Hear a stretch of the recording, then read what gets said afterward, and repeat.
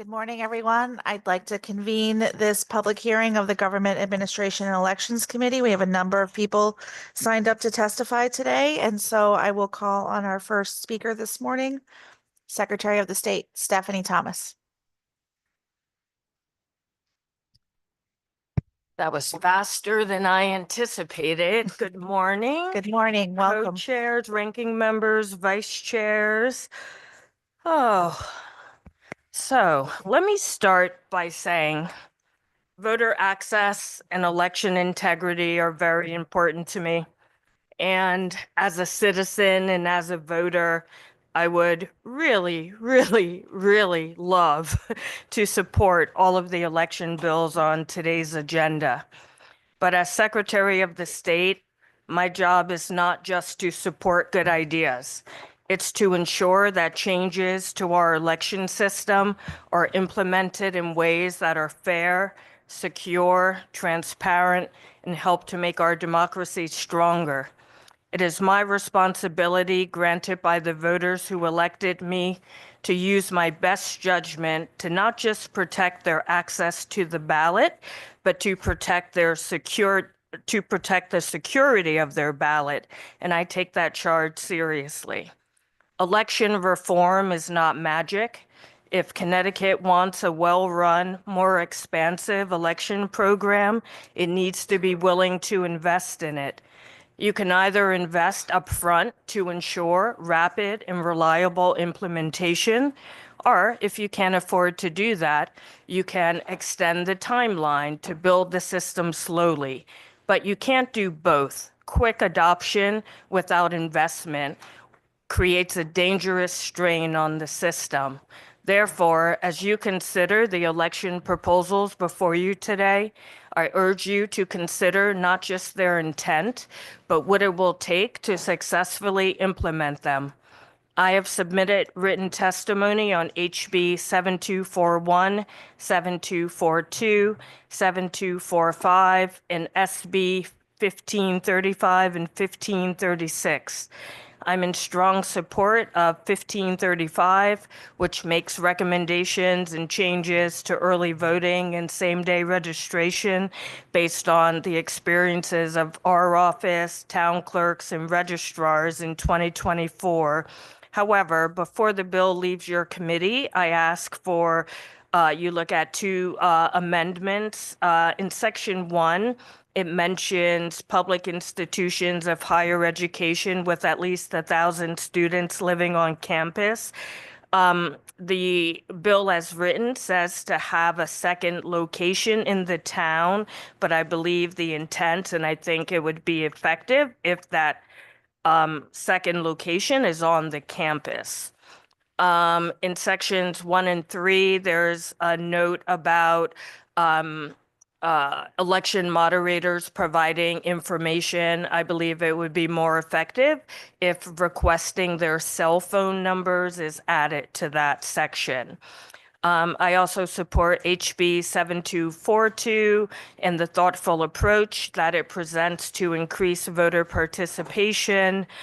And I have strong reservations about SB 1535 to properly implement ranked choice voting by January 2026.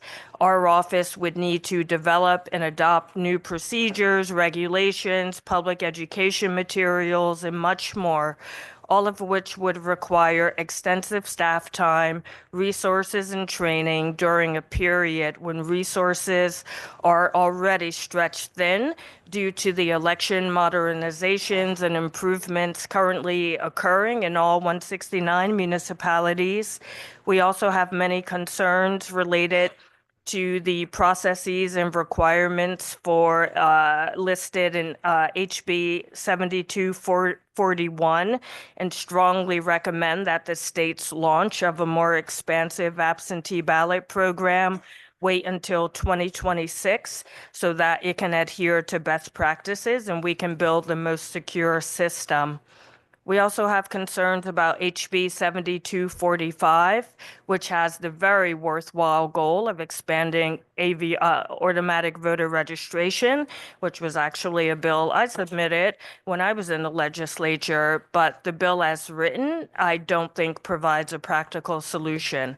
I'll conclude there, but I'm happy to answer any questions. Are there questions? Thank you for your testimony. Are there questions from members of the committee? Senator Sampson.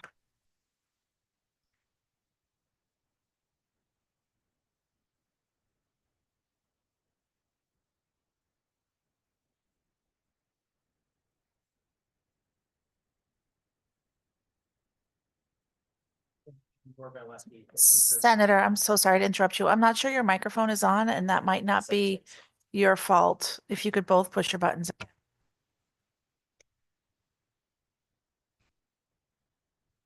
Okay, I'll stick with the right button then. Seems appropriate. Seems appropriate. So, yeah, I guess we'll get past the technical difficulties, but delighted to see you. And I was just saying that, 3 minutes isn't really enough to really summarize any of these bills, let alone even SB 1535, which is extensive. And I like most of what's in it. I mean, I have a few questions and so forth. But I just wanted to talk with you more generally about, the different aspects of the policy. So you start off by making some changes to early voting.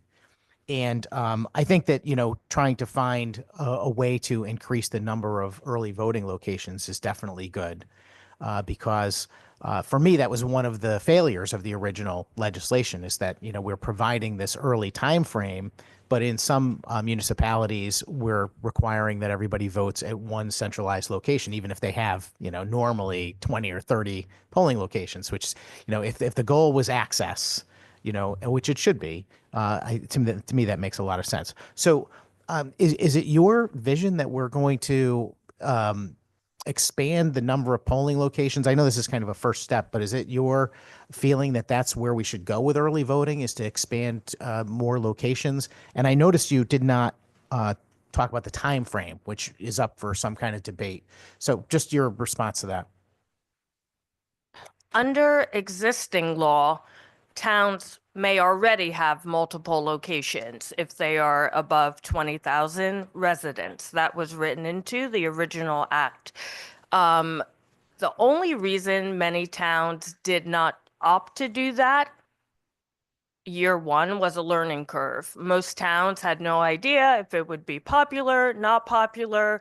They didn't know how it should be staffed. Registrars had to make a lot of educated guesses.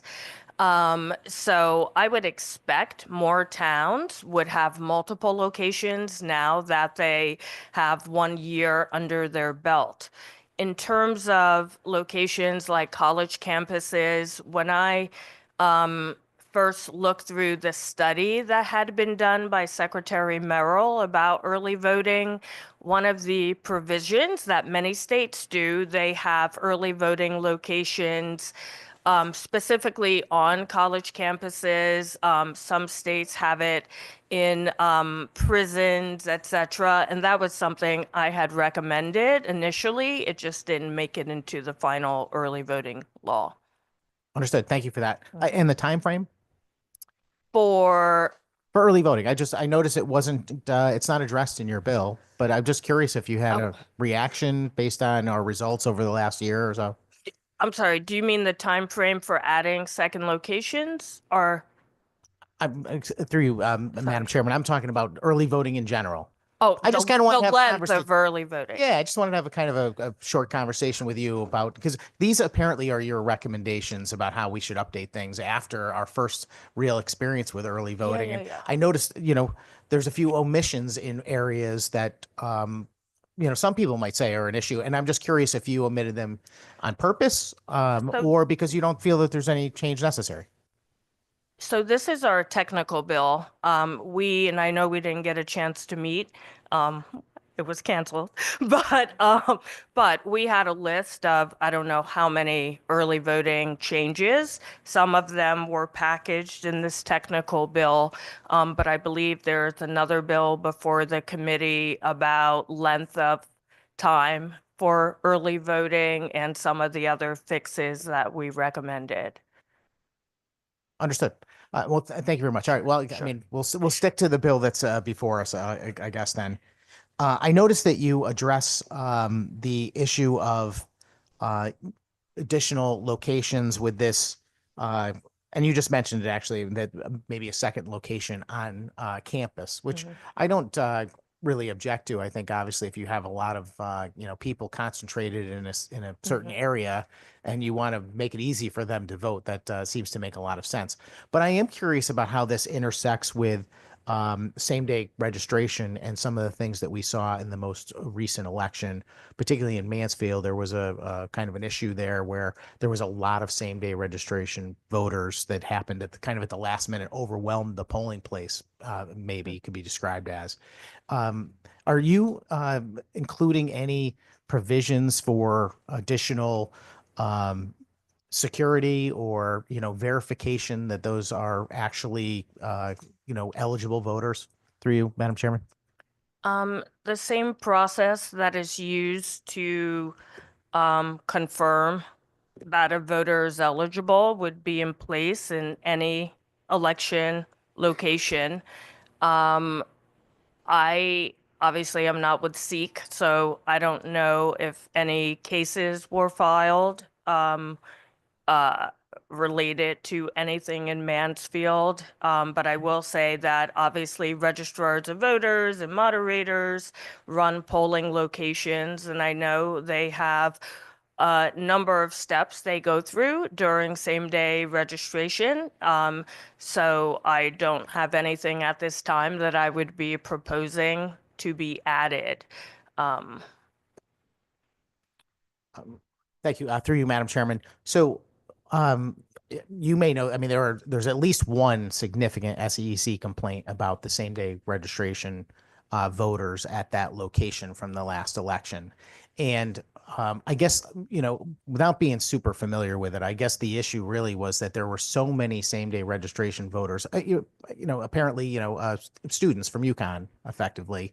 Um, there were thousands, as a matter of fact. I wish I had the numbers in front of me. It might have been over 3,000 voters, which is a lot for that precinct.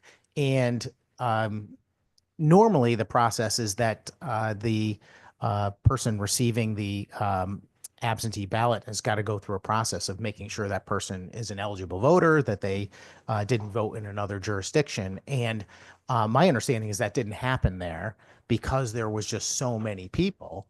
They didn't have the ability to go back and make sure that those were truly, in fact, eligible voters. So they were just, you know, I would find it very hard to believe that either a moderator or a registrar would not go through the required steps to verify eligibility of a voter. And I think that is a very serious charge, and I hope a suit would have been our case opened with SEEK. Obviously, we have no investigatory powers. And this is actually the first I'm hearing that. I will say that every registrar of voters that I know take their charge to administer elections very seriously. If I could suggest maybe a solution, if a polling place felt overwhelmed, this is why public education is a great investment, because you only have people registering on the same day when there is not enough conversation and opportunities to register in advance. And I know students in particular, not just in Connecticut, but across the country, tend to wait to the last moment, but doing things like voter registration drives on college campuses would really help to cut down any sort of need for, rushing to a same day registration site. thank you for that, Madam Secretary. First off, I want to say I'm not trying to make any sort of allegations. I'm just trying to repeat what I've kind of heard anecdotally was the concern up there, which is that you had a small polling location and not really enough staff to take the influx of same day voter registration. And again, This is what I've heard. I'm not putting it on the record. I'm not making any sort of accusation. I did read that SEC complaint, when it was originally filed, but it's been a number of months since then. But that was the gist that I remember, was that they were concerned that the folks that were same day registering and voting, they weren't all verified through that process. That would have involved thousands of phone calls, to various municipalities, maybe other states and so forth. And the fact of the matter is all those ballots counted either as well. You might also be aware that you can't just file a suit. The process that exists in our laws is that it has to be taken up by the legislature. And of course, we've had this issue before. There was the Stratford issue where folks were given the wrong ballots. And of course, the resolution is that the leadership of the legislature has got to put it out there for a vote effectively. It doesn't really give folks an avenue when there is some kind of problem in an election. I just curious of your reaction to all of that. Do you think we should have a better system so that if there is a dispute, right then and there, not months later, but like on election day about what's happening, what a candidate or a campaign could do through you? There are many things in place, right? This happens all the time. We have a legal assistance program, for example, that the Secretary's office has been running for quite a number of years, so that lawyers are on call or at polling locations, much like our attorneys are during elections, so that when certain types of issues come up, they are immediately resolved. There have been cases where someone has had to go to court during election day, and those cases are resolved. Again, I don't have any intimate knowledge of Seek and how many cases they get, but one thing I would remind the audience, just because someone makes a Seek allegation doesn't mean it's true. Like anyone can just submit an allegation, and the purpose of Seek is to investigate whether or not it is true. One of the many bills that we proposed, and I believe I can't even remember if it's already been before this committee, but if not, it will be, is for the Election Accountability Board concept, which would help alleviate potential issues or even issues that have happened. So something like what you're describing, if a registrar felt overwhelmed, so now they know to staff that location better, right? Like people learn as they go in this thing. But something like the Election Accountability Board might be able to step in and say, if you were overwhelmed, here's how you can more appropriately plan your staffing levels, etc. But again, just because something's in front of Seek, it's like innocent until proven guilty.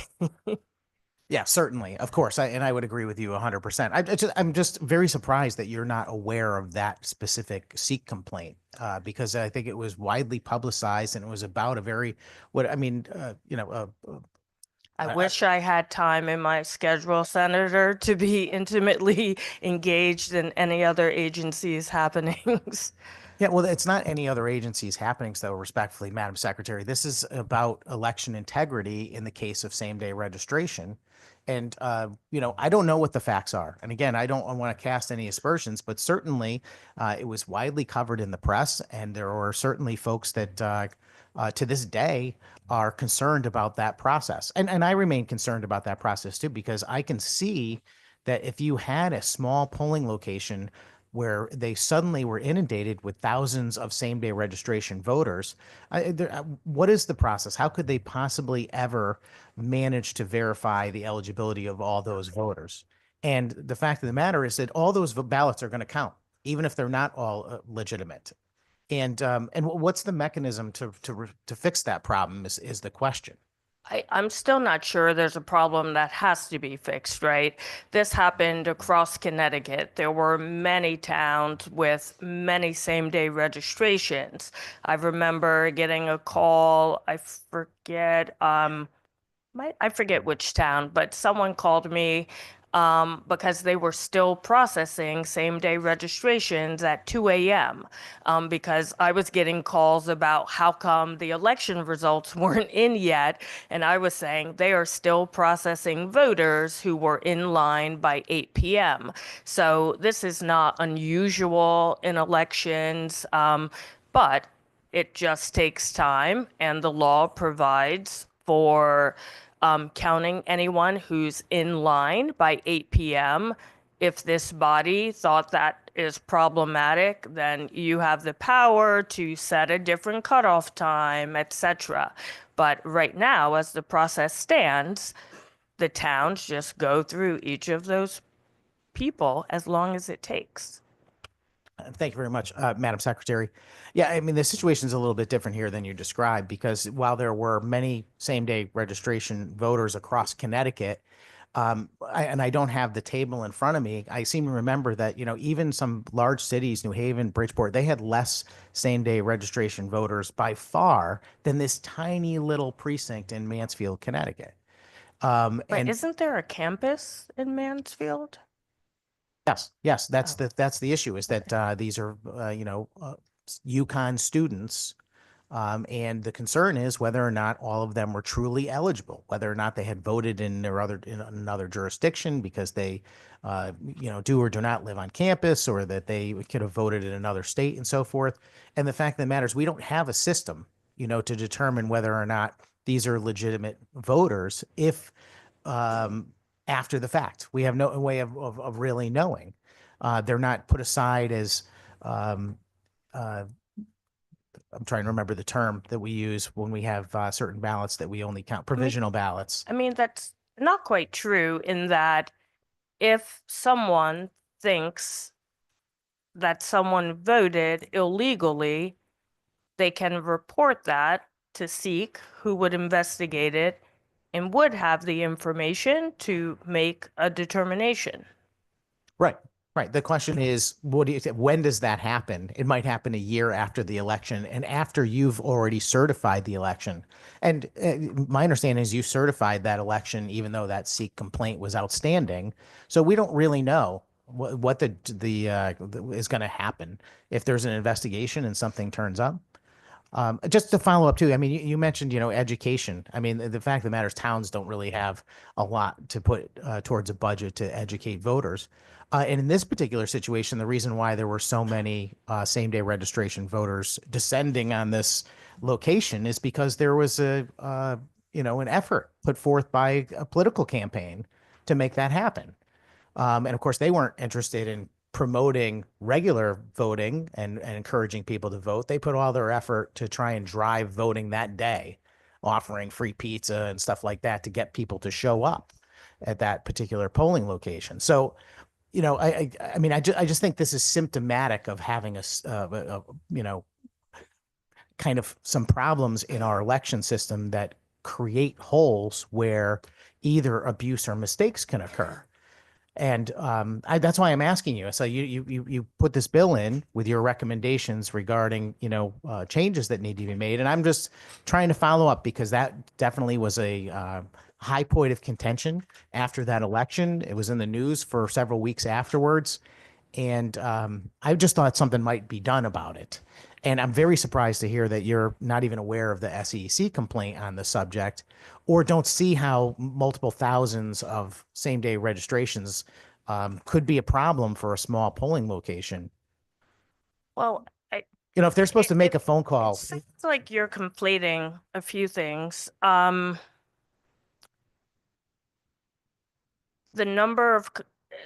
number of same-day registrations doesn't sound strange in a town with a college to me. It also doesn't sound strange to me that a candidate would try to turn out the vote. That's what every candidate does.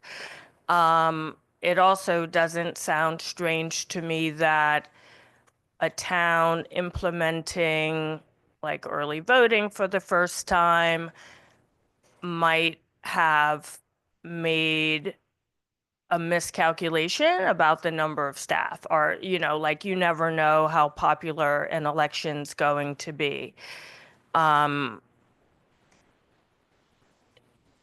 In, if I understand you correctly, in 168 towns, everything was fine, but not in this one. Same day registration works the same as it has always. It used to be election day registration, and towns have been implementing that. I don't even know for how many years, but many. And the process is the same. If there was a problem with the process in this one location, the only remedy that the law provides for is a SEEK investigation. And it sounds like that's what's happened. When that investigation ends, we will know what further remedies have to happen. This body has the opportunity to change the laws. I don't. So, for example, when something similar happened in Bridgeport many years ago, this body chose to appoint an election monitor. But I'm assuming that was based on some actual data. This right now, by your own admission, is anecdotal and what you've heard.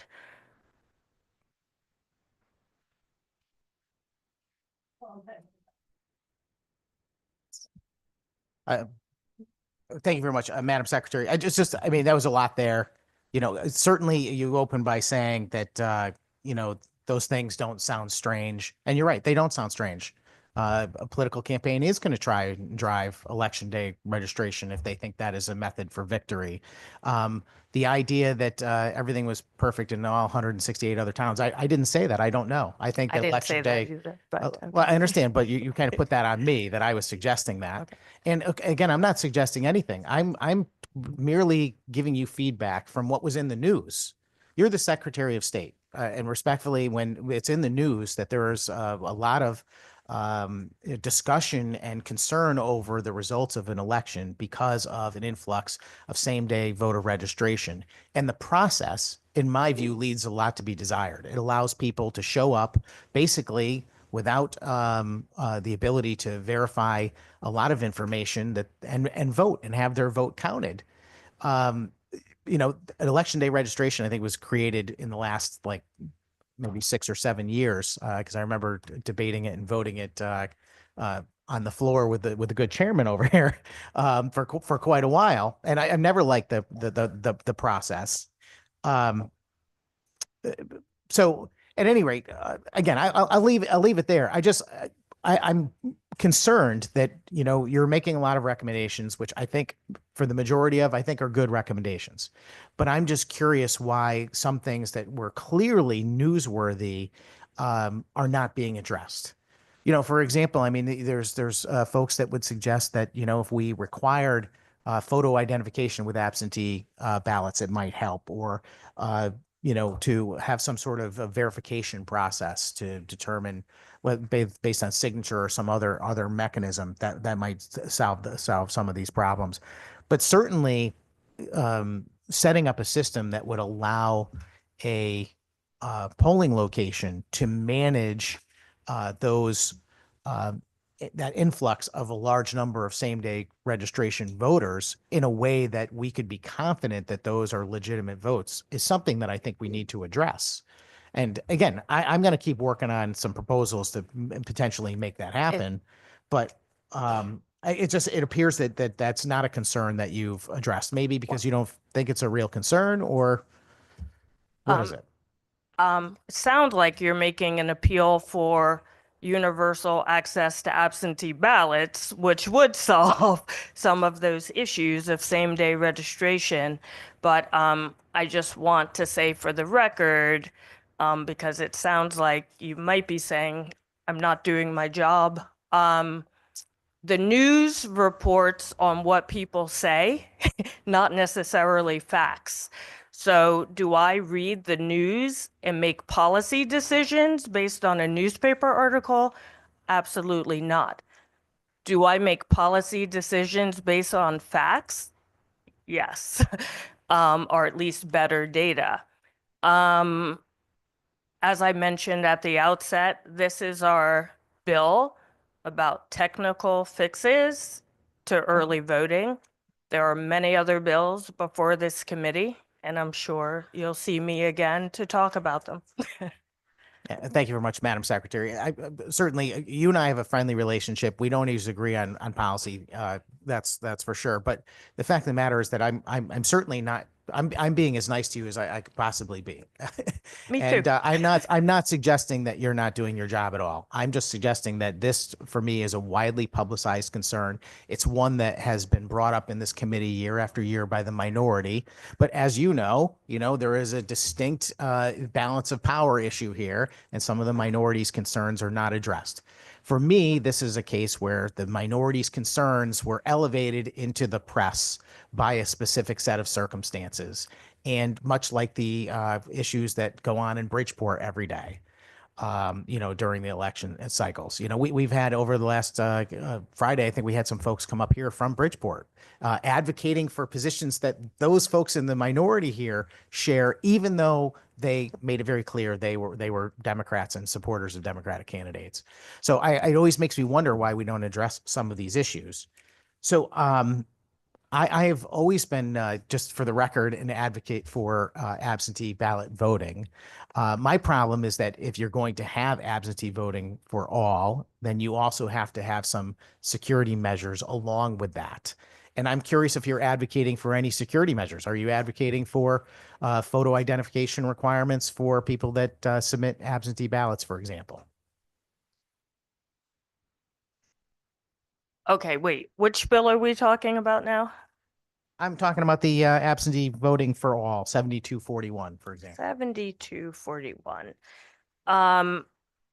This bill, as I recall, is just seeking to remove the excuses from the current system. So I'm not advocating changes to the current system, but I am also not advocating for this bill. Understood. I'm just asking you more generally. I get very few chances to talk with you, especially on the record, about these different policies. And I'm just curious what you think about them. I mean, for example, I'll just use the testimony from Friday, which I believe was on a bill you also testified on. They were asking about the elimination of the state or candidates or municipalities as well being involved in the distribution of absentee ballot application. Something I agree with, that I think it should just be between the voter and the ballot box, and that's it. So if you want an absentee ballot, you request it, you get it, everybody's happy. That would eliminate all this, Bridgeport stuff. This would eliminate these folks circulating ballots and campaigns sending multiple ballot applications to people and that kind of thing. Do you have a position on that, Madam Secretary? Yes, we differ slightly. I also agree with removing all circulators from the process. However, I believe the application should be sent by the state, mainly because it presents a really great opportunity to regularly clean up the voter rolls even more than they typically are.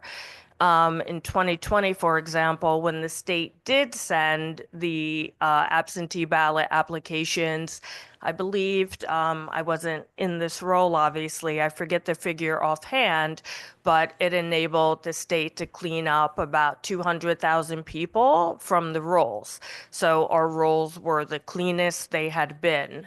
So that's where we differ, but I do think we should remove circulators from the process. Thank you very much for that, Madam Secretary. I appreciate that. Yeah, no, I remember in 2020, there were many, many millions of ballots sent out, or ballot applications rather, and a great many of them were returned, which was kind of a signal that our voter rolls have some problems. And I appreciate the fact that some of that may have been cleaned up at that time. Are you suggesting that the state should be the only mechanism to distribute an absentee ballot? So if somebody requests one, the state provides it? Um, in fact, I should ask Kristen Sullivan because we have not talked about this, but I definitely think the application process, but I think the ballots themselves should go from the town once it's through our system. Yeah.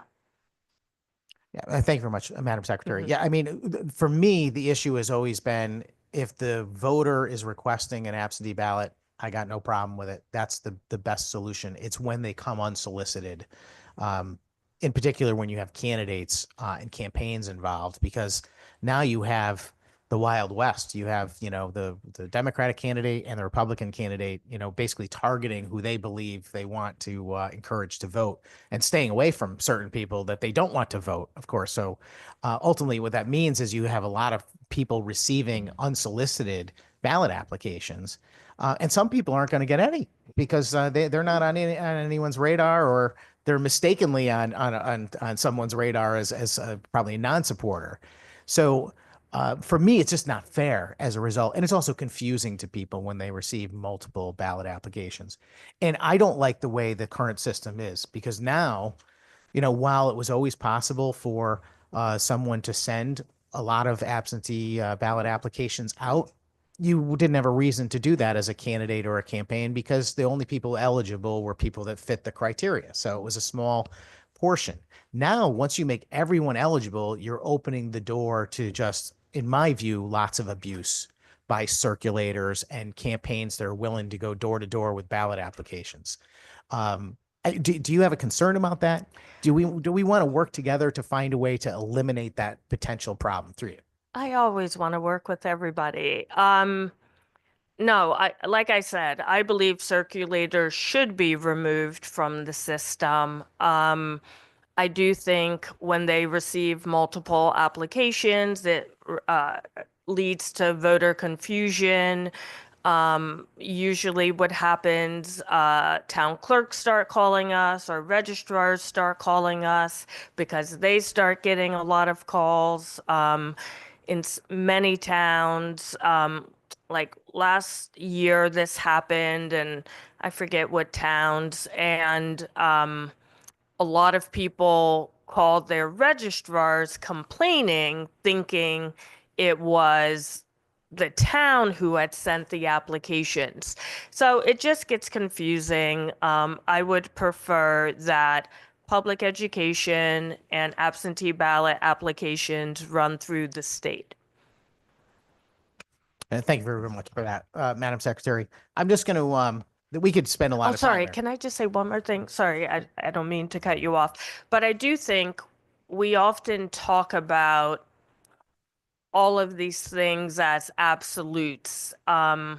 And I think here in Connecticut, we talk about these systems as if there's like an A and a B version. But when you look across the country, you realize there's like a B, C, D, E, F, G, H. An even better system is a permanent absentee ballot list that like refreshes with some regularity, like every 2 years, every 3 years. And a lot of states use that to cut down on the administrative burden, but also keeping their lists very clean. So the county or the state does issue the applications, but once someone, only after they sign up. So you might do an initial mailing, say in year 1, asking people if they want to be on the absentee ballot list, because it's usually the same people who vote absentee repeatedly.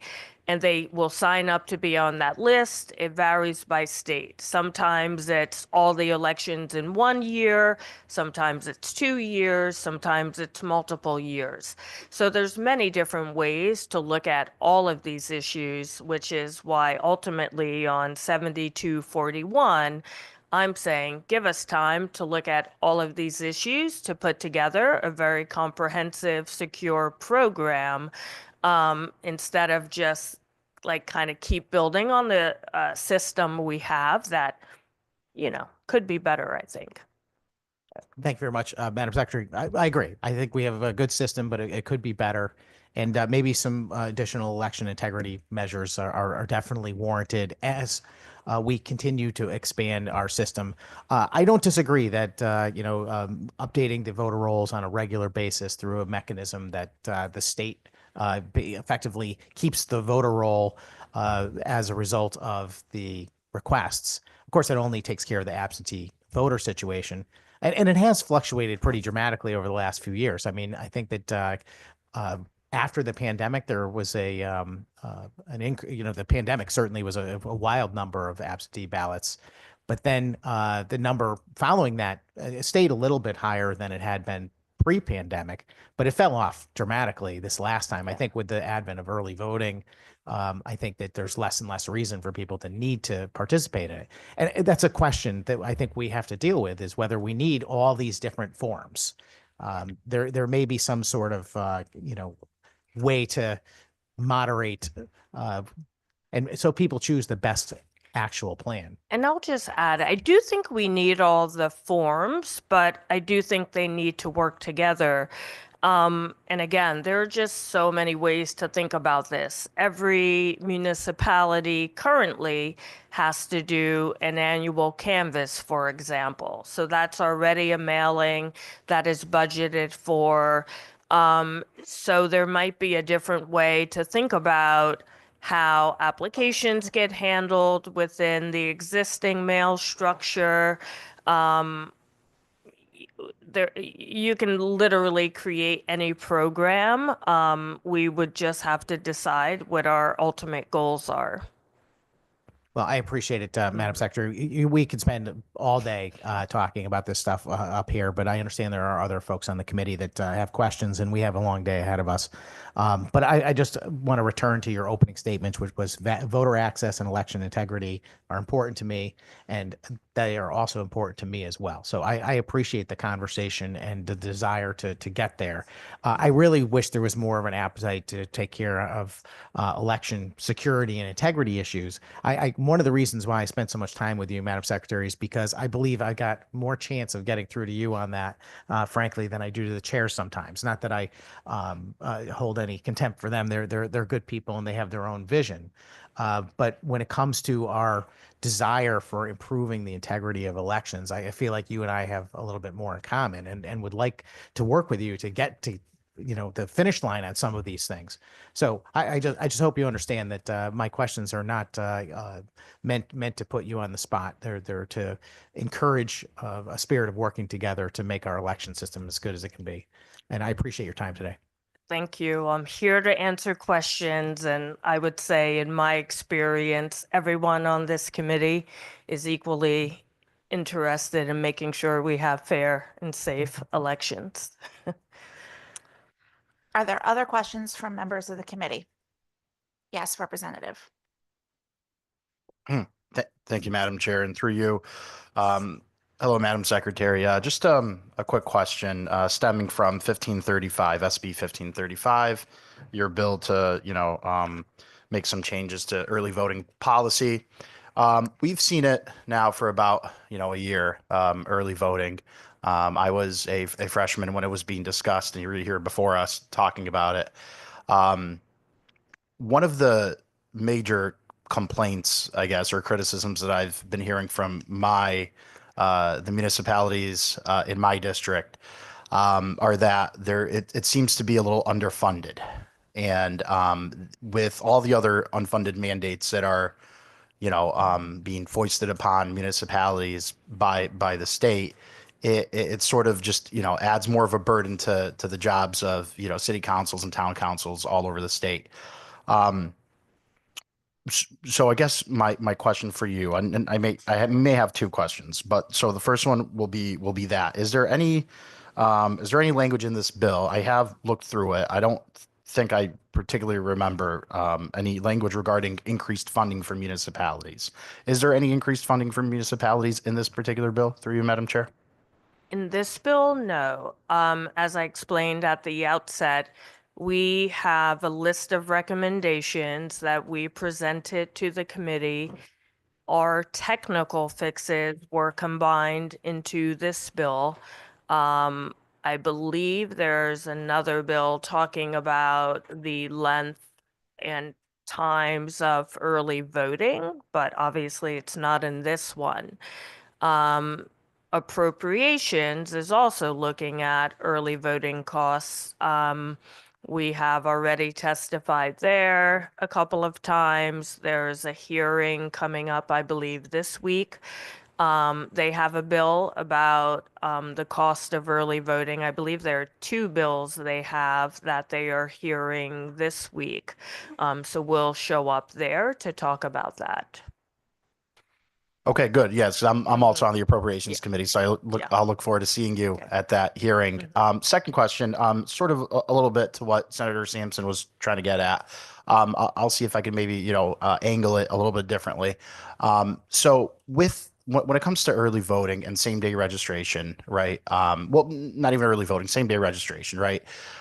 In particular, with how it plays out on college campuses, a totally legitimate form of campaign operations to get try to get as many people to register and vote for you on the same day, right? I'm not questioning that in and of itself. My only concern is, and I've never really seen this addressed legislatively or in any other way, is that how can we make sure that any number of people who are registering, let's say a student on a campus here in Connecticut, let's say they live in Massachusetts. How can we make sure that that student who is registering to vote in the Connecticut election on the same day of the election hasn't already taken advantage of Massachusetts early voting? Let's say I don't know whether they do or not. I think they do, and I have already voted there. So I guess the question I'm asking is, do you know what the procedure or mechanism is by which that name is now disqualified as a voter here in Connecticut because they've already voted somewhere else? Through you, Madam Chair. Yeah, I'm not sure if people realize that this is, I would call it a flaw in the United States of America. States run their own election, so as such, they don't have access to each other's data. And unfortunately, the one system that was in place that allowed us to get that data through ERIC has, I hate to say it, but it's all the Republican-led states have been dropping out, other than a few like Georgia.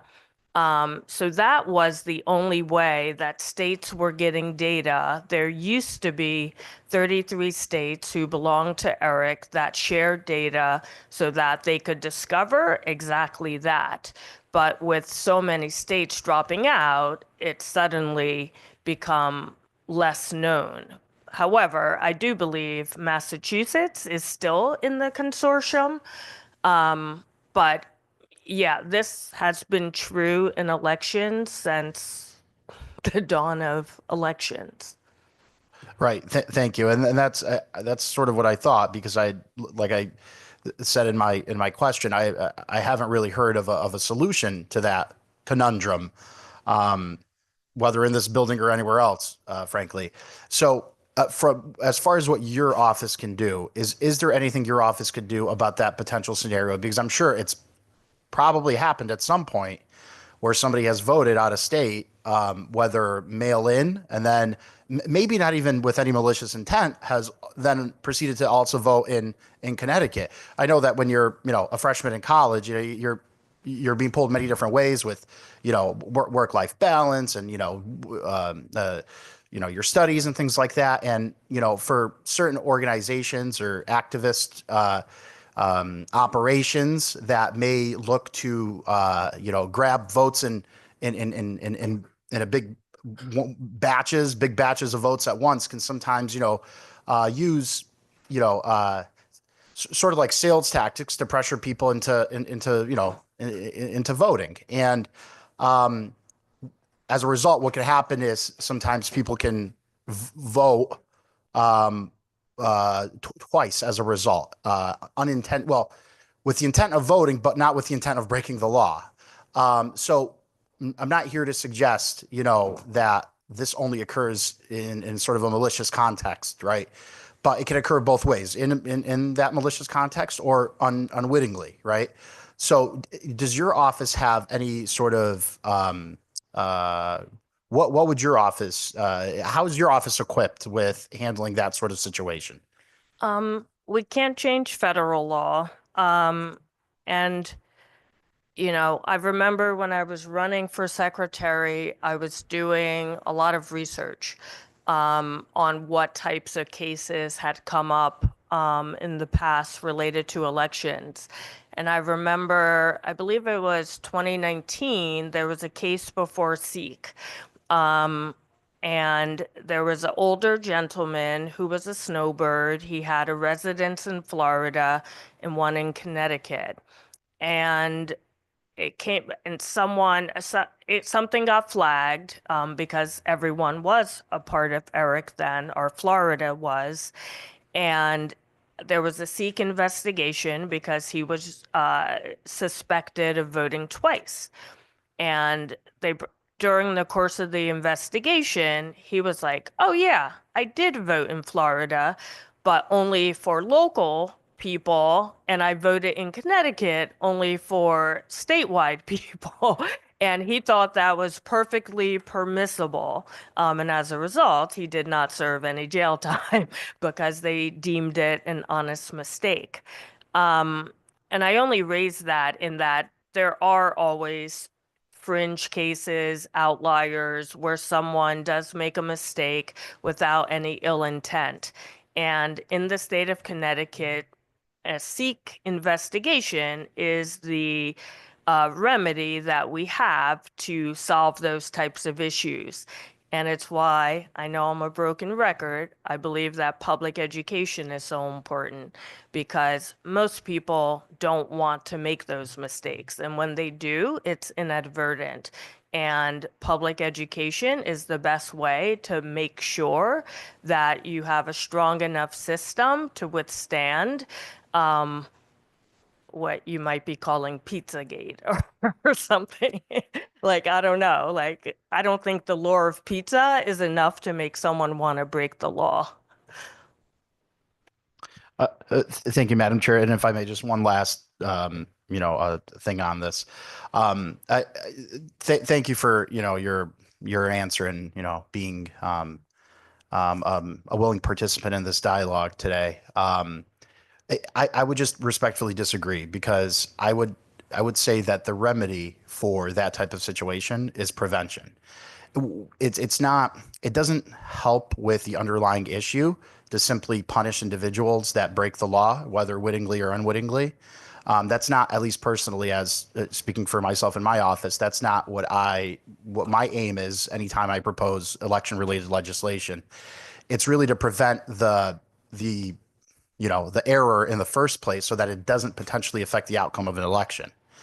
And so I would just, hope that, moving forward, you could work with, like my colleague said, some members of the minority party to maybe implement some of those safeguards. I have some ideas that I could more than happy to share with you, not appropriate right now because it's not, we're talking about this bill. But I have some recommendations that I could share with you that could, make it so that it is less likely for those types of situations to occur where you have people voting in two different states in the same election. But thank you very much for your time, and I appreciate it. Representative Santiago. Thank you, Madam Chair. And I have to excuse me, I have a little bit of laryngitis. Thank you, Madam Secretary, for being here today. I know you said that in your testimony that you supported HB 7242, increasing voter participation and and civic engagement. How would you help if a task force was created? How would you help them achieve its goals? I definitely think, sorry, I'm just checking. Yeah, thank you for the question. In 7242, there is a slot for either the Secretary of the State or a designee to serve on the task force. So I'm sure I would probably actually think of asking my outreach staffer to serve as that designee. She does a lot of work out in the community, and has a really good sense of what some of the challenges are to people who choose not to vote.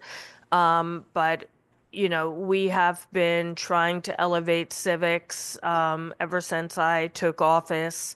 And what we've come to learn is that the reasons people don't vote aren't always what seems easy. Like, many people are like, oh, it's apathy, but, I've heard from a number of people, especially young people who don't vote, that they don't do so because it just feels like it will be hard.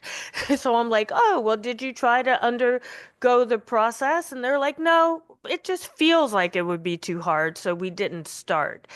And unearthing something like that, I think, is the goal of this task force, right? Because solving that problem is pretty easy compared to trying to solve apathy or something like that. So we'd be happy to be a part of that task force. Thank you, Madam Secretary. Mhm. Thank you, Madam Chair. That's it. Any other questions or comments from members of the committee? Representative Blumenthal. Thank you, Madam Chair. Nice to see you, Madam Secretary. Thank you for being with us today and offering your testimony on this host of bills.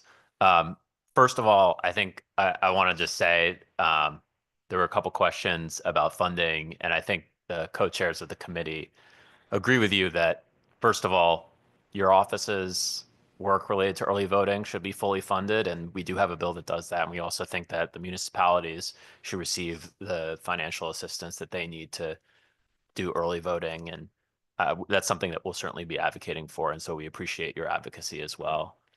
I wanted to address a line of questioning from some of my colleagues that I guess concerned or interested me a little.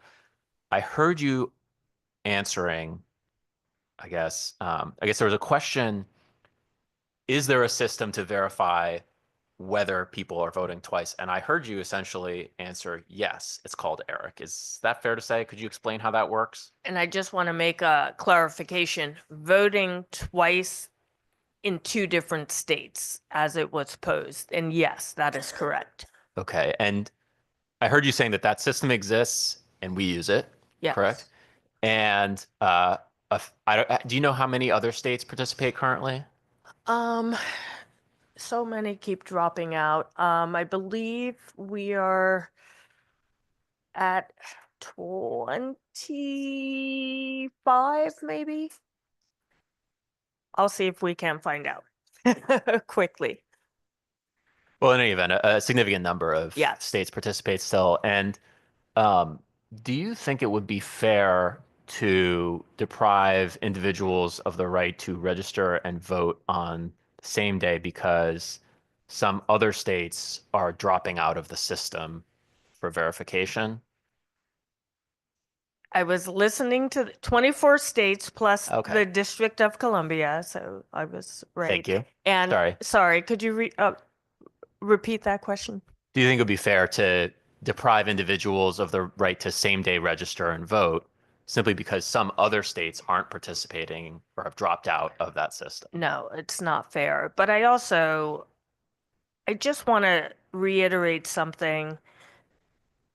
And secretaries across the country are concerned about this, red states, blue states. There has been this increased narrative about fraud, and regardless of the state, any fraudulent acts of voting represent the fringe margins, right? There are so few cases of voter fraud applied against the total number of votes. So even talking about something like, oh, someone might be voting in Massachusetts and Connecticut, we're probably talking, if that occurred, about like 0.0001% of votes cast. So myself and many other secretaries are trying to make sure that people are not talking about these. Yes, these cases exist and they should be dealt with, but you want to be very careful about walking a line between putting systems in place that deal with 0.00001% of cases versus the other 99 point whatever percent of cases. Thank you for that answer. And I think that's a really important point. When we talk about elections, we're always balancing access and security. And there's certainly things that promote both, but we have to be careful not to throw the baby out with the proverbial bathwater, I think. Absolutely. There's no such thing as a perfect election, but as you said, the impropriety generally is a tiny, tiny, tiny percentage of election participation. And again, there's almost never any significant evidence of significant levels of impropriety, misconduct, or fraud, however you want to term it. Correct. And I wanted to talk with you a bit about the Mansfield situation. I know you're not in charge of investigating allegations of elections misconduct or impropriety or anything like that, but I wanted to ask you a couple questions kind of more philosophically about how we deal with those sorts of situations. First of all, is same-day registration legal in this state? It is. And why is that the case? This body voted for it. Well, I'll ask you a little more on a philosophical basis. Yeah, Why is same-day registration an important option for voters to have? I mean, yeah, and it's like, this is not unique to Connecticut. Many states have either election day registration, same day registration. It has different names. There's all these subtleties in election law that people don't think about. So most people don't realize there's a cutoff date well in advance of an election where registrations stop. And what had been happening, I assume, nationwide, right? Someone shows up 3 days before an election, like, hey, I want to register to vote, only to find out that they could not because the cutoff date had already passed. So election day registration or same day registration was created as a way not to penalize or potentially disenfranchise voters who didn't realize that this cutoff date existed. When I travel around quizzing people about civics, like, no one knows there's a cutoff date unless they read our election calendar on our website. So I do believe same-day registration is a very important reform, especially absent public education or voter guides or all those things that would educate voters about when they need to register by. So philosophically, I think it's a great reform. Well, I appreciate that answer. I Mhm. certainly agree with you. Getting rid of or restricting same-day registration could lead to vast amounts of Mhm. disenfranchisement. I think people sometimes think, well, why couldn't this person register before election day? Well, first of all, it's their right to register on election day. People have all sorts of things going on in their Yeah. lives. But also, as you noted, there is a cutoff day for when they can register. So they went to the DMV because they moved here and they got a new license and that they can participate in AVR, automatic voter registration at the DMV, Mhm. which is actually implemented it, but it can't be processed because it's too late before the election, or if they tried to go and register beforehand. So, I think it's a very important, and as you said, pretty widespread Mhm. option. I wanted to ask, is there anything inherently like suspicious or problematic about large numbers of same-day registrations? No. I would certainly hope not, because Stanford has large numbers of same-day registrations in every election. So I don't know if you have any thoughts. Just like every city, for years, I mean, it's one thing I hear about, from registrars, like going back, how many people show up to do same day registration. And it's why some of them have tried to do mailings or postcards in their own towns to make sure people know about the cutoff date. But as you know, elections are pretty underfunded across the board, from local to state to federal. So not every town does that. So therefore, not every resident knows. But there are many of us out there, whether it's my office or groups like the League of Women Voters or, local groups. They want to make sure that every eligible voter who wants to cast a ballot is able to do so. So they try to educate them about same-day registration, because many voters just lead busy lives and don't think about the election until like the Monday before the election. So they show up and they same-day register.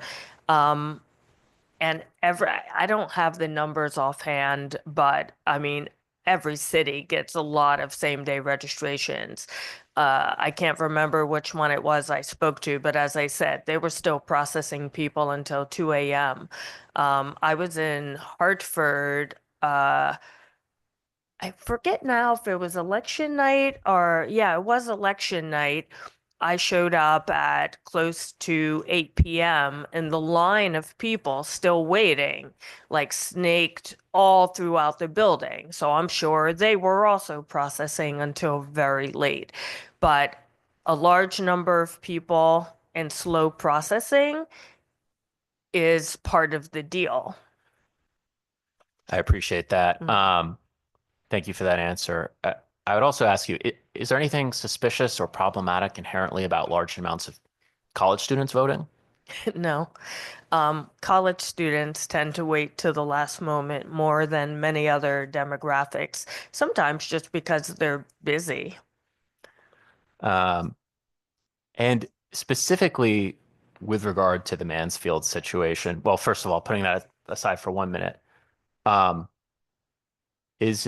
understand it's not your job to investigate election complaints, but when you are dealing with the certification of an election, is it your job to make decisions based on accusations or evidence, and how do you make those decisions? Yeah, and in fact, I should back up a little bit. If a complaint is happening in real time and someone calls our office, and this does happen, like I said, we run a lawyer's assistance program during all elections and have for many years. So it's not unusual for someone to call us and say, hey, we think something is happening. Sometimes we send a lawyer to that place to check it out. Sometimes we get registrars or moderators on the phone. And in rare instances, we have to get law enforcement on the phone. None of those things happened. And I want to make sure I'm not misspeaking. We didn't receive any complaints to investigate about Mansfield on election. Yeah, I don't remember receiving anything. If we had, we would have gotten on the phone. A good example, we did get a call in Stamford because of the large number of same-day registrations saying they're getting really backed up. It looks like the line is too long. So we called some of our volunteer people who were on call, and we sent them to Stamford to help out. But we didn't receive anything like that. So we will solve problems in real time when they come to our attention. something that is filed with SEEK is outside of my purview. And what was the second part of your question? Sorry. Well, I think you kind of answered Okay. it. I was just, wondering whether you make your decisions just based on accusations or whether you actually look for the evidence and No. what you think would be appropriate. Yeah, we can't make decisions based on guesses and anecdotes. And specifically with regard to the Mansfield situation, I think you just answered my question, but just to be very clear, it sounds like you didn't have any complaints about any issues there before or during the election. Is that fair to say? Correct. The first time you heard any complaint was after the election results were in. I would say I didn't even hear that. The first time I heard a complaint was seeing a news story after the election. And have you seen any evidence of any impropriety or illegality with regard to Mansfield's conduct of the election? No. And in fact, you may be aware of this as well, but I was reading up about this election complaint and I found a joint statement from the Democratic registrar and the Republican registrar of Mansfield. And I'll just read you part of it. In accordance with state election laws, all voter registration forms were accepted by the registrars of voters or their designees by 8 p.m. on election day. Per the Secretary of the State's office, acceptance is defined as the verification of identity and residency and approval of admittance as an elector by the town election staff. And the statement goes on to essentially say, we are confident the election results in Mansfield are accurate. Protecting everyone's right to vote is of the utmost importance. Essentially, that's a statement from the Democratic registrar of Mansfield and the Republican registrar of Mansfield saying, we looked at this situation and there is no evidence that any impropriety happened. And in fact, in accordance with the law, as helpfully outlined by your office, they followed all the elements necessary to verify that every appropriate voter was appropriate to the best of their ability. Would you agree with that? I know that every registrar takes their job very seriously, and I'm actually very pleased that they came together and issued a joint statement because every municipality administers its own elections. So they would know what they did and didn't do. They would know what was followed and what wasn't followed. And part of the beauty of the Connecticut system, I believe, why we have a Republican and a Democrat in every single town, that is a very unusual situation that does not exist, I don't believe, anyplace else in the country. So it's, or maybe one other state, but it's fairly unique to Connecticut to avoid exactly the type of impropriety that is somehow being alleged. So the fact that they came together, to me, speaks volumes. And I would agree. And I won't make you comment on this, but I think, frankly, when we have Democratic and Republican elections officials coming together and rejecting accusations that there was any impropriety, that strikes me as incredibly strong evidence that whatever these accusations are, that there isn't merit to them, especially when zero evidence has been produced. And we're sitting here, almost 5 months after the election, and still no evidence of any impropriety has been produced. So, frankly, I think it's important that we respect our elections officials and their work. And when they come forward to make a statement like this, I think we should credit it unless we see something pretty strong going in the other direction. And I haven't seen anything. So I certainly appreciate all your answers on that. And more importantly, I appreciate all the work you've done, including in Stamford, to make sure that our elections officials are following the law and can be confident that they're following the law, because I know that that's what they want to do. They want to implement our elections laws appropriately and correctly. I wanted to ask you a couple questions about absentee voting, and I guess I understood your testimony. You saying essentially that you're cautious, or cautious about implementing what would essentially be the constitutional change allowing absentee voting for any reason, or absentee voting for any eligible voter in the 2025 election.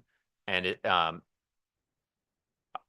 don't want to put words in your mouth, but it sounds like, I guess, you're concerned that there would be potentially an increase in absentee voting participation, and there might be reasons to believe that that might lead to perhaps an increased rejection rate, or maybe other issues in this election. Would you mind, am I summarizing accurately? And if not, please expand. I have so many concerns. No, I'm gonna pull out my testimony just so I don't miss anything. So there's a few things that concerns me. So just by way of background, jurisdictions that have universal, and I'll use universal absentee ballots, early voting, and election day voting, turnout tends to be highest via absentee, then early, then election day. So I have kind of conservatively looked at what absentee voting turnout might be in Connecticut. And if like a fraction of the early voters show up via absentee instead. So like conservatively, I would say we could expect about 500,000 voters to vote by absentee. During the pandemic, it was higher. It was like 800,000, but I think some of those people would do early voting. So in our current system, my main concerns have to do with a few things. Tracking is part of an issue. A lot of states that have universal access just to build more confidence, they have robust tracking systems. So from the time you apply to the time that ballot is actually counted, like goes through the tabulator, is tracked. In our current technology, we don't have that type of tracking capability set up. So you basically can just track issuance and return. So that could create some mistrust because you don't know where your ballot is. I will throw in there with potential challenges and changes to the U.S. Postal Service. We do have to take that seriously. A lot of the vote by mail states are concerned about any kind of slowdown in postal mail. So if we do more expansive absentees, we would, I hope, want to make sure we build in a cure process that also allows for a slower mail process. I believe it was in this bill or another bill, a potential 3-day cure that is optional, like we saw with the pandemic. I don't think that goes nearly far enough. And I don't think a cure should be optional and left to the towns. We saw in 2020, some towns did it, some towns did not. And I don't think voter disenfranchisement should be left up to a registrar of voters, whether or not they have too much of a workload, etc. And when you factor in mail time, like my recommendation would be no less than 2 weeks time cure. But a cure process also creates a lot more work. And it's work at a time when early voting is going on. In Connecticut is somewhat unique. many of the people who would be doing these processes will also be doing early voting. So it just creates a lot of pressure and a lot of staffing concerns that I'm not sure would play out well across every town in Connecticut. We also have the issue that we talked about earlier about circulators. I do think it is incredibly confusing to voters when they get multiple applications. And I could not blame any candidate, and I think any candidate should be advocating for people to vote by absentee. So to me, that just translates into many voters getting multiple applications, getting confused. Even to this day, people still confuse applications and ballots. And without that robust voter education, it also opens the door to um, I won't like I will say malfeasance. It does open the door where people now sort of um perhaps misleading and encouraging people to cast a ballot who shouldn't. I would very much rather see no circulators if it's not done at the state level, just done at the town level, but keeping a tighter control on that. And then the rejection rate we talk about a lot because we do have that data. It usually is right now it's at 1.7%. Right prior to 2020, it was 2%.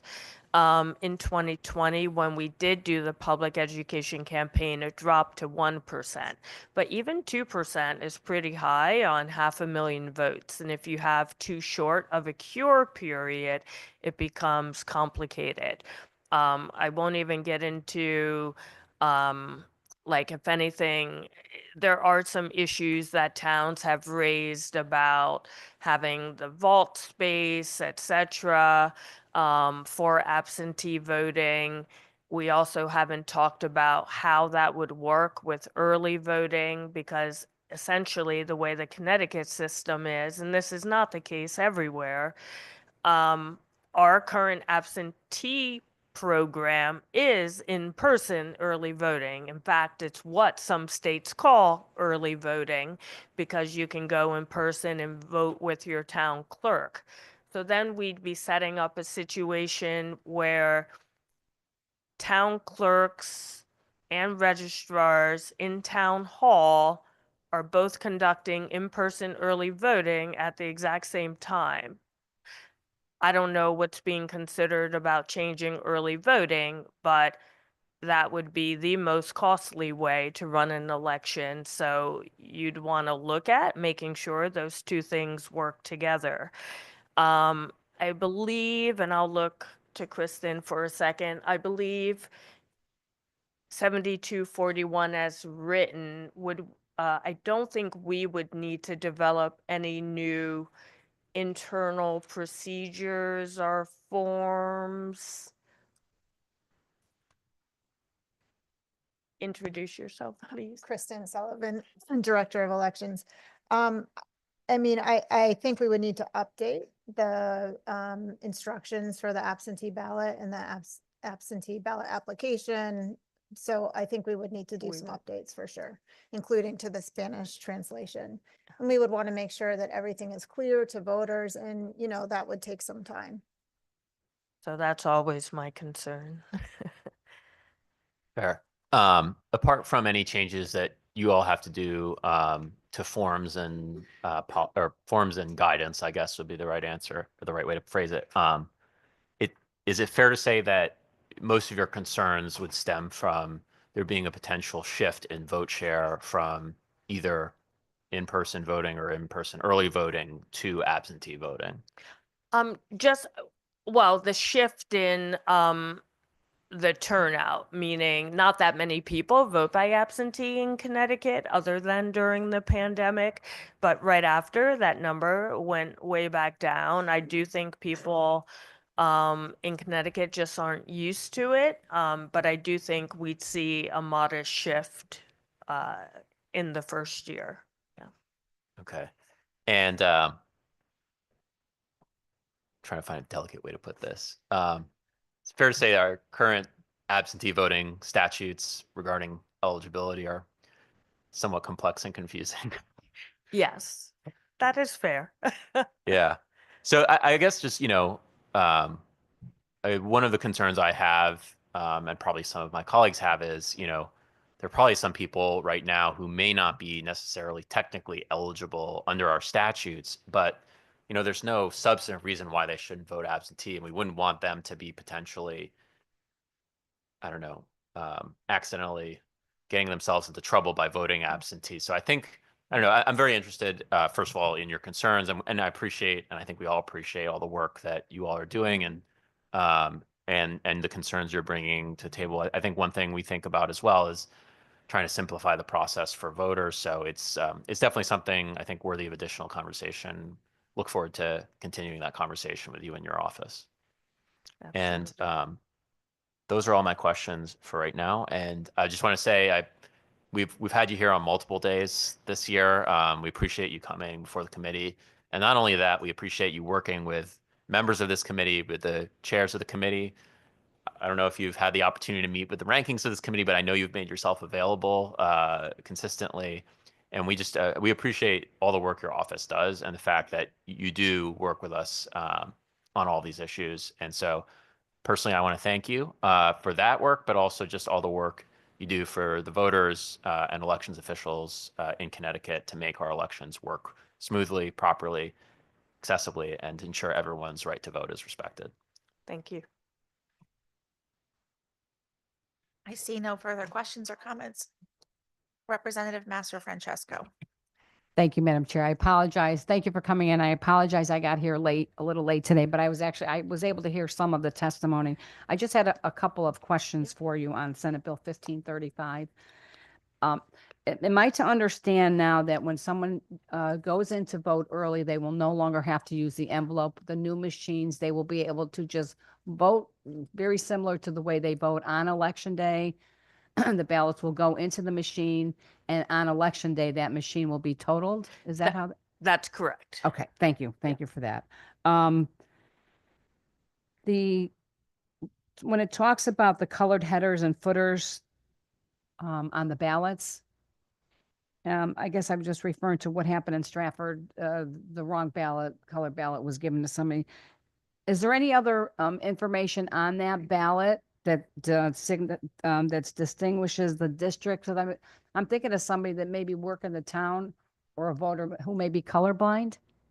Have we taken that into consideration to make sure? We've actually, I think our recommendation, I think initially we all spoke about colors, but there are many towns that have like dozens of districts, so there aren't enough colors. We have since, we have a different recommendation. Ballots do have the district number on it, but I think most voters don't know what district they're in necessarily. So one of the recommendations we have suggested is adding it to what is communicated at the check-in process, so that when you check in, you have to be told your district so that you can do your own double check when you get that ballot. In most towns, it's multiple steps, so you check in one place, get your ballot at the next place. Okay, and I was, just concerned about if somebody was colorblind. Yeah. You know what I mean? And they don't know which ballot are giving to Yeah. the voter. So I appreciate that answer. Thank you. And I just wanted to follow up on same-day registration, because there's a little, I heard a little bit of the back and forth between you and Senator Sampson regarding the same-day registration. And I'm curious, up at the colleges, what is the process for an international student to register to vote? If an international student or someone here is on a visa, they're not a U.S. citizen, they go to same-day registration to vote. I guess, how is that determined? The process to register the vote is exactly the same whether you're 18 or 80, whether you're in Mansfield or Norwalk, whether like it's exactly the same everywhere in Connecticut. Thank you. Through you, Madam Chair. So how would we know, and I'm just using UConn as an example, if an international student is going in same day registering to vote and voting? How do we know that? I'm not sure I'm following the question, but the same information has to be provided no matter where you register to vote. So do students that are here on a visa or are international students, do they have a different type of student ID card? That I have no idea. So I guess I'm just trying to figure out if you have a lot of students registering to vote the same day, how anyone would know if they were not an international student, because you can't, how do they check it right there? Usually you go in same day registration, right? You fill out the information, they take it and they give you a ballot and you go vote. So how would that be you have to verified? present. A student ID, you just present your student ID card, which is a UConn. So if there's nothing on that card to distinguish that they are an international student. I actually don't think that's technically accurate. But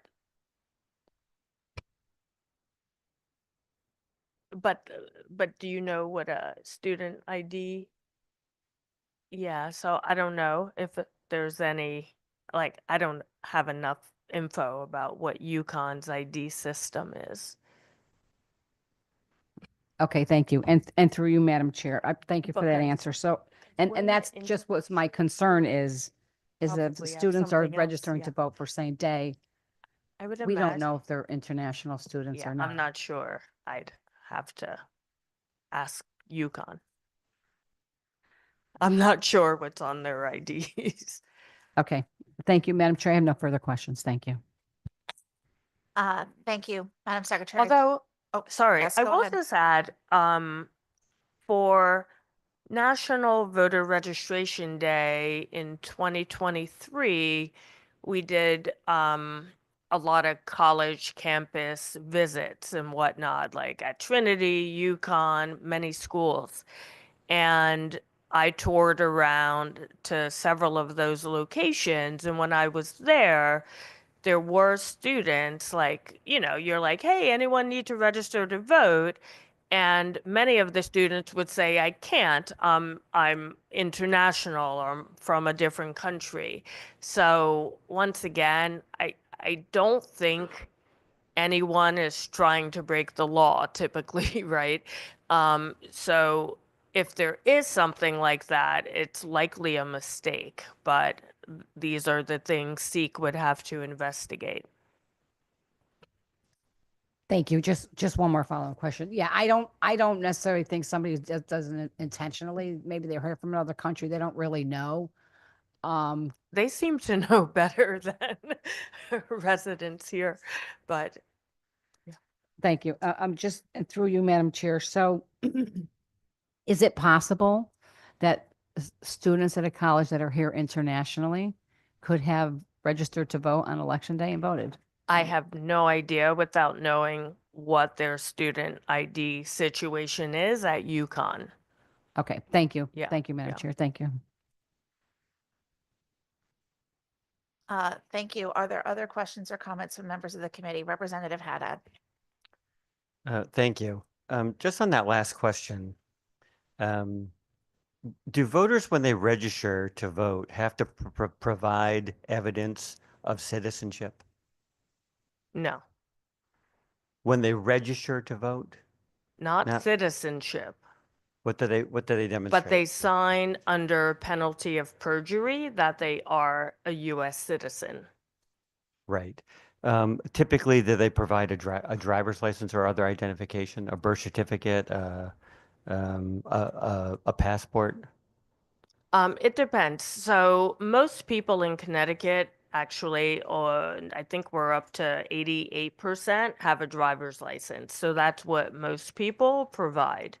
then basically, and goodness knows, there's like so many details about active or if you have or haven't voted in a federal election. But essentially, you're providing proof of name and address to make sure that you are a resident in the town that you're trying to vote in. I understand. And then and as you said, you certify under penalty of law that you're a U.S. citizen. Correct, correct. Yep. Thank you very much. And that's federal law. Thank you. I think finally, no further comments or questions from members of the committee. Thank you. Good afternoon. Thank you. Next, we will hear from Sherry Quickmeyer, who will be followed by Claire Kindle, who will be followed by Shannon Keith. Welcome, Sherry. The floor is yours almost.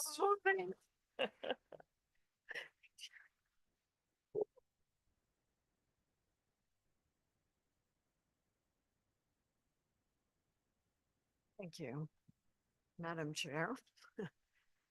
I know everybody wants to get lunch, but honestly, so I'll be quick.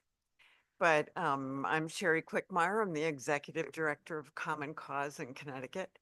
And just want to say co-chairs Flexer, Blumenthal, ranking members Sampson, Mastro Francesco, and members of the committee, thank you very much for offering this opportunity to speak on a number of bills.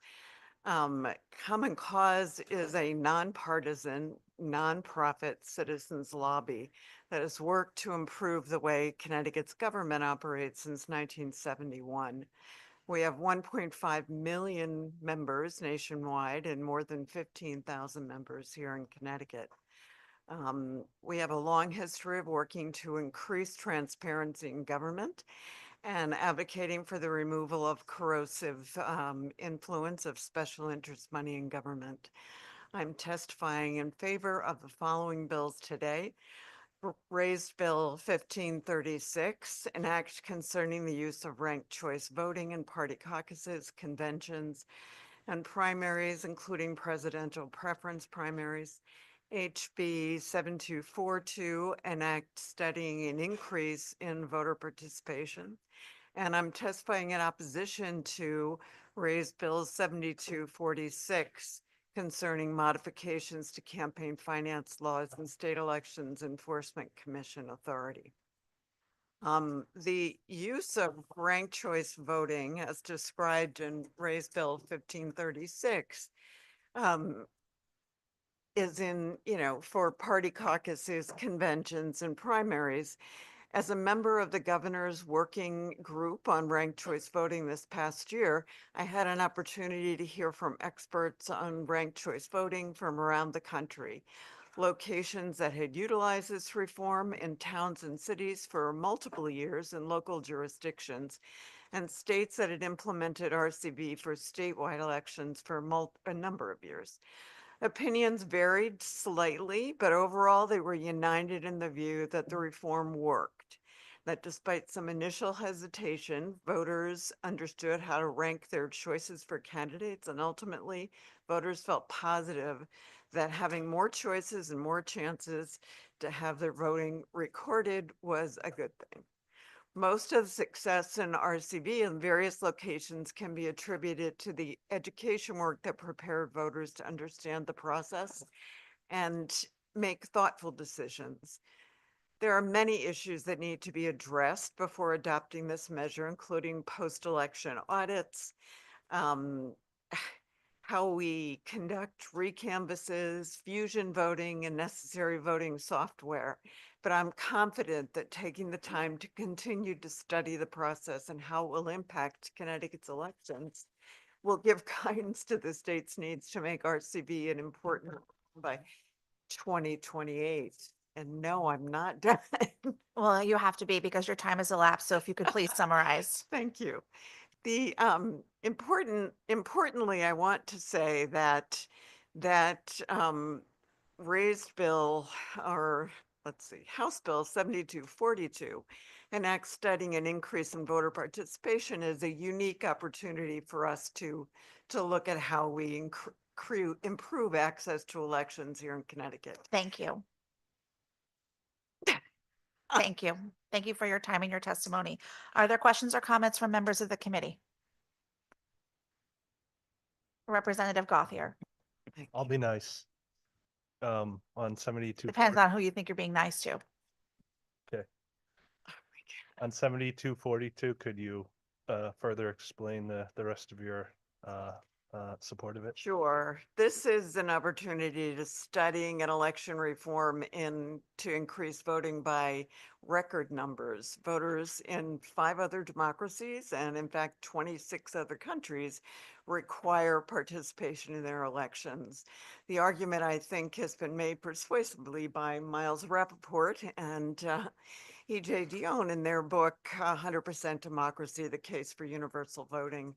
I'm not going to talk about my understanding of the details, but I will say that between 60 to 70% support for compulsory voting or universal voting has been shown consistently. So I'm sure that Mr. Rappaport will provide more information.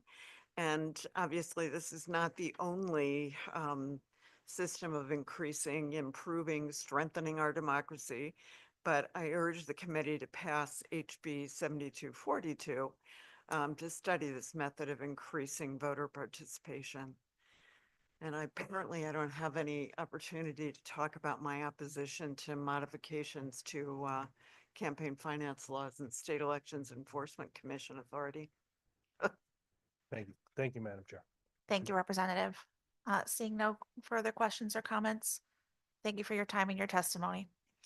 Next, we will hear from Claire Kindle, who will be followed by Shannon Keefe, who will be followed by Tony Wong. Or Claire, is it your desire that you and Shannon go together? We can certainly do that. I have timed it exactly to 3 minutes. Okay, that's fine. But if we could have, Yep. Shannon is there and also with me is Josh Foley. Okay, So that people, if you ask hard questions, I'll pass them off. thank you. And if they're easy questions, I'll answer. Okay, welcome. The floor is yours. Thank you so very much. Good afternoon, Madam Chair, the Vice Chairs, ranking members, and all members of this committee. I really appreciate the opportunity to be here. I'm Claire Kindle. I am the Interim Executive Director and General Counsel for the Connecticut State Elections Enforcement Commission. We oppose House Bill number 7246 because it will significantly impair both public confidence in and the practical operation of the state's statutory campaign finance regulatory scheme. Chosen by unanimous vote of the SEEK bipartisan commissioners, my first day of work was last Friday. I'm spending the first weeks of my tenure on a listening tour, speaking with commissioners, commission staff, and stakeholders, and I welcome the opportunity to speak with any member of this committee at length about your concerns and questions about the commission. The SEEK commissioners and I, however, have heard loud and clear that the processes internal to the commission must be more efficient and results must be issued more promptly. My mandate from the commissioners is to fix what I can, and at the end of my tenure, provide the commissioners with proposals for internal processes and any suggestions for new legislation, and including a process and criteria for reviewing the executive director.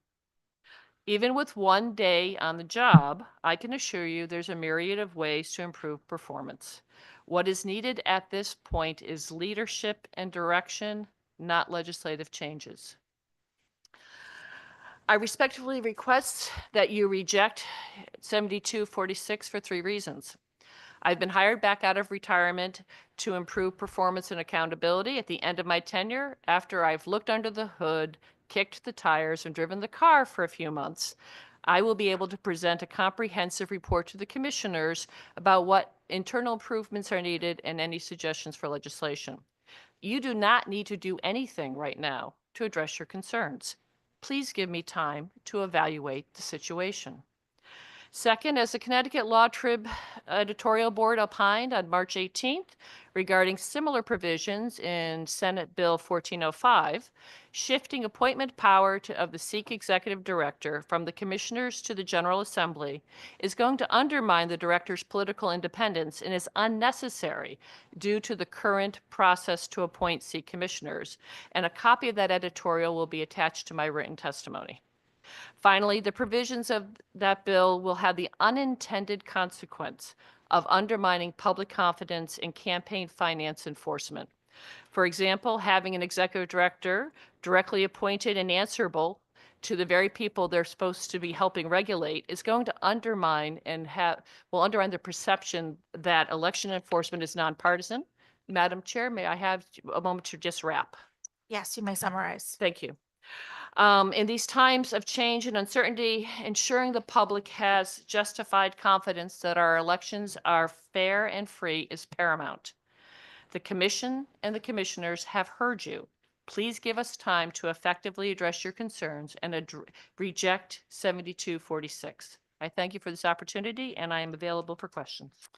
Thank you. Thank you for your time and your testimony. Are there questions or comments from members of the committee? Seeing none? That's pretty good for my Thank you first for- time testifying. Yeah, pretty good. Next, we will hear from Shannon Keefe, who will be followed by Tony Wong, who will be followed by Elizabeth Russo. Welcome, Shannon. The floor is yours.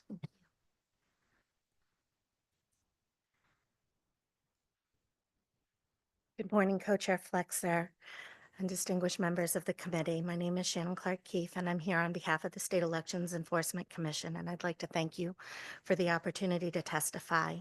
We support Senate Bill 1533, which contains 2 of the 4 suggestions we made in one of our proposals. The last 3 sections of this bill are the comprehensive fix to the timing of the consumer price indexing adjustments. They completely prevent treasurers from having to fundraise in waves and refund amounts collected over the limit. They will also prevent the inherent unfairness of gubernatorial candidates having to raise $250,000 in order to apply, but those who apply later having to raise over $77,000 more. We hope that you'll consider that bill. I'm also testifying in opposition to House Bill 7246. Our new interim executive director and attorney Josh Foley are submitting testimony about why it is not the time for the bill. As someone who's been involved with the program since it began, I wanted to do something a little bit different for you. I want to talk about the language in this bill and how it will actually work if it's passed. In its technical application, there are many unintended negative consequences that will be implemented with this language. It will severely undermine the program that you rely upon to run for office. We understand that the legislature has concerns, and our new interim executive director has indicated she will be taking on the task of analyzing and streamlining our processes in response to those concerns over the next 6 months to a year. If the legislature chooses to act, though, before this can happen, we will be making major programmatic changes for the 2026 election cycle. They will involve 1, releasing grants with little review after forbidding SEEK staff to make use of standard industry-wide anti-fraud tools to review credit card contributions, opening up the program to the utilization of Visa gift cards by candidates to qualify for the entire grant. Allowing fundraising and sharing of mailing lists by corporations and special interest group with only the candidates they support. The way it is written, it is not just allowing special interest money into the program on a broad scale. It is also setting up the program to reach tens of thousands, hundreds of thousands of public dollars based on the support of fringe groups that few within Connecticut would support. 3, slowing down or halting our ability to give advice and creating the appearance, if not the reality, that the advice is partisan. A 4th example of the technical application maybe not working out as well as the idea it was meant to implement is requiring SEEK to return non-qualifying contributions. As a government agency, SEEK is required to operate within processes and utilizing forms that protect against fraud, and this is as it should be. It also means, however, that we cannot just simply write a refund check. Under this bill, we will have to send every contributor whose contribution the treasurer did not fix a letter from the government asking for their Social Security number.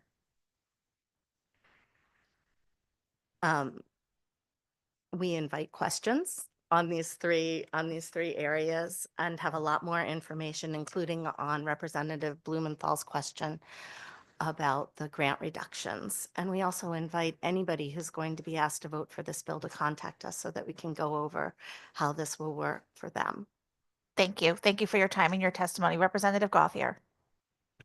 Thank you, Madam Chair.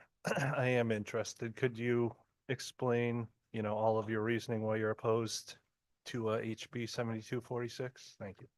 Sure. I think it's really important to understand what will happen with respect to the refunds issued by us, especially the way that it works today and how people feel about being contacted by the government. Under this bill, we'll have to send every contributor whose contribution the treasurer did not fix a letter from the government asking them to fill out multiple forms, requiring, among other things, that they give the government their social security number as part of a W-9 form that they will have to provide in order for SEEK to facilitate the refund. If they don't, we can't return the money.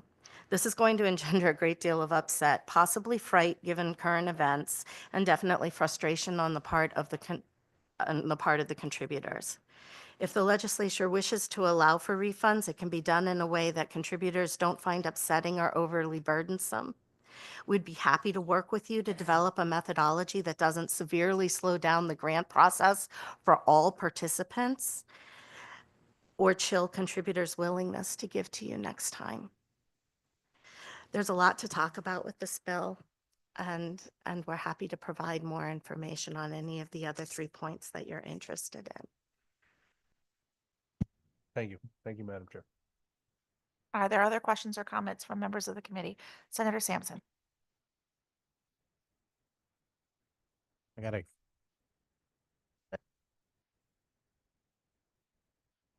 get my buttons straight over here. We have a minor technological problem to overcome.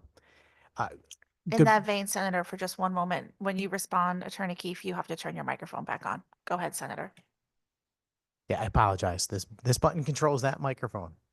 I have all this power today. So good afternoon and welcome, Shannon. I appreciate your commentary.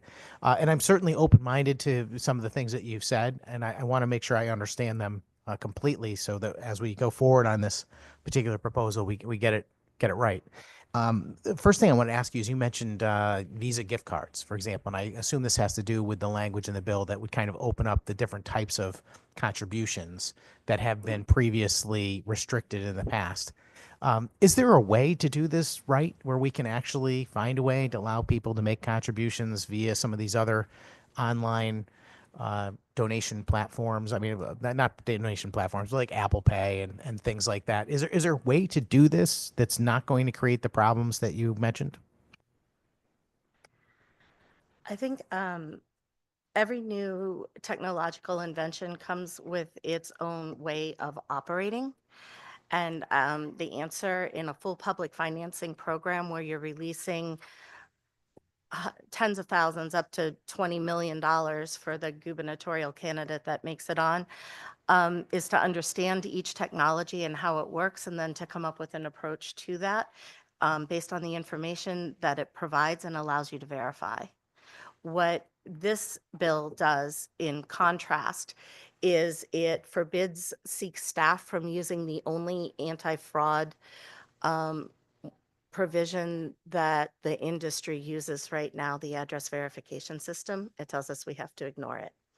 So this isn't how to do it. We would certainly be happy to work with you with each of the things that you've mentioned. We have looked in depth at Venmo at the request of a committee that felt very strongly that Venmo was the only way to get young people to donate.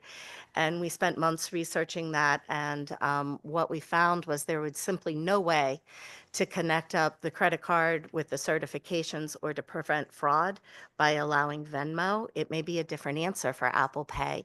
And what we would need to do is to work with the people who understand how those provisions work in order to assess that.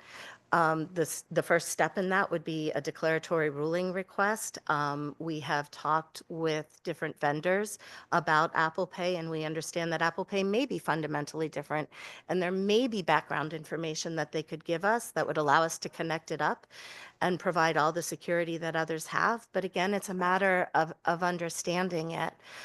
There's something new that's happening on the market with 2 credit cards, where as a anti-theft provision, they're presenting different credit card numbers to the vendors, to the merchants.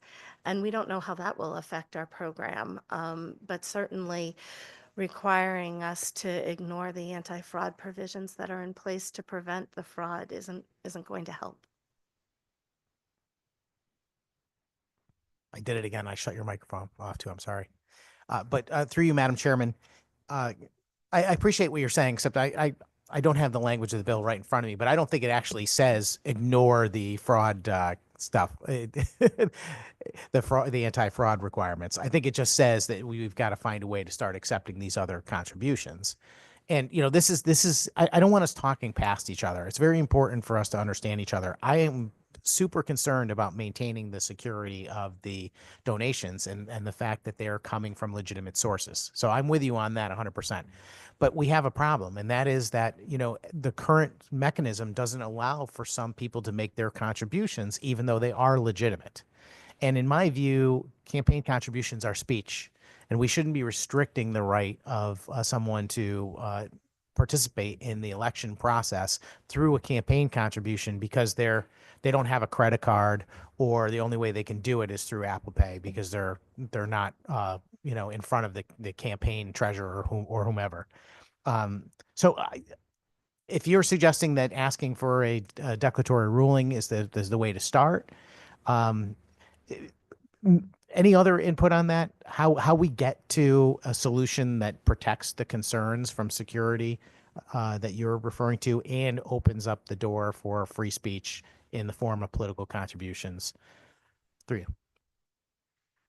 Yeah, I mean, well, first of all, there's also checks and cash, and we found that even cash is more secure than credit cards in a lot of ways, in that at least it's somebody from the campaign who's accepting it. You've got an interaction there. With respect to the credit cards, I think what we need is to continue working together and also to understand how the program works.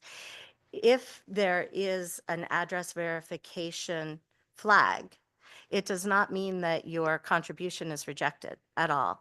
It simply means that the treasurer is asked to perform a second set of questions and verify a little bit further. That's all, just to put down the flag. And that happens quite a bit. We work with treasurers to give them the tools and the information as to how to spot the flags and how to fix it as soon as they come in to have their website reviewed.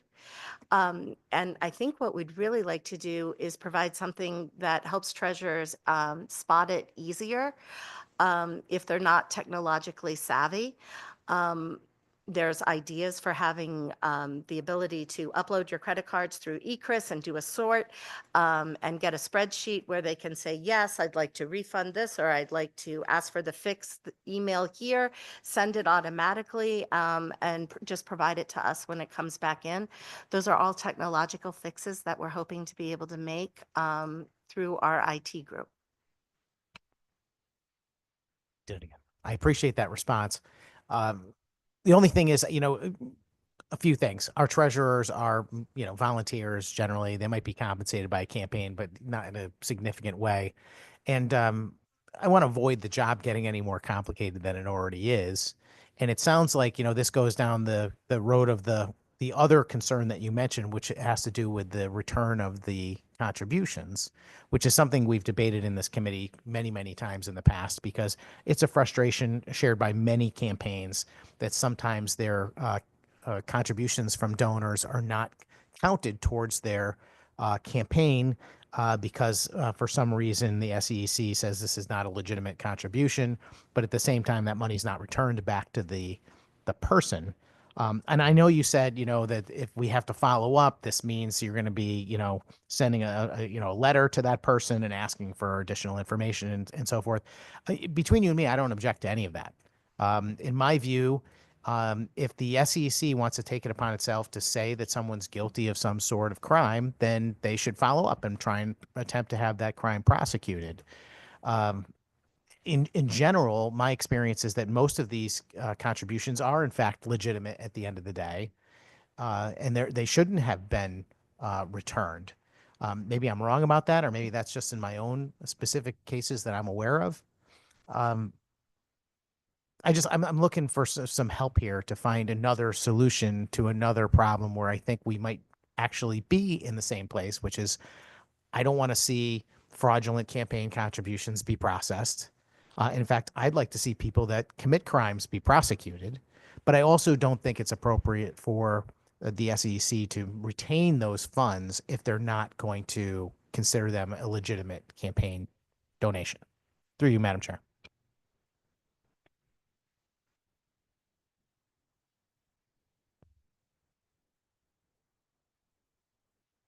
No, sorry. As I said, there are ways to facilitate the refunds that don't involve W-9 forms and demanding people's social security numbers for the government. And we've discussed those in the past legislative cycles when this has come up, and we'd be glad to discuss them in the future. A lot of the processes are already in place. We, through our surveys, ask treasurers if they would like to go over the contributions that have not been qualified and why. We meet with them and provide training as part of that. We could give them the opportunity to say that they'd like to refund them. We could put the money back in and allow them to return it. Having it happen through the committees isn't requiring quite as many forms, and I think would be better received by the contributors. Thank you very much. And through you, Madam Chairman, I just have a final question. It's kind of unrelated, just on another subject, something that we've talked about, and that is the complaints. When complaints are filed, we've had this conversation where they're not publicly listed on the website. Is there a way that can be done in the future? At least an indication that a complaint's been filed, even if it doesn't show the details. Through you. Our complaints are available based on a Freedom of Information requests, and we regularly send them out. There's many in the media who call after each NID decision, and we do release them. Yeah, thank you for that. And through you, Madam Chairman, I appreciate the fact that you don't want to put all of the complaints out there, because a complaint is just a complaint. As was pointed out by the Secretary of State, doesn't mean that it's a legitimate complaint at all. And we don't want them to be used in some type of warfare in campaigns and so forth. So-and-so has a complaint filed against them. Nonetheless, I do believe that some complaints, rise to the level of needing to be noticed to the public. All right. Anyway, we'll just have to leave it here for today, but I do want to follow up on that conversation at some point. Thank you very much, Madam Chairman. Other questions or comments from members of the committee? See, Representative Osborne. Thank you, Madam Chair, and good morning. Thank you for being here. I apologize that I was late. I was in a committee meeting voting on things. So I apologize if my question has already been covered. And if it has, flag me. I'll just go back and let's not waste people's time. But I'm particularly interested in a section of this bill. It's a new Section 8. And the provision I'm interested in starts on page 14, subsection C, sub 3, down at the bottom of the page. And this is the provision that talks about how the commission can only certify to the controller that this is a qualifying or an approved application if, let me see, if the cumulative itemized accounting demonstrates that the applicant reasonably believes such certification to be true and correct. So A, that the applicant is certified that it's, it is complete and all these are qualifying contributions, and that they reasonably believe that to be correct.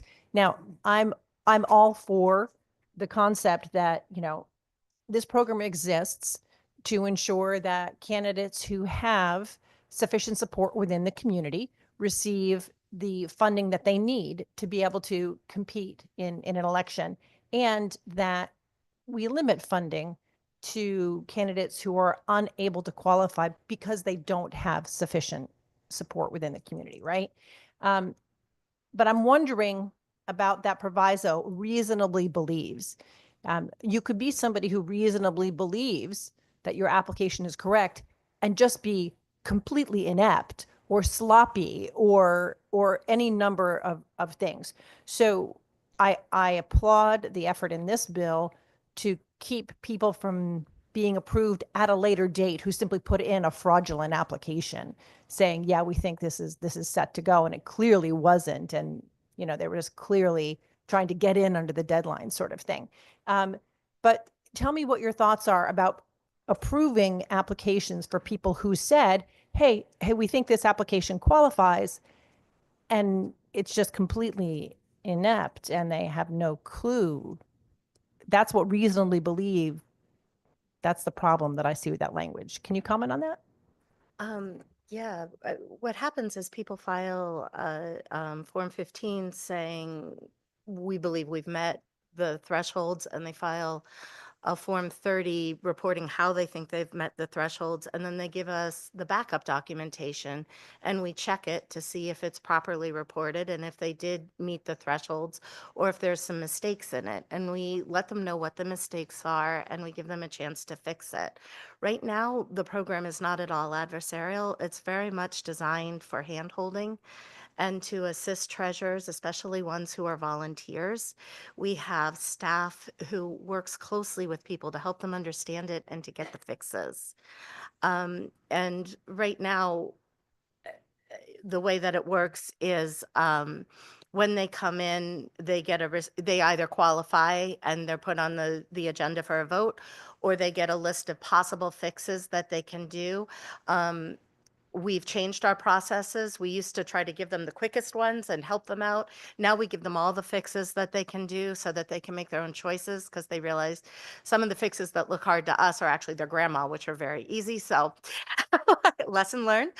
And we work with them. I understand what you're saying about people needing to have the support to qualify for the number of dollars. And that's like part of our concern too, especially with Section 1, because what that's going to do is release the monies to people who only have only are raising their qualifying contributions for the Senate, 9% of people in their district. A senator right now in 2024 could raise all of their qualifying dollars, 91% of them from outside of their district.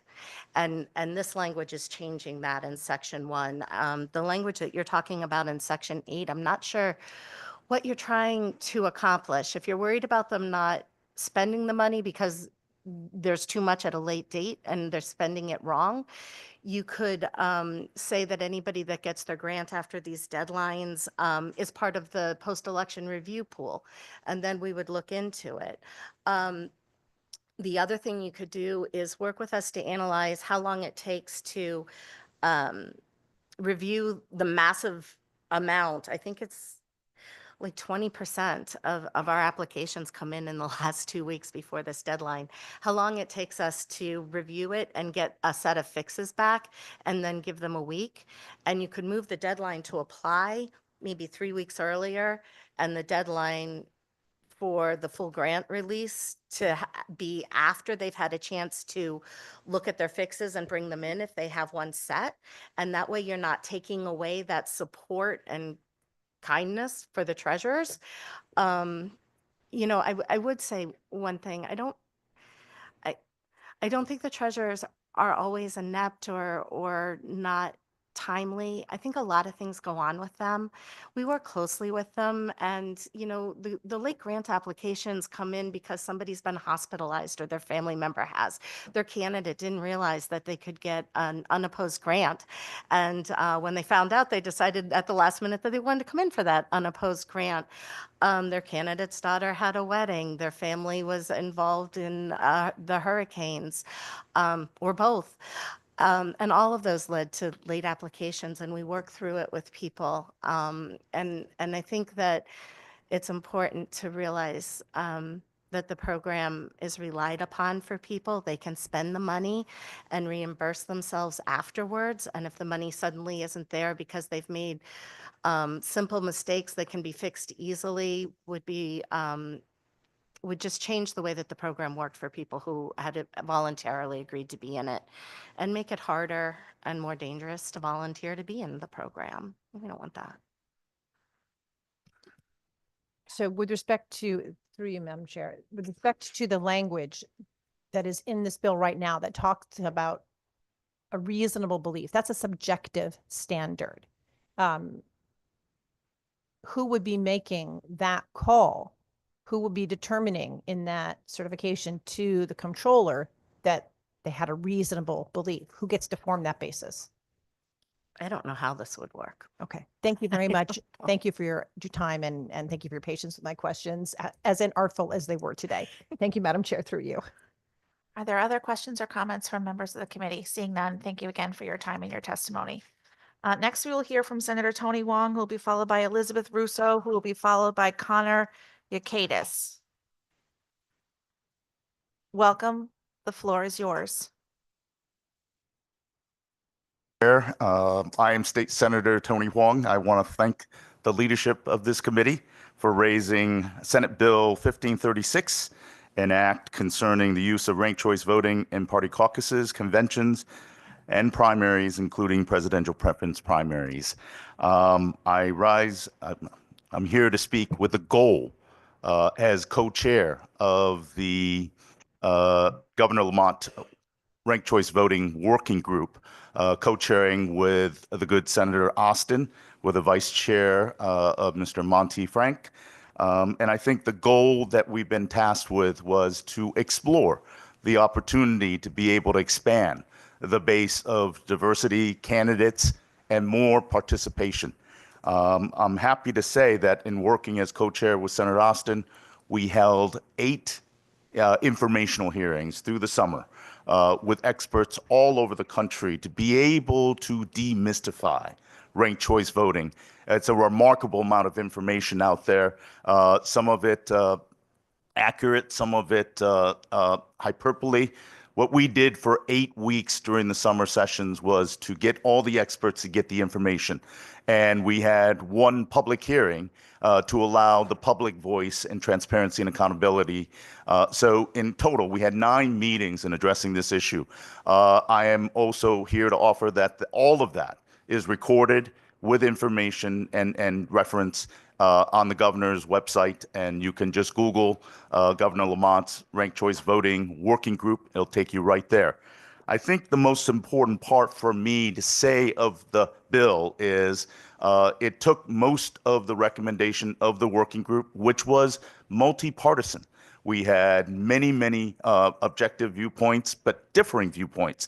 And the goal was to really get information to really address greater voter participation. And I think 3 key factors that I'll outline here, and I'll follow and be happy to take any questions on that is, I think the first one, it is all optional. It is an opt-in to afford our municipalities and our political parties to be able to make that decision themselves. There is no mandate in this. And if those various entities saw fit to do so, they can pursue that action. I think the second part we talked about was information and education to get more diversity and more voter participation. And I think the third thing the working group focused on was the challenges to our Secretary of the State, that we need to properly educate, fund, and implement such a project so that it doesn't fall prone to misinformation, bad behavior, and dare I say, some of the people's articulation of fraud. I think the focal point is to be able to properly fund it, properly educate it, and to most importantly, focus on the goal of increased voter participation.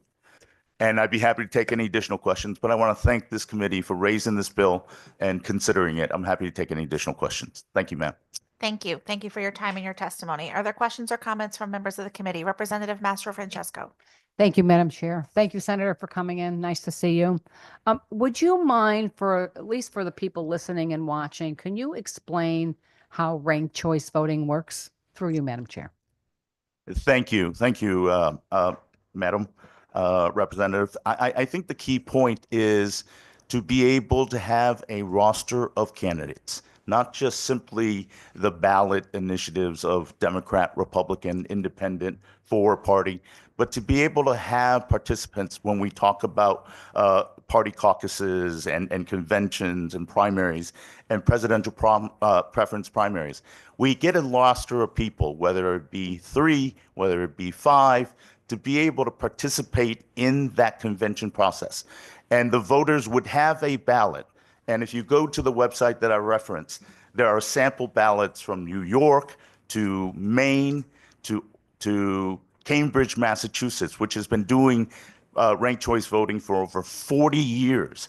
And the most powerful statement was, in that case, you had a true representation of the demographic changes that evolved in Cambridge, Massachusetts, and you had a more representative voting block of electors that people could choose from. So you would take the 6, and that would be on the ballot, and it required tremendous education in all of those examples, and the voters would be able to choose in ranking from 1 through 6. And should the top 3, in this case, I would say using 3, be the highest vote getters, the remaining 3 on the bottom would have their second and third choice continue into the ones that are in the top 3. But again, most important of all, I think there have been many discussions in regards to the denial, one person, one vote. This is not that. The person will have their vote. They get to rank, whether you like vanilla ice cream, chocolate, or the ones with the sprinkles. The opportunity is to be able to have that one vote be given a choice of a candidate in the order that they prefer. I will share with you, one of the studies that came out of our working group was that it created a much more positive campaign dynamic, that you didn't go after one party or the other, that you actually had to discuss and engage in a collaborative as well as a constructive campaign dialogue. Because the reality is, you may not win against the first opponent that you have, but you can garner the support of 6, 5, and 4 to be able to give you the majority. That has been one of the exchanges that we learned from people with expertise in the working group. They found that the elections in ranked choice voting, and this is not me, but the experts that have done it, is that it created a much more engaged dialogue on issues rather than the dynamic of personalities.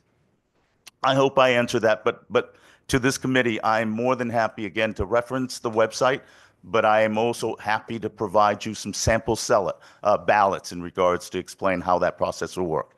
But nevertheless, Representative, I think it's critical that before this gets implemented, education needs to be paramount and funding to ensure that the mechanism is in place.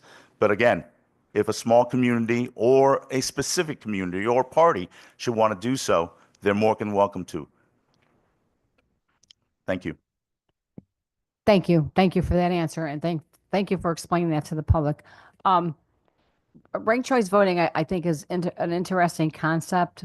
One to me that I think is very concerning to our voting process, to be quite honest with you.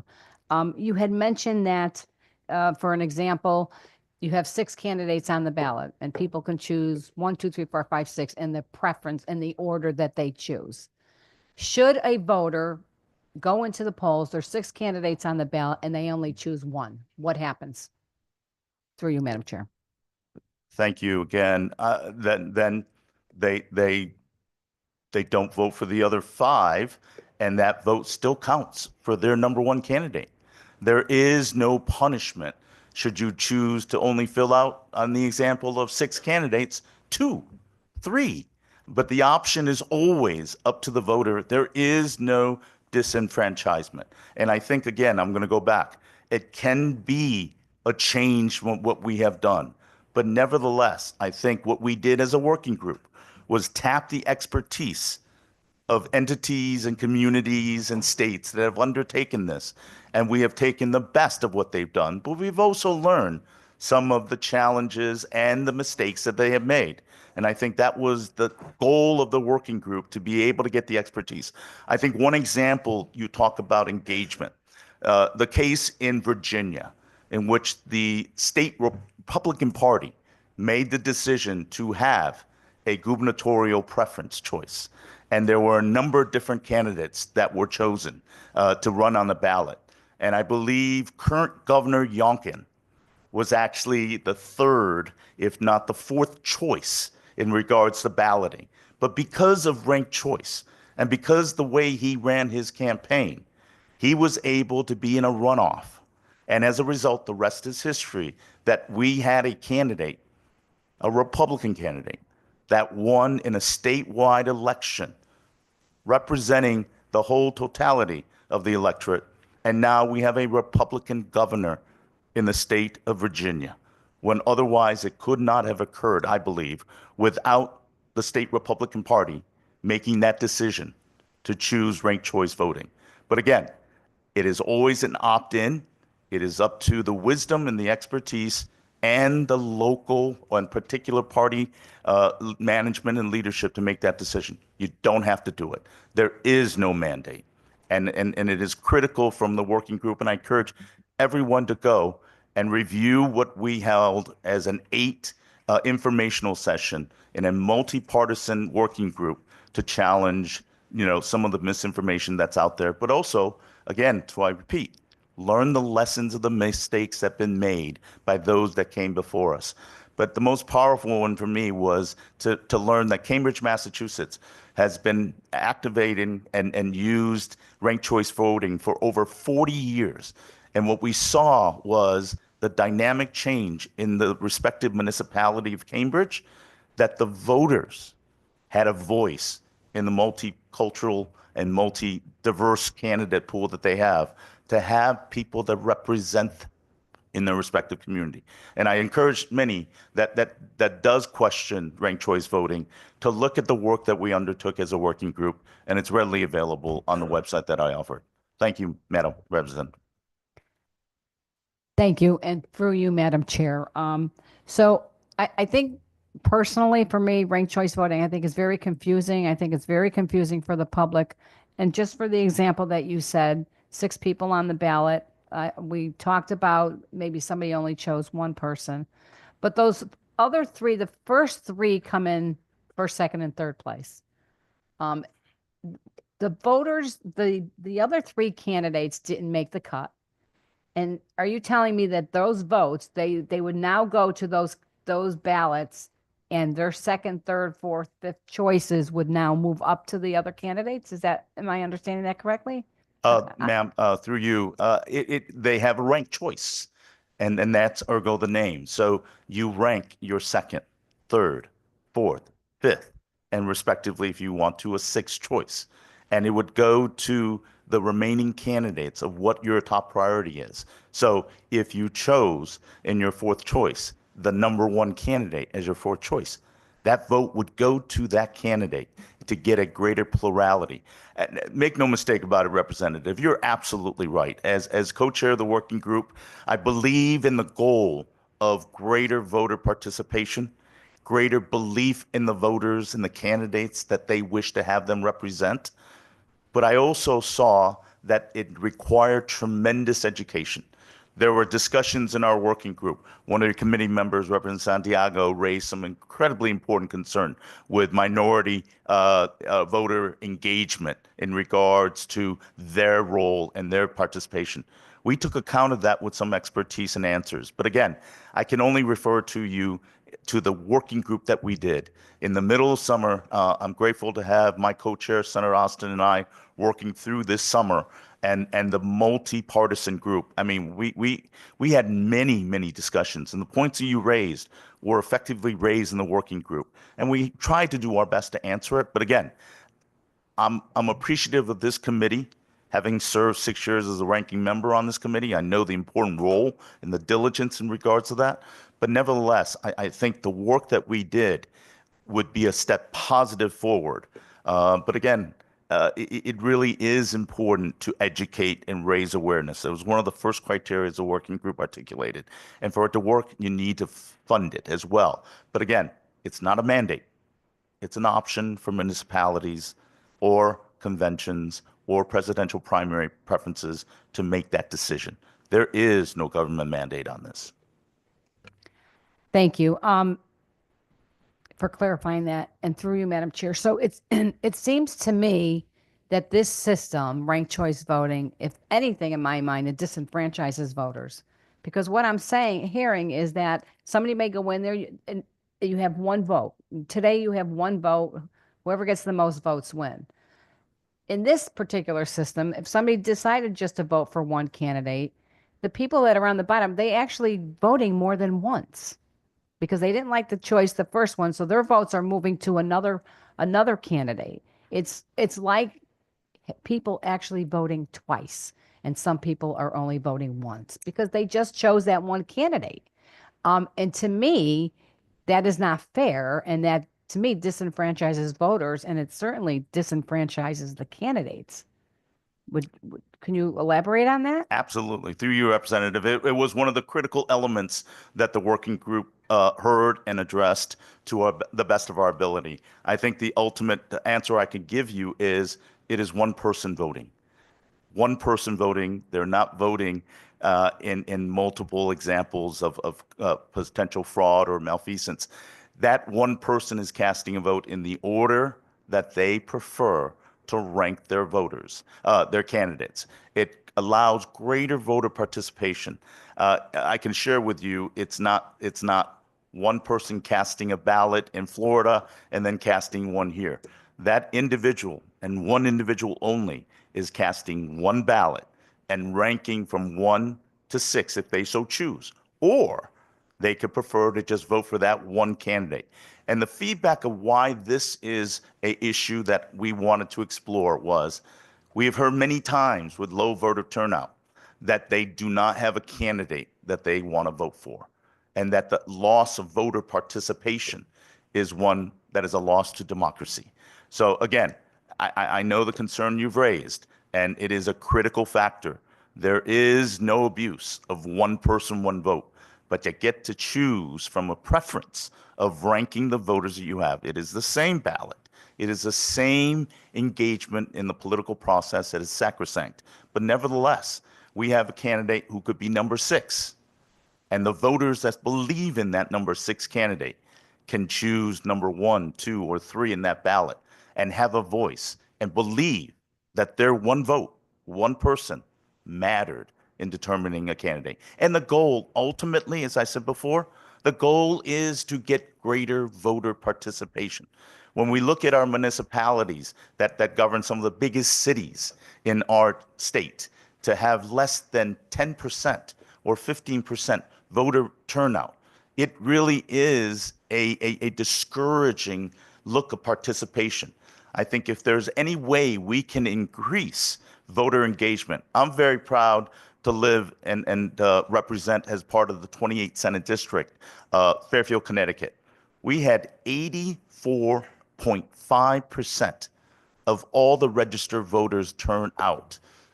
That's something we can be very proud of, and voters have a voice. I simply believe, as the co-chair, in opening up the conversation at the asking of Governor Lamont as a working group in a bipartisan, multi-partisan collaboration, we want to get more voter engagement and believe in the candidates that will do the best in representing them. And if they don't get their candidate, they can choose the second or third to be able to be participating in the democratic voting process. Not everybody's going to agree, but nevertheless, I go back to asking those that are not familiar or raise the concern of violating the trust and the sanctity of the one person, one vote to review those public informational sessions that we've had. And I'm more than happy to follow up with you after people have reviewed that. Thank you. Thank you. And through you, Madam Chair, so you talked about one person voting, one vote. So correct, there is one person voting, but they are voting more than once. Absolutely, they're voting more than once. They're choosing their candidates of their choice. And not everybody is going to choose all 6 candidates and rank them in order. I would venture to guess that that's kind of rare that when you have one party, let's say we have Democrats and Republicans on the ballot, that somebody is going to go down and rank the other party as well, because they're dead set on their particular party.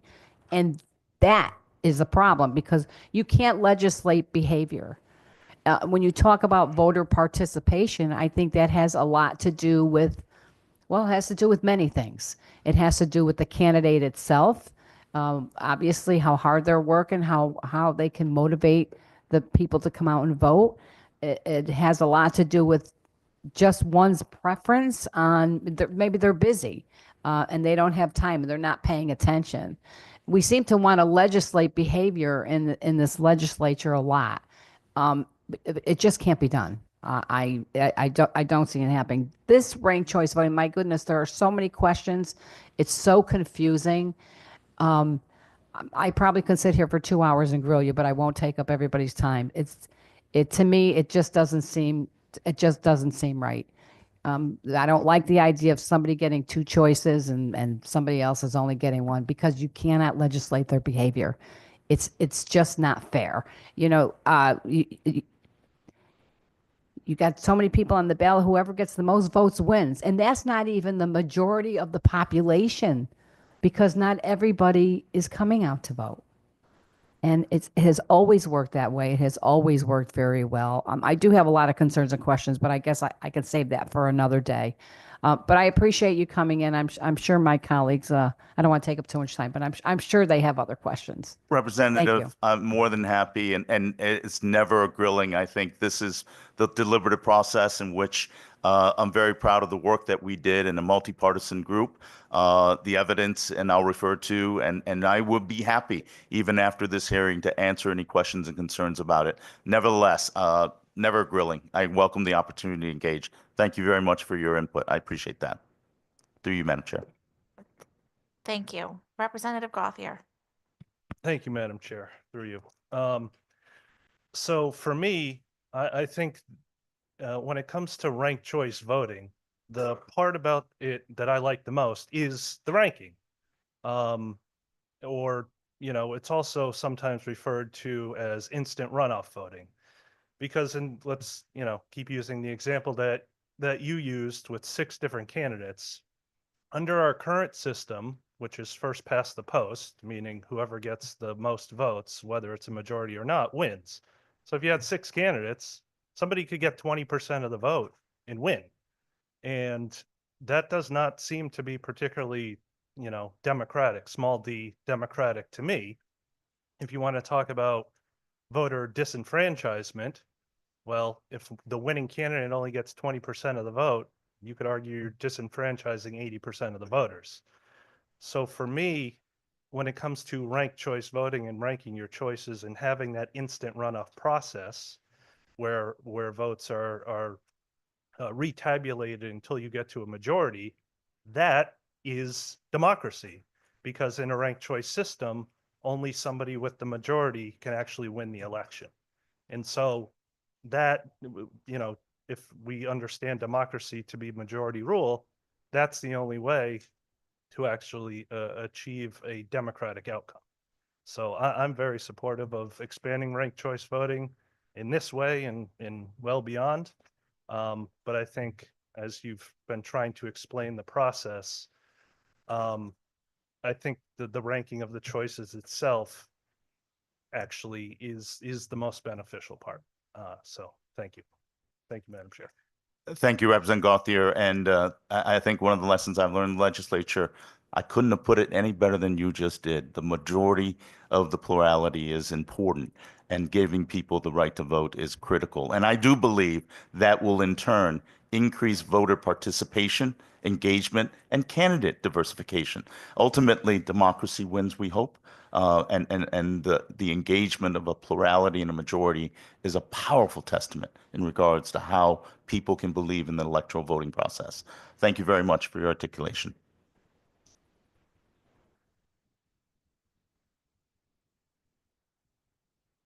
Thank you, Madam Chair.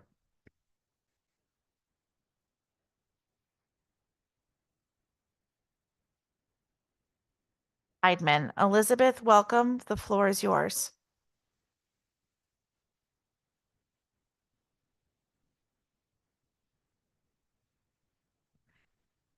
Thank you. Yep. Sorry. Thank you, Committee Co-Chairs Senator Flexer, Representative Blumenthal, Ranking Member Senator Sampson, and Representative Mastro Francesco, and members of the committee. Thank you for the opportunity to present testimony on SB 1535, an act concerning the Secretary of State's recommendations related to early voting. My name is Elizabeth Rousseau. I am a registrar of voters for the town of West Hartford. West Hartford had the second highest turnout for early voting in the general election, with 16,820 voters choosing to vote early over 14 days. In general, early voting must be better supported by the state. Early voting is incredibly resource intensive, and the grant funding that we received from the state for fiscal year 2024 and 2025 only partially offset our expenses. I know this is not part of the bill, but in general, I would like you to keep that in mind when we're talking about early voting reform. I know that this bill does not include any changes to the length of early voting, but I also want to ask that early voting days are right-sized for primaries and municipal elections. In section 1 of 1535, looking at 9-163AA, 4AI, or lines 50 to 55 describe deadline for unaffiliated voters to affiliate with a party in order to participate in a primary, and 56 to 62 describe the deadline for new electors to register to vote in order to participate in the primary. I believe that the intent of these provisions were to adapt current previous deadlines to early voting. However, in practice, this is confusing to registrars, early voting primary workers, and most importantly, the voters. In B3, or lines 151 to 157, there's a new requirement for towns to designate an additional early voting location based on the presence of a public institution of higher education. This would impact Mansfield, Wyndham, New Britain, New Haven, New London, and Danbury at the very least. But I'd like to make clear that running a second early voting location is not as simple as running a second polling place on election day. And I would ask that the committee please rethink this requirement or delay its implementation so that municipalities can be prepared to offer a second location to serve those students, especially for budgetary and technological reasons. In section C, or lines 195 through 274, it fundamentally changed early voting by removing the envelopes and oath and affirmation process. This change would have electors putting their ballots directly into a tabulator instead of sealing their ballot into an envelope. Many voters would appreciate this change, and I certainly would on day of the election when we're processing votes. However, I would recommend retaining the oath and affirmation process along with some sort of printed label so that there's a double check of the voter's name, address, so that we know that we have the right person. Thank you for the opportunity to speak today. I welcome any questions, and I will submit full written testimony later today. Thank you. Thank you for your time and your testimony. Are there questions or comments from members of the committee? Representative Gauthier. Thank you, Madam Chair, through you. So earlier we had testimony about university students or even international students and related to same-day registration and voting on election day. As a registrar of West Hartford with university students that you would register on election day, could you maybe further explain the process and how you can confirm, whether or not somebody is an eligible voter and not just an international student? Thank Yeah. you. So when oftentimes college students don't realize that they need to register to vote or register for an absentee ballot in their home state until it's too close. So we get phone calls from students, you know, a week before the election say, I'm never going to get my absentee ballot from, you know, my home state of West Virginia or whatever. Like, I've talked to my county clerk. They're not going to be able to send it. I'm not going to be able to vote, but I would like to vote in this election. We saw that a bunch this year.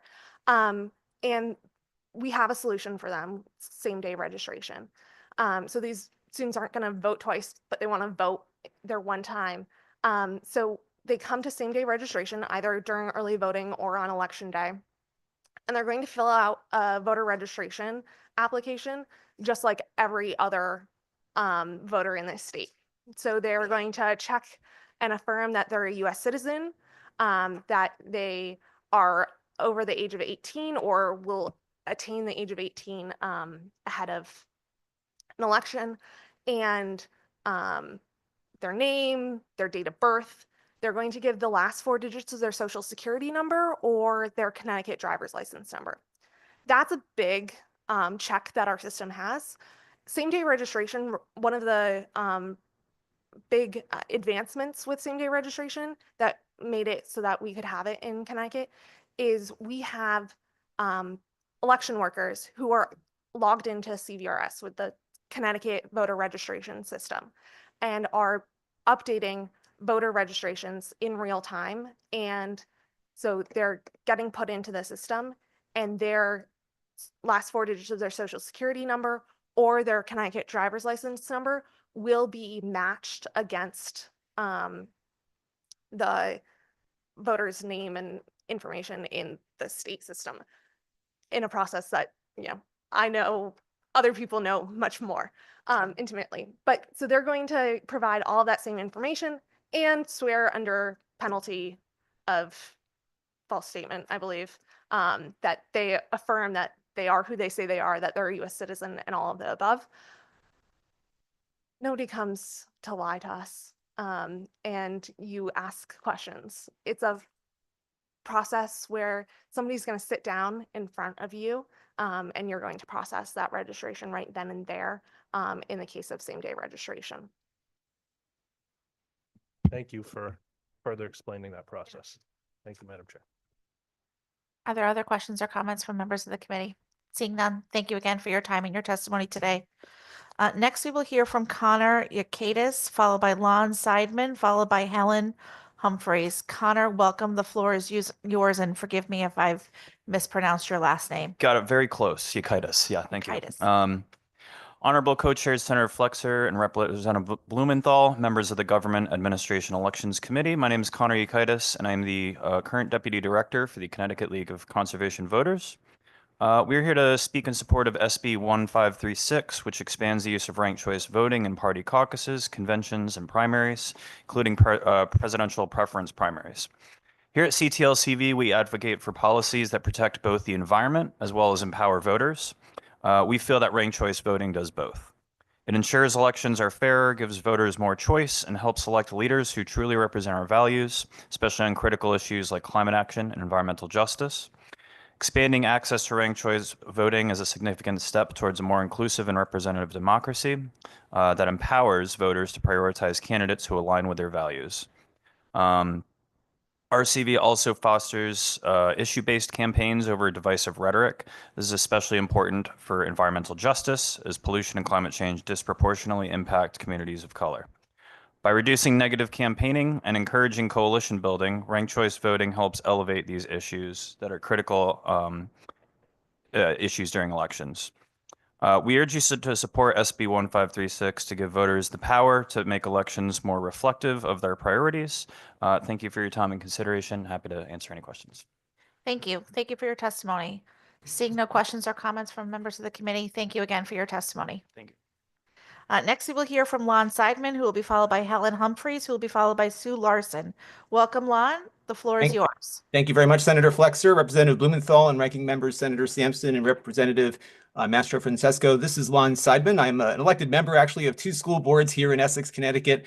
But I'm here today as a private citizen and as a former Democratic State Central Committee member who had sometimes the unfortunate opportunity to kind of referee and develop processes for conventions where we had multiple candidates. And one of the things in listening to some of the conversation earlier that struck out to me is that, we allow within the convention process party leaders to vote multiple times. In fact, I had one convention I chaired that had people voting 6 times to pick a judge or probate candidate, and they eventually got to that candidate. And when we take those candidates and have some primary candidates mixed in and we go out to that primary ballot, the rank and file members of our parties do not have the opportunity to vote as many times as their leaders do. And I think it would be really raising the level of equity to give the rank and file members the ability to have multiple choices, just like their party leaders do in picking the nominee during the primary process. And it was good to see that there is some effort to look at the convention process also, because the trend line has been far more candidates getting involved, especially at the convention level, which is great to see. And the logistics sometimes of managing those types of conventions where you have to get to that majority can be quite complicated. And some of you might remember the 2018 Democratic convention that we were involved with there.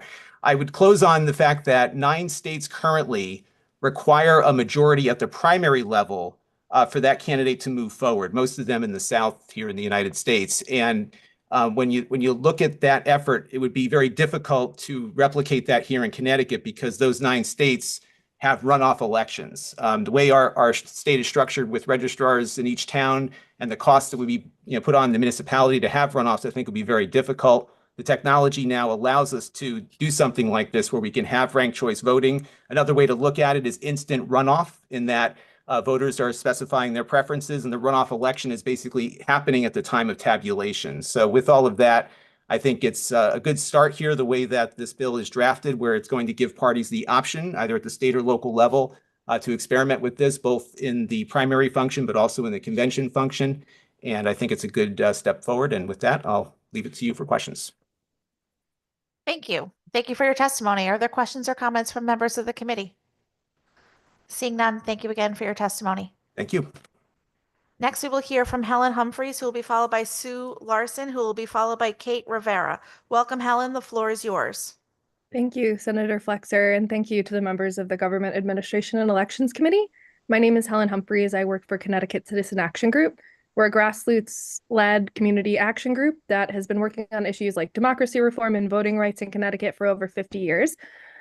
I'm happy to be here today to speak on a few bills. And so I'd like to express CCAG's support for first House Bill 7242, an act concerning studying an increase in voter participation, 7241 concerning absentee voting for all, and SB 1530 concerning government administration and the provisions of reproductive and gender affirming healthcare services to patients. I'm going to be spending my time today speaking on the election-related bills, HB 7242 and 7241.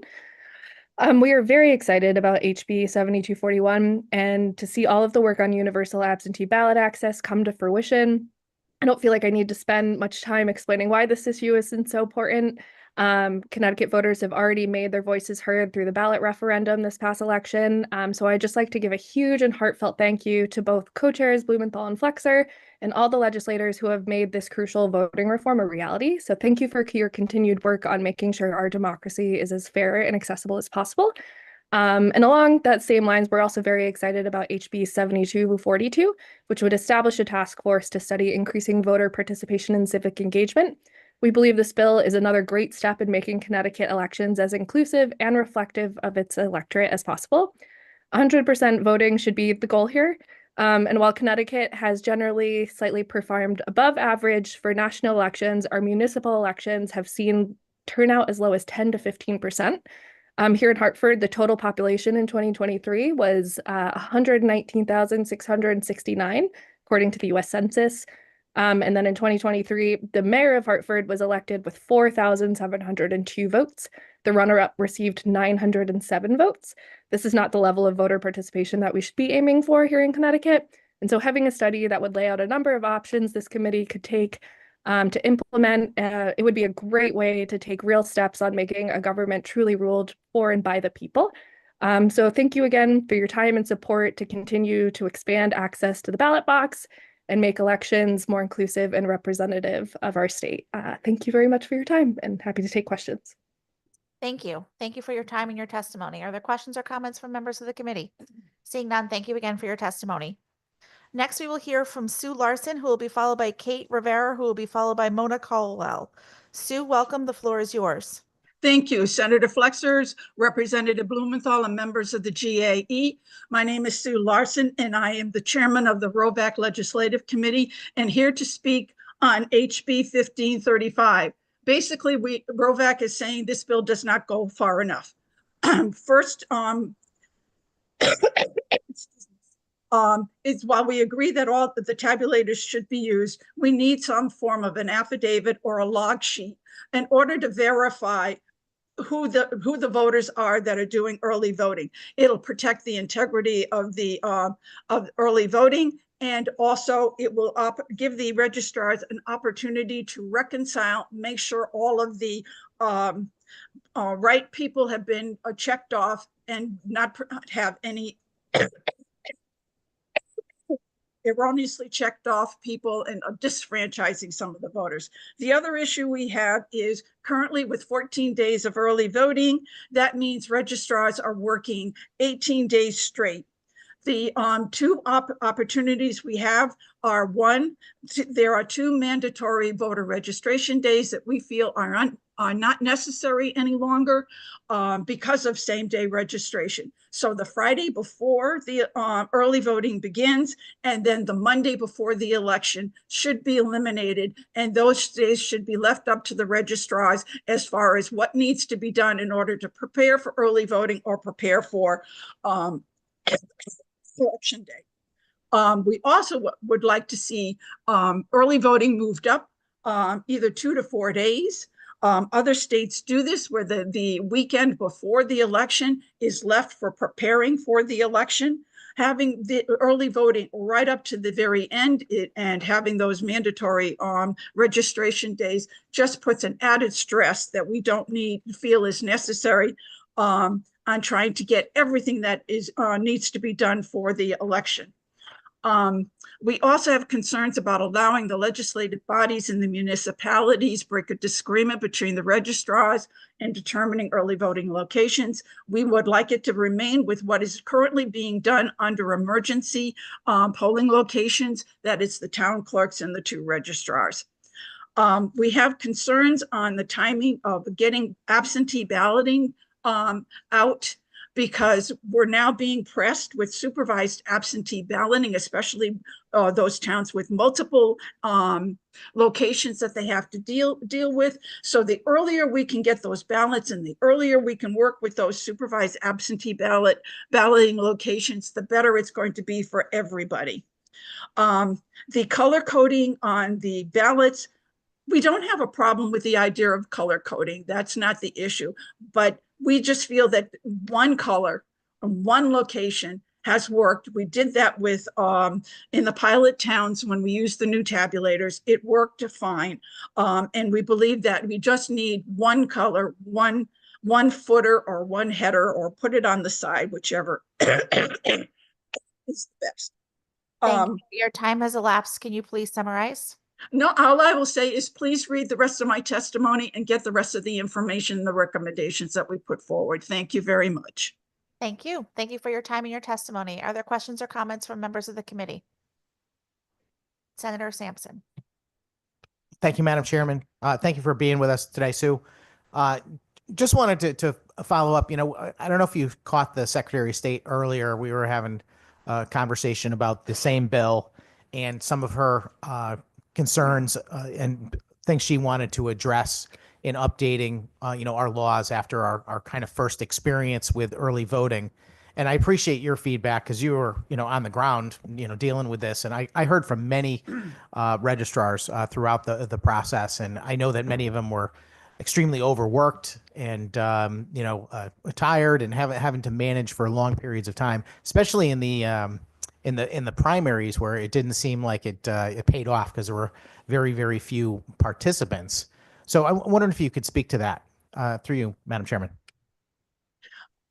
Well, I know registrars have been we've taken a couple of surveys of the registrars, and the surveys pretty much have come back that we really 10 days would probably be the proper amount for early voting, because basically we feel, the voters are going to take the number of days you give them. So if condensing down to 10 days, we think we can handle it.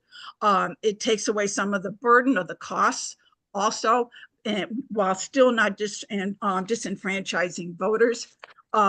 Primaries, probably down to no more than 3 days. They are very low turnout. And because you're talking about, a political party versus the universe of voters in the municipalities. So their low voter turnout, 3 days is probably more than enough time to do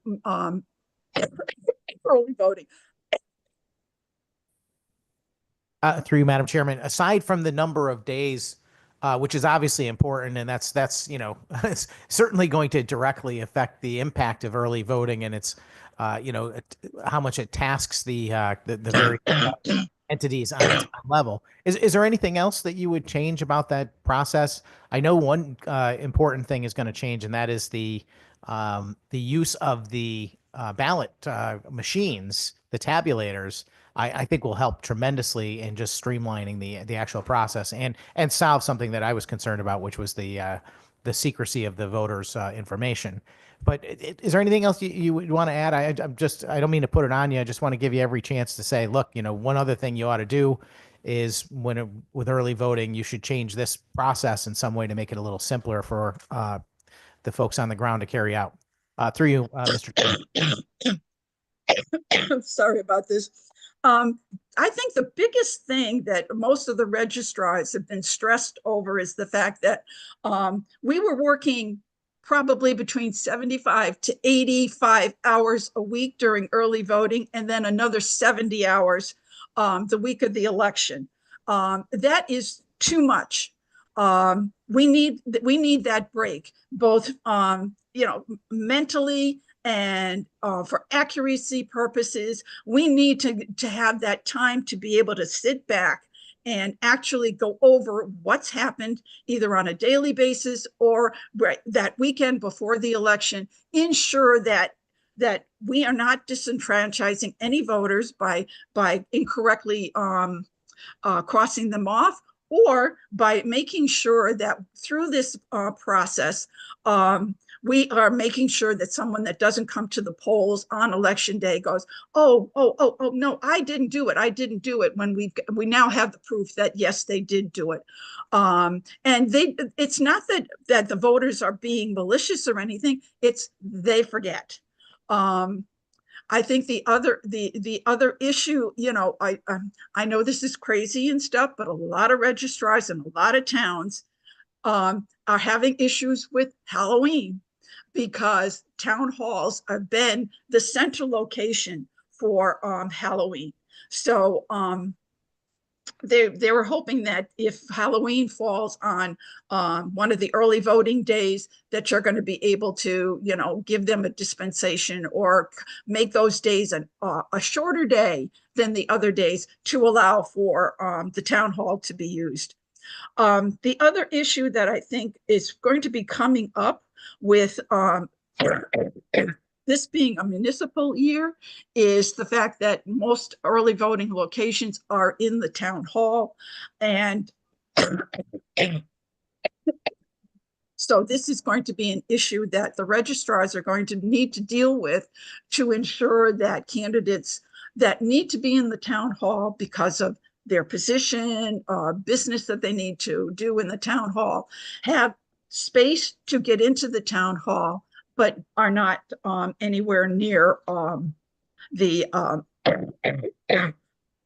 early voting location.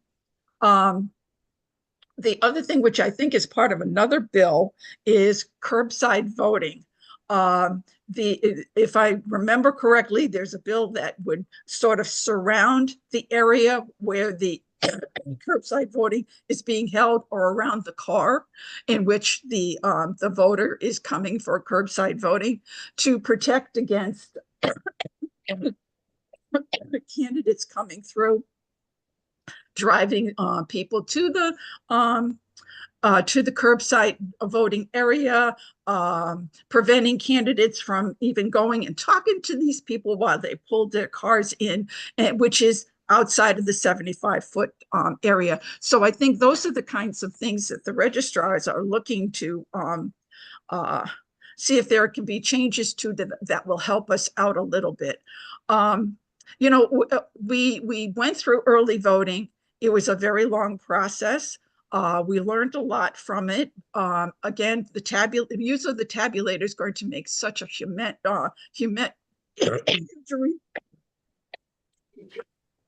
huge change that I think, you know, once we've got the tabulators in place, then and we go through this next election, we'll probably have more ideas of how to make things better. But right now, the thing we've all been focused on is the fact that we've got to use the tabulators. Through you, Mr. Chairman. Sue, thank you very much for your testimony. I can see you're struggling, and I hope you feel better. Thank you. I would actually ask you a bunch more, but I think under the circumstances, I want you to take care of yourself first. And we can certainly talk more about some other topics. Thank you so much. All right. Thank you. Further questions from the committee? I'll just echo Senator Sampson's comments. Thank you, Sue, for being with us today. Thank you for offering your testimony. I hope you feel better, and we'll definitely be checking in with you offline to get your perspective on these bills in more depth without putting you under the gun right now. So we appreciate you being with us and contributing your testimony, answering our questions, and we look forward to continuing to work with you. Thank you so much. All right. Next up, we have Kate Rivera, followed by Mona Colwell, followed by Danielle Cheesebro. Good afternoon. Hear me? Yes, whenever you're ready, you may begin. Yes, my name is Kate Rivera, and I'm from Bridgeport. And I ran for state rep in 2019, and the election was stolen via absentee ballot fraud. I made history in the state of Connecticut as the first petitioning candidate to receive full public funding for my election. And I also did it under the time constraints of a special election following the untimely death of Representative Ezekiel Santiago. During my campaign, I was at the Stratfield Apartments, which is primarily disabled and senior housing. And I distributed only absentee ballots district-wide for people who truly needed them. I did not have an operation. And during my campaign, I spoke to several elderly and disabled people who were being victimized by campaign operatives from Antonio Felipe's campaign. Wanda Jeter Pataki was identified as a person who was entering elderly folks' homes. They felt unsafe. They were told who to vote for, what bubble to fill in. And she was, according to the people I spoke to, taking and collecting their ballots. She was there when the mail came to the building and then would circulate collecting ballots, is what I was told. The night of the election results, I was at Bataya School. I won at the polls handily, and I was there listening to the final results. I was standing next to Representative Christopher Rosario when he said to a friend of his that not to worry, because they were within the margins of the absentee ballots that they had collected. So for many years, decades now, in Bridgeport, elections have been stolen via absentee ballot fraud. This is not something new that is going on. I'm testifying before the state legislature. It's loud. Okay. So this just keeps happening. The people of Bridgeport entrusted me to represent them, and the election was stolen.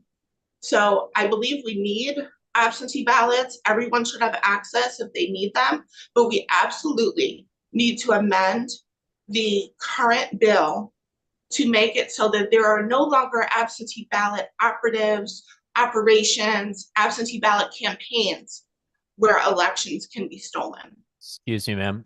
Your time has elapsed. So If you have any questions, can you please feel free. summarize the remainder of your testimony? That's it. I just want you all to really do some work to ensure fair and free elections here in Bridgeport and statewide. Thank you very much. Right on time. Other questions to the committee? Senator Sampson. Thank you, Mr. Chairman. Kate, thank you for being here today. I appreciate your testimony. Obviously, some very bold claims, things I have heard from other folks, though, and certainly, even the news media in the state has covered Bridgeport and some of the election activities down there, with similar kind of concerns about, election tampering and so forth with absentee ballots and folks going around and circulating those ballot applications, that kind of thing.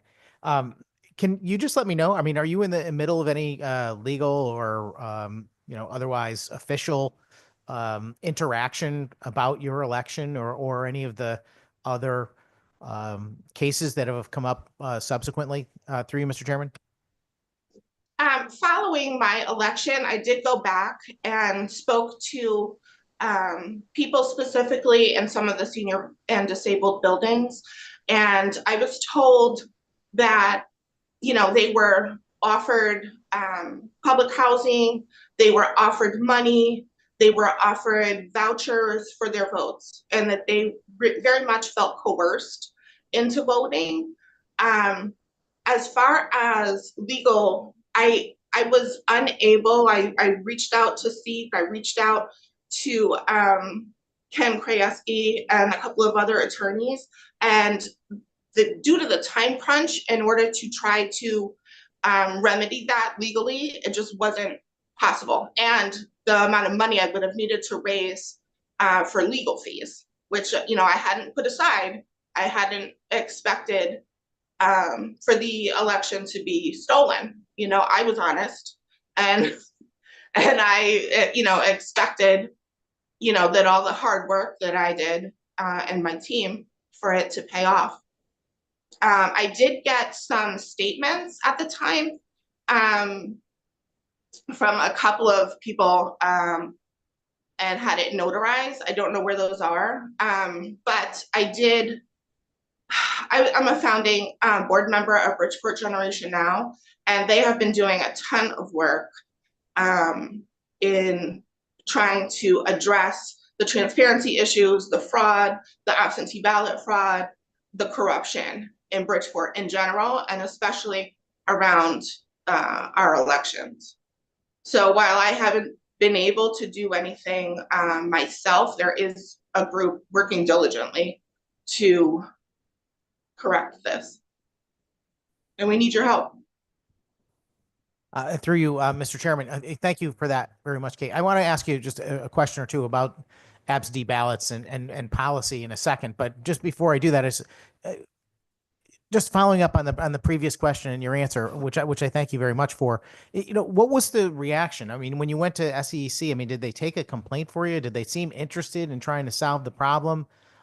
Did you communicate with the local police or anyone else? I mean, I'm just curious about, someone in your situation, what avenues you have. I mean, it seems, you don't have avenues. The local police were involved in absentee ballot, delivering absentee ballot fraud several years ago. That's common knowledge that's been in the media. So calling the police would, everything is run mafia style by the Democratic Town Committee in Bridgeport. And I was an outsider to that process. I couldn't even get in with my local DTC. They refused to see me prior to, my announcing my candidacy. There's no recourse. I did reach out to SEEK and they just, the bar is high to try to prove it. And, you know, seeing that as this is happening in the dark in people's homes, it's very hard, you know, to prove, I think. Thank you very much for that, through you, Mr. Chairman.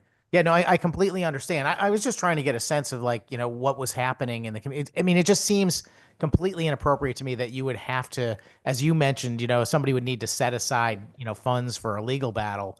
You know, it seems to me that, you know, there should be some mechanism that's already in place to allow someone to have an avenue to go when there's concerns about an election. And, you know, I would encourage you to continue to, you know, work on this issue and try and make sure that, you know, folks that you've spoken with are willing to be public about what happened with them, and whether or not, you know, if somebody did, you know, make them promises for their vote, or they coerce them in some way, that information becomes public. That's the only way this is ever going to be solved.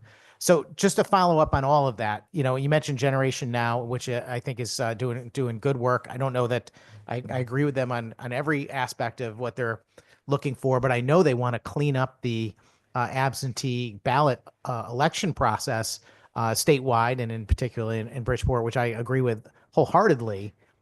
What do you suggest? You know, there's been a bunch of things, you know, bounced around about a way to solve this problem. And in my view, the way to solve it is to just make the absentee ballot process nothing more than a communication between the voter themselves and the town to retrieve a ballot application and file their ballot, and not allow anyone else to participate in the process. No candidates, no third parties, not even the state. Just, you know, the person who needs an absentee ballot. Now we have universal absentee balloting, so it should be no problem. That person should be able to obtain an absentee ballot application quite easily. I just curious, you know, how you feel about that type of proposal, or if you have some other ideas on ways we could clean this up. Through you, Mr. Chairman. So I don't know that going through our,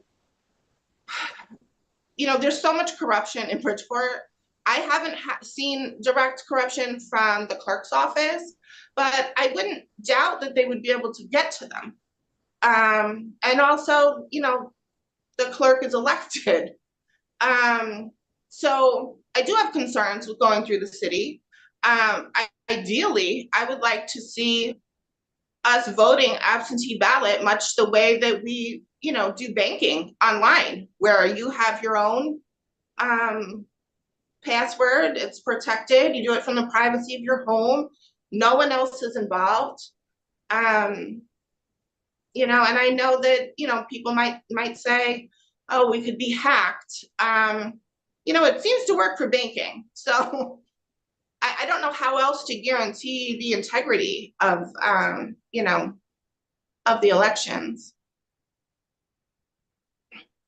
Kate, thank you very much for your comments today. I appreciate you coming in, and thank you for having the courage to tell your story as well. And thank you, Mr. Chairman. Sure, and if anyone has any questions later on, my email is Kate Rivera, BPT, like Bridgeport, @gmail.com. Thanks. Thank you. Further questions from the committee? Representative Hoxha. Hi, Kate. Thank you very much for coming on. I hope you're still on. Quick, just clarifying question on some of the testimony you gave today. You had said that when you were inside this apartment, you know, some sort of housing facility for the elderly, I believe you said that you, along with your opponent, were handing out absentee ballots. Did you mean to say absentee ballot applications? Through you, Mr. Chair. Yes, I'm sorry. Absentee ballot applications. I did have them with me while I campaigned, and I asked folks who obviously looked infirm or, you know, who were elderly or disabled. I asked them if they would prefer to vote via absentee ballot, and, you know, I gave them the applications. You know, I also tried to explain in my travels, you know, that it was illegal. Ask how you voted and try to collect your ballot, and you know, because they're presenting it as they're doing a favor, that they're coming to collect your ballot and they're going to take care of it for you. So I did try to educate folks while I campaigned that no one should be touching their ballot. whatsoever. Okay, thank you for that clarification. And furthermore, in your testimony, you made the accusation that your opponent was then collecting, or what was it specifically? What was the impropriety that you accused your opponent of in your testimony? Through you, Mr. Chair. Sure. Residents identified Wanda Jeter Pataki by name. There were also several other operatives working for Antonio's campaign. During that time, there were a couple of Latina women who were working for the campaign of Antonio Felipe, and also doing, collecting absentee ballots.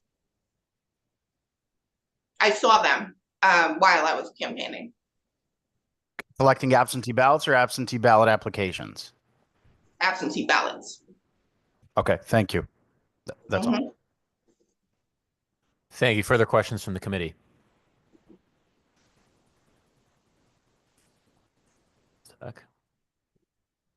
Seeing that, I just had a couple clarifying questions. Ms. Rivera, thanks for being with us. Sure. First of all, I just wanted to be clear. Did you ever file an official complaint about these allegations with SEEK?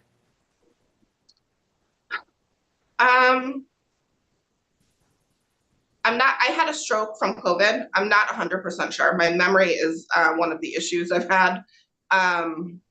So I can't truthfully answer that at this time. I honestly don't remember if I did. I definitely emailed them or called them about it. Okay, well, thank you. All right, I appreciate your answer. We can obviously look into that, see if a complaint was filed and if it was ultimately adjudicated. And we appreciate I can look in my email too and try to get back to you. Okay, feel free to send us any documents you may have to the committee. Sure, what is your name? I'm Matt Blumenthal. You can just send it to the Okay. official committee address, though. We'll enter it as text. Okay. Thank you. Okay, thank you. Next up is Mona Colwell, followed by Danielle Cheesebro, followed by Monty Frank. Is Mona Colwell with us? Going once, going twice. Danielle Cheesebro. Danielle Cheesebro with us. Oh, there you are on the Zoom. Have you ready, ma'am? You may begin. Thank you all so much. I know you have a lot of people still to hear from, so I will be as brief as possible with my remarks. So I am, it says Danielle Cheesebro, and I am currently serving my third term as first selectman in the town of Stonington, Connecticut. And I just wanted to testify in support of the Senate Bill 1536 on ranked choice voting. And just to start, I really want to thank the governor, lieutenant governor, for forming the ranked choice voting group, and to Secretary of State Thomas, Senator Long and Austin, and everyone really who put so much time and effort into that working group. And we really appreciate all the support. Mostly, I just want to say, we've been, a group of us have been really advocating for ranked choice voting in the state of Connecticut for quite some time now, really because I think at the foundation of what the GA looks at, we need to rebuild trust in our electoral system and our democracy. And I truly believe ranked choice voting is an essential tool that we need to tap into in order to get there. I don't need to tell any of you as fellow elected officials, running for office can be very challenging, as we obviously just heard from the past speaker. And ranked choice voting has been shown to restore that faith. It helps people to be less negative in their campaigning, which is something I think we would all very much appreciate, and really stick to issues and to, courting the entire population. We're not trying to villainize one group or another when you have a ranked choice voting system. I did submit a written testimony with more information, so I'll leave it at that. And then also just to request that I believe some of the original bills that had been discussed and put in forward did include a municipal option, which this bill does not seem to include. And I would encourage all of you and your colleagues to please consider adding that back in, just for an opportunity for municipalities who would like to pursue the ranked choice voting option. If you all have any questions, happy to answer them now or another time. Thank you for your testimony. Are there questions from the committee? Seeing none, we thank you for being with us today. Thank you all. Next up is Monty Frank, followed by Jameem Davis, followed by Patty Spruance.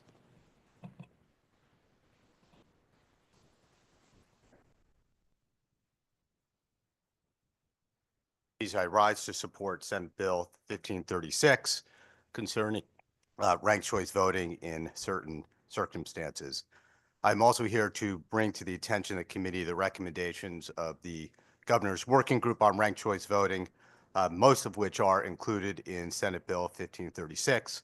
I had the privilege of serving as Vice Chair of the Governor's Working Group on Ranked Choice Voting with the Honorable Senators Tony Hwang and Kathy Austin as its chair. Governor Ned Lamont charged the working group with looking at various options for ranked choice voting, and I'm pleased that we were able to provide him with a report. I will also note that the governor did submit testimony in writing today on ranked choice voting supporting Senate Bill 1536. After 6 months of hard work, the working group promulgated its recommendations and executive summary, which I have attached to my written testimony. As stated by the working group, Connecticut has recently advanced some significant voting reforms to protect voters, modernize the process, and increase participation. RCV is the next logical step. Where RCV has been adopted, it has increased the number of viable candidates, increased voter participation, reduced extremism, improved the character of campaigns, and ensured that the winning candidate had the support of a majority. Senate Bill 1536 captures most of the recommendations of the working group. I would encourage, as First Select Woman Cheeseborough just stated, that the GAE also take a look at a municipal option for municipal general elections. The current bill only includes a party option for primaries.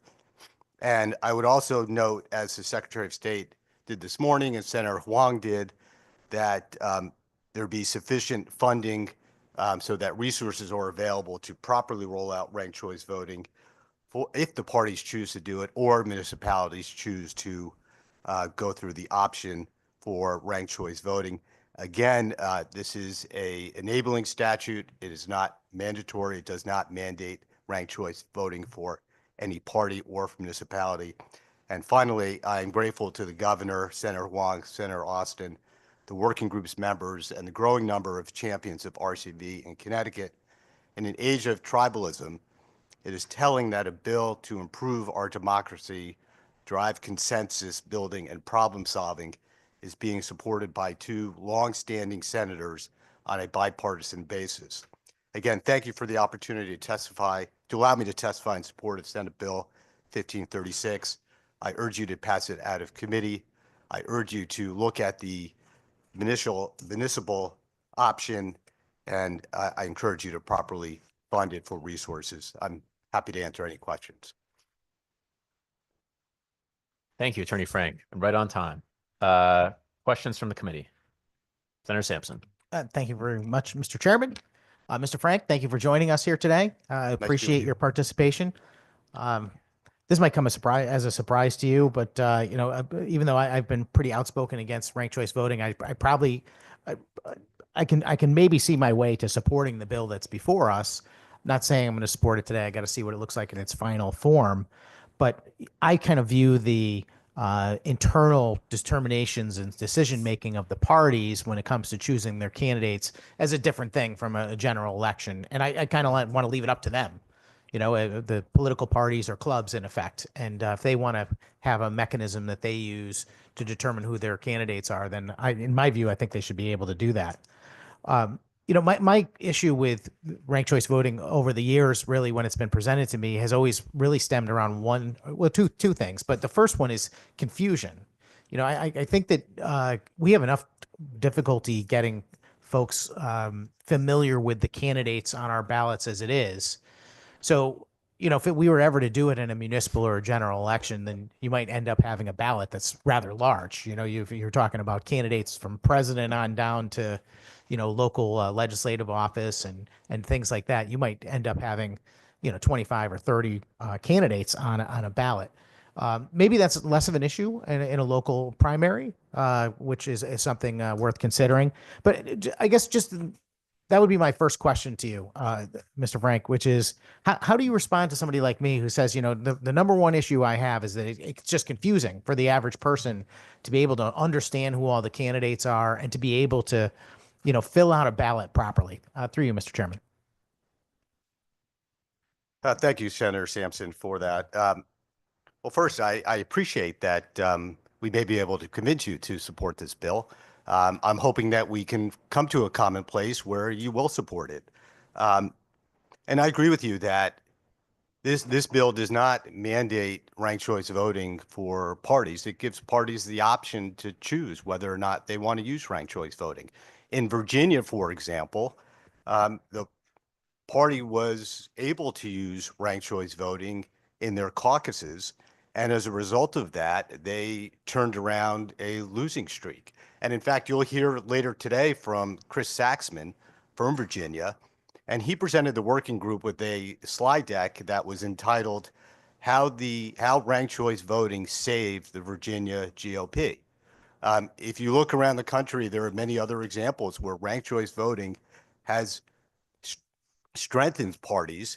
And I would strongly suggest that in Connecticut, I firmly believe that ranked choice voting, whether you're Democrat or Republican, will only lead to a strengthening of the parties. As far as confusion is concerned, one of the reasons why we firmly believe as a working group, and you've heard from Senator Huang and Secretary Thomas today, that funding is important. I believe for a long time, whether it's ranked choice voting or early voting or any other sort of electoral form, that we need to devote more resources to civic engagement and voter education. The experience around ranked choice voting as it concerns voters is that where you have municipalities or states that have devoted the resources to voter education, ranked choice voting has worked. There's been very little confusion and voters like it. We looked at exit polls from New York City following the Democratic primaries. We looked at exit polling from Maine and Alaska. We heard from the secretary who ran the ranked choice voting elections in Salt Lake City, and I believe he's on your list today as well, that across the board where voter education is robust, confusion is very low, and voters overwhelmingly support ranked choice voting over the traditional form of voting. And I'd be happy, Senator Sampson, to point you to those studies. Through you, Mr. Chairman. Thank you very much for that information. You know, I brought it up, you know, partly because when Senator Huang was here, he said a whole bunch of things. He said that it would require a tremendous education. He said that we need to demystify what ranked choice voting is. He also mentioned funding for an education purpose, which to me, I mean, you know, I got mixed feelings about that. I mean, we have a lot of needs for funding in the state and certainly nationally. And I think most people understand our current election process. So to try and, you know, educate or re-educate people to understand a new method of completing ballots and voting raises a few concerns, particularly with, you know, how that education is delivered and whether or not it's done in a nonpartisan way. I just want to take, you know, I don't have all of this data in front of me. You came prepared, obviously, to make a case for ranked choice voting, as did a lot of other people. So your arguments that it's working well where it's been tried and so forth. You know, I did a little Googling during some of the conversation, and I came across one statistic I thought was interesting, and that is in Maine, in the 2018 federal election, that 6% of the votes, the ballots had to be thrown out because they weren't improperly filled out. That was 9,000 voters who were disenfranchised in that election. Now, again, to your point, I'm sure that can improve with education, but at what point and how much funding are we talking to get people informed enough to understand, you know, the multitude of candidates that would ultimately appear on a ballot? Through you. Thank you, Senator Sampson. And to counter that, in 2020, 3 million Democratic voters, or 8% of the voters in the Democratic primaries, were disenfranchised because the candidate that they supported in a first past the post election system dropped out. The same statistic I could point to the same statistic in the Republican primary, Super Tuesday primaries this past go around. We are not disenfranchising voters with ranked choice voting. In fact, we are enfranchising voters, to the extent that's a word. We're giving voters the opportunity to pick a backup candidate in a primary, which is what we're talking about, in case that candidate drops out. Who does this benefit the most? It benefits those who vote early or those who vote by absentee ballot. So if you take the example of those serving honorably in the military overseas, they have to vote by absentee ballot. There are more instances where those votes are not counted because in a crowded presidential preference primary, the candidate that they are supporting drops out before their state actually holds an election.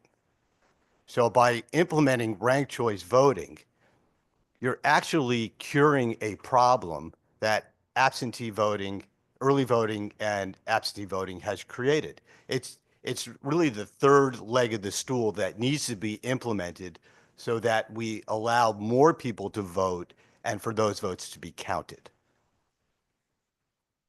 And through you, Mr. Chairman, thank you for that information. You've kind of gotten my head spinning a little bit because on one hand, you're saying that we're only talking about the primary elections in Connecticut, and then you've made a couple of references to national elections and so forth. And I know I did too. Just going to the point of whether or not people are disenfranchised based on confusion. So again, I like I said, I can maybe come around to understanding that this could be a mechanism that a political party chooses to select their own candidate through their own process. And but to me, that's a much larger and much different thing than on a statewide or a national election. So be frank with me, Mr. Frank. Is this the first step to doing ranked choice voting statewide and nationally, or you truly believe we should just keep it for this, more simpler and able to wrap your head around process of selecting candidates on a party level? Through you, Mr. Chairman. Thank you, Senator Sampson. And just a quick clarification. I am talking about national elections, but I'm talking about presidential preference primaries, which is part of this bill. So the issues I talked about where those serving overseas were disenfranchised because they voted early by an absentee ballot, that is relevant to the bill that is before you. So, and then in terms of the parties, I agree with you that ranked choice voting could help strengthen the parties here in Connecticut. And again, it's up to the parties if they want to go down that road to do so.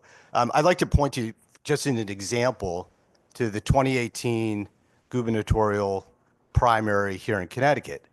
Bob Stefanowski became the standard bearer for the Republican Party with less than 29% of the vote.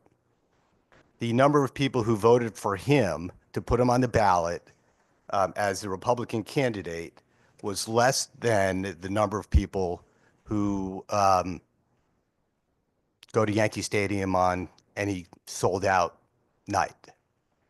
That to me, that's not the democratic process.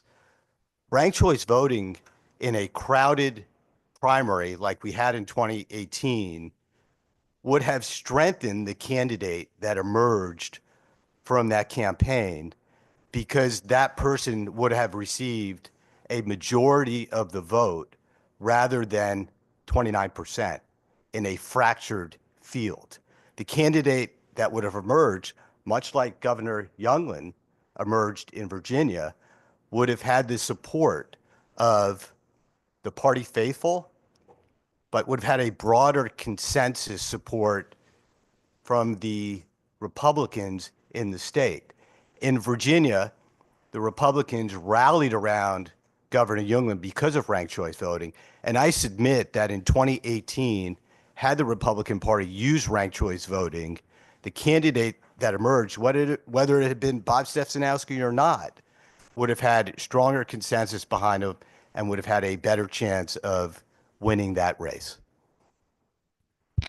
Thank you very much. Through you, Mr. Chairman. I appreciate the conversation very much. Although I feel like we're getting just a little bit far afield of where I'm trying to go with this whole thing. I had asked you about funding, how much funding is necessary. We didn't really cover that. And then I asked whether or not this was like a foray into the, trying to do statewide or national elections. And I'm not clear still on that either. Let me just throw this out here. Am I right in understanding this, that if we had, say, 6 candidates in a race and candidate A got 49% of the vote, but candidate B, or candidate number 2, let's use candidate 1 got 49% of the vote, since we're talking about 6 people, and candidate 2 got 35% of the vote, that leaves 16% somewhere else. And maybe the majority of those folks, if say every one of the candidates 3 through 6 that were scored number 1, their second choice candidate was the candidate number 2. Am I correct in understanding that would make candidate 2 the winner in that election? If your math is the same as mine, Senator Sampson, 16 plus 35 would be 51%, as opposed to 49%. So in that case, in a ranked choice voting scenario, that is correct. That candidate 2 would then become the winner of that race, which I believe is a good thing. Because what that tells me is that candidate number 2 did a better job during the race in trying to attract second place votes. And that's what you want. So the example that is used a lot in New York City was, if a candidate's out there knocking on doors and they see a lawn sign for an opponent, under the traditional pass the post type of voting system, the candidate wouldn't knock on that door. But in a ranked choice voting scenario, the candidate would knock on that door and say, hey, I hear that you're supporting, I can see from your sign that you're supporting the person I'm running against. He and I agree, or she and I agree on the following points. Would you consider me as your number 2 pick? And it's that consensus building process that makes ranked choice voting so attractive and would improve the way campaigns are run. I hope I answered your question, Senator. As far as foray into next steps, the bill that's before you is limited. It is constitutional. It would not require an amendment to the Constitution. To the extent that we move beyond this limited capacity, there may be instances where amendment to the Constitution would be required. So, it's hard for me to answer that, but this would certainly, if the parties want to do it and municipalities want to do it, would give voters an opportunity to kick the tires on ranked choice voting, determine whether they like it. Has been shown in the places where ranked choice voting has been used, and I'm talking about 13 million voters in 29 states and many municipalities, voters have liked it, and I have no reason to believe that Connecticut voters would be any different. Through Mr. Chairman, thank you for that. Just going back to my example, remember that my example was 49% for candidate number 1, candidate number 2, 35, and then the second or further down the list choices for candidates 3 through 6, but always ahead of candidate number 1, allowed that candidate number 2, who clearly did not have the same support as candidate 1. 49% in an election is pretty darn good, especially in a 6-way race, versus a candidate 2 that got 35% and the other candidates, totaling 16%, as we said. You said just a moment ago, that means that that person was trying to attract second place votes, and that's what you want. I just want to understand that completely, because that's not what I want. I come from a world where, the candidate that's most popular wins the election. You mentioned a few things in your opening remarks about reducing extremism, tribalism, improving democracy. I'm just curious where you're going with this. I mean, is the goal of ranked choice voting to not allow the most popular candidate to win, but to get the candidate that is the most appealing across the board, even if that candidate is nowhere near as popular as the first choice candidate in some particular race? I use an example where you have one Democratic candidate, for example, that's got 49%, and the other 5 candidates are all Republicans, for example, in this case. So you got one Democrat at 49%, the nearest Republican only gets 35% of the vote. But because there are 4 other candidates that they can get the votes from that are also all Republicans, they can beat that one Democrat. Is that how the system's supposed to work, through you, Mr. Chairman? Thank you, Senator Sampson. First, we're not talking about open primaries. That's not what's on the table here in Connecticut. So we're only talking about Democrats versus Democrats and Republicans versus Republicans. If you want, we can talk about open primaries or semi-open primaries, which means that the parties open their primaries to unaffiliated voters. I do support that, but that's not what we're talking about today. We're talking about the closed primary system in Connecticut and giving the parties the option to use ranked choice voting within their party primaries. As far as the 49% versus 35% within versus 16%, I may have misunderstood your question because I did not understand that there were also a 4th candidate, a 5th candidate, and a 6th candidate. So if that were so, the 6 candidates' votes would be eliminated, and then they would get reallocated. So you're doing the instant runoff as you go along. So that may have pushed the 49% who was in the lead over the 50% threshold, meaning that that candidate now has a majority, right?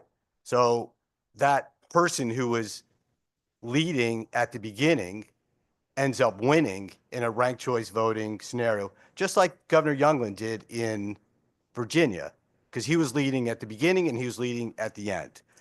In terms of most popular versus majority, you may end up with the most popular also having a majority, but you may end up with the most popular just getting a plurality. So again, I go back to 2018 with Bob Stefanowski. He was the most popular candidate to emerge out of that primary. He still had only 29% of the vote and had less votes than could fill Yankee Stadium on a sold-out night. Ranked choice voting would be better in that scenario because the candidate that emerged, if it was Bob Stefanowski, would have a majority, would have broader support within his party, would have workers and voters energized beyond him, and he could have emerged as a stronger candidate than he did. Through you, Mr. Chairman. All right, thank you. Again, I apologize for interjecting my general election example into our conversation about primaries. And again, I think that's part of the problem with our conversation is that it's a little nebulous what we're talking about in any example because, you know, a lot of the examples for ranked choice voting that have been used have happened in more general election type circumstances. And for me, that's where the issue really, you know, comes apart for me.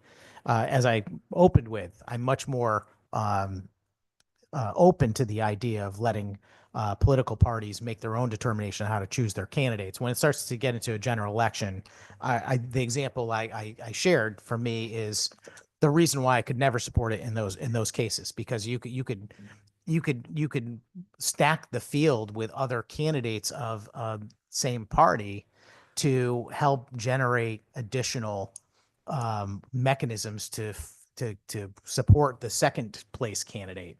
I asked you about your comments about reducing extremism and tribalism and all that, but really the thing that I really want to understand more than anything else is what is the goal? I mean, you've mentioned a few things, and so did Senator Wong and some of the other speakers today, but I mean, is the goal to change the type of candidates that we're electing? I mean, I feel like that's like the subtext of this whole thing. It's not just about more voter participation. We have tremendous participation, particularly like in general elections. I mean, Connecticut is not hurting for voter participation in a lot of places. Certainly, municipal elections in the cities, might be a place where we could improve that. But for me, I'm trying to understand, it sounds like we're trying to avoid, when you say reducing extremism, you're saying, well, we don't really want someone who's a real outspoken Democrat like AOC or a real outspoken Republican like Ted Cruz or somebody like that to be our candidates. We should try and get people to focus on candidates that are a little more amenable broadly, by being a lot of people's second tier choices. Is that the goal of this type of policy? Is it to change the habits and behaviors of voters to choose more, I would say, appealing across the board, middle of the road type candidates, versus people that have strong followings because they're passionate on certain issues? Through you, Mr. Chairman. And I appreciate that question. And I'd be happy to sit down to have a lengthy conversation with you about ranked choice voting. But the goal is pretty simple. And I would say there are 5 goals. One is to empower voters to choose the candidates that they like the best, giving them a stronger voice and more say in the final outcome. 2 is to increase voters' choice and competition in the electoral process. 3 is to reward positive campaigning. That's the consensus building that we're talking about. 4, that it produces consensus and prevents candidates from winning by appealing only to a small base. It rewards problem solvers. It rewards people who go out there and try to build consensus among the electorate. And then finally, it does improve voter engagement, satisfaction, and turnout. In terms of turnout, we do have a turnout problem in the state of Connecticut, particularly as it relates to primaries. And again, Senator Sampson, we are talking today about primaries, although I would encourage the municipal option for general elections. But if you look at our statistics around primaries in the state of Connecticut, they are very low. The Democratic primary in Hartford, I believe, was around 6%. It may be 8%, but it was somewhere certainly below 10%. And to me, that's appalling. And if ranked choice voting could increase voter engagement, it will lead to greater turnout and satisfaction among voters. Through you, Mr. Chairman. Thank you very much, Mr. Frank, for your comments today. You're right that we could have a lengthy conversation here, but I appreciate the feedback that you've provided thus far, and I'll continue to listen to the conversation. Thank you. Thank you, Senator Sampson.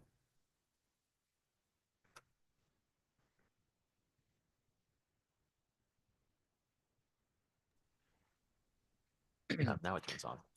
Representative Hoxha. Thank you, Mr. Chair. Through you, just couple questions for the testifier today. Thank you for coming before us, sir. I've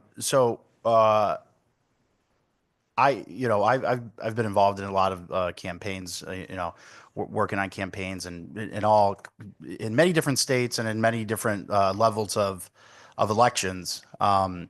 And I've seen quite a few systems, and there's some good in all of them, right? I think, and including ranked choice voting. And we've been going back and forth a little bit here with my colleagues, and discussing what the concept of ranked choice voting and how it would play out. The one thing in particular that I do like about ranked choice voting is the concept that it forces a majority candidate, a candidate that receives the majority of the votes cast on that in that election, to be declared the winner, as opposed to a plurality, which is a system that we currently have, where you would have situations like the Stefanowski primary in 2018, where he received a plurality but not a majority, and thus became the nominee. There's pros and cons to that system, and there's, I think, pros and cons to the majority system as well. Not even necessarily pros and cons, but virtues in both systems. So the question that I have for you is, what would be different about a ranked choice voting system and one in which we just simply have a majority rule on the election, meaning, so instead of ranked choice voting, we just have a runoff decided, whether it's by top two or the bottom, any sort of way in which a majority result would occur as opposed to plurality. What would you say is the difference between that and ranked choice voting, through you, Mr. Chair? Time and cost. This system that you were talking about, where you'd have a runoff until you get to a majority, would cost money, and it would be time, because you'd have to schedule a runoff down the road in order to get to the majority. What ranked choice voting does, it's the best of both worlds, because it gives you that runoff automatically until you get to a majority on election night. The system does that runoff for you, so you get the majority on election night, saving you the cost of having to run a runoff and the time that it would take. Thank you, Mr. Chair. And through you, Mr. Chair. Yes, okay, I think I understand. Now, would you say that there's anything inherent, and not even inherent, but anything, not inherent, but anything in the way in which ranked choice voting is currently being done that would make it so that it would be more confusing than just simply having a runoff? Through you, Mr. Chair. I don't think there's anything confusing about going into the ballot box and ranking your choices through 1 through 5. People make lists all the time. They rank groceries. They rank where they want to go on vacation. They rank where they want to go out for dinner at a restaurant. I am very confident, and the data supports me, that Americans and people in Connecticut are smart enough to be able to rank which candidates they prefer in a certain order. And if they don't want to rank, they don't have to. They could just do the traditional way and put one candidate down. That's not a problem. Right, and I understand, and through you, Mr. Chair. I understand, and it's not confusing to me personally either. I just worry that transition may be, in theory, it sounds good, but in practice, that transition may be a little messy, and it may cause some, in practice, the transition may create a barrier, that barrier being that of slight confusion, or confusion to whatever degree, for some voters. And as a result, they may walk out of that process feeling like, did I do this correctly? And we had others that came before you to testify on, in favor of this. One of them was Senator Huang, and he just really emphasized the educational piece that would need to come with this. And I'm just curious, what would that educational piece look like? Would it be like a state-sponsored, state-paid-for campaign in the form of like television commercials, maybe like mailers and things like that, explaining how ranked choice voting works to the average person? Because just FYI, in case you didn't know, there's about 30 or 40 people that watch our hearings every day. So there's not the majority, by no stretch of the imagination, is tuning in, watching this debate right now.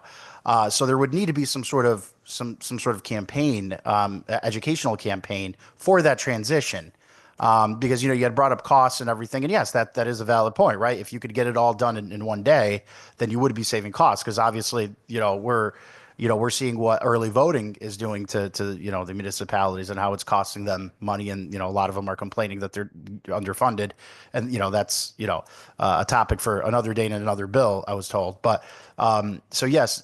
But you'll also have to take into consideration that aspect of it, that the education piece, which is going to be required, because I'm telling you, I know it sounds simple for people like us that are in, deal with this sort of stuff on a daily basis, but to the average person who's just not, in tune with, what ranked choice voting means and how it's done, and in practice, it might be a lot messier than we're anticipating here, discussing it in theory. So I guess I already asked you a question, or had already asked you a question that you answered, and this is just sort of my commentary. But I personally would prefer, costs aside, right? I would have personally would prefer the runoff system at a later time and date, because voting to me is really sort of a sacred thing, and and I think it should require a little bit of effort to vote, right? Like, you're doing something that is very, very valuable and really quintessential to what this country is about. And if it means having to, maybe do it twice, one more time than you otherwise would have in a year, then so be it, right? I mean, but your point is well taken on the costs. And just one last question: how many? Through you, Mr. Chair, one last question: how many states currently have use ranked choice voting in the United States, if you have that data? And if any data that you have, if you would be so kind as to send to me, I would really appreciate it, because I am interested in this topic. Thank you. And through you, Mr. Chair. Thank you, and I appreciate your comments. If you were to talk to the folks who are at the ground level of implementing ranked choice voting in any of the 29 states, red and blue alike, that have used ranked choice voting, or any of the municipalities across the nation that have used it, including San Francisco, Washington, D.C. just adopted it. Senator Huang talked about Cambridge, which has used ranked choice voting for 50 years. I'm sure there was a little bit of trepidation by those who want to implement them, thinking that it might be confusing to voters. What we have seen, however, is just the opposite. And the data supports that voters have not found it confusing at all. And in large measures, because of the robust civic education campaigns that have gone with it. But even in Maine, where we heard from the Secretary of State at our working group, where the civic education campaign was not robust, it was much more grassroots. The voters still did not find it confusing and overwhelmingly supported it. And I'd be happy to send you more of that information. But we're talking, this is not new to Connecticut. We're not the trailblazers here. Ranked choice voting, as I said earlier, is regularly used by more than 13 million voters across 29 states, including states that use it in their elections statewide or in municipalities. And one just final point that I leave you with, you said that there is some good in all of the different electoral ideas, including ranked choice voting. And what I'm suggesting, particularly in a state like Connecticut, which has a strong home rule tradition, that the legislature should allow municipalities to run their elections using ranked choice voting if they so choose. It should allow the parties, if they want to use ranked choice voting, to use it. I think that's sort of who we are as Connecticut residents, that we have a strong view that municipalities ought to be able to determine how they do things. And the parties ought to be able to determine how they want to do things. And that's all this bill does. It allows the parties and the municipalities, hopefully, if they so choose, to use ranked choice voting in their election processes.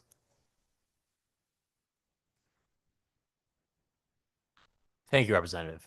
Further questions from the committee? Seeing none. First, sorry, I will just thank you. And I did have one question for you, which was, obviously you've been one of the foremost advocates on this issue. How did ranked choice voting come to be an issue that you cared about so deeply? On a personal basis, and if I had my druthers, I would love for this bill to be called the Oz-Griebel Ranked Choice Voting Bill. As you know, I ran with Oz in 2018, and we faced daily the conundrum of trying to convince voters to vote for us and not waste their vote.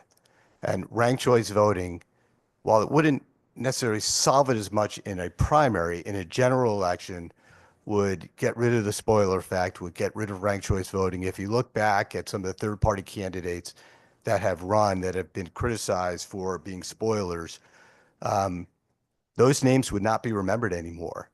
Because if they're getting 4% of the vote, their votes would get reallocated to the others.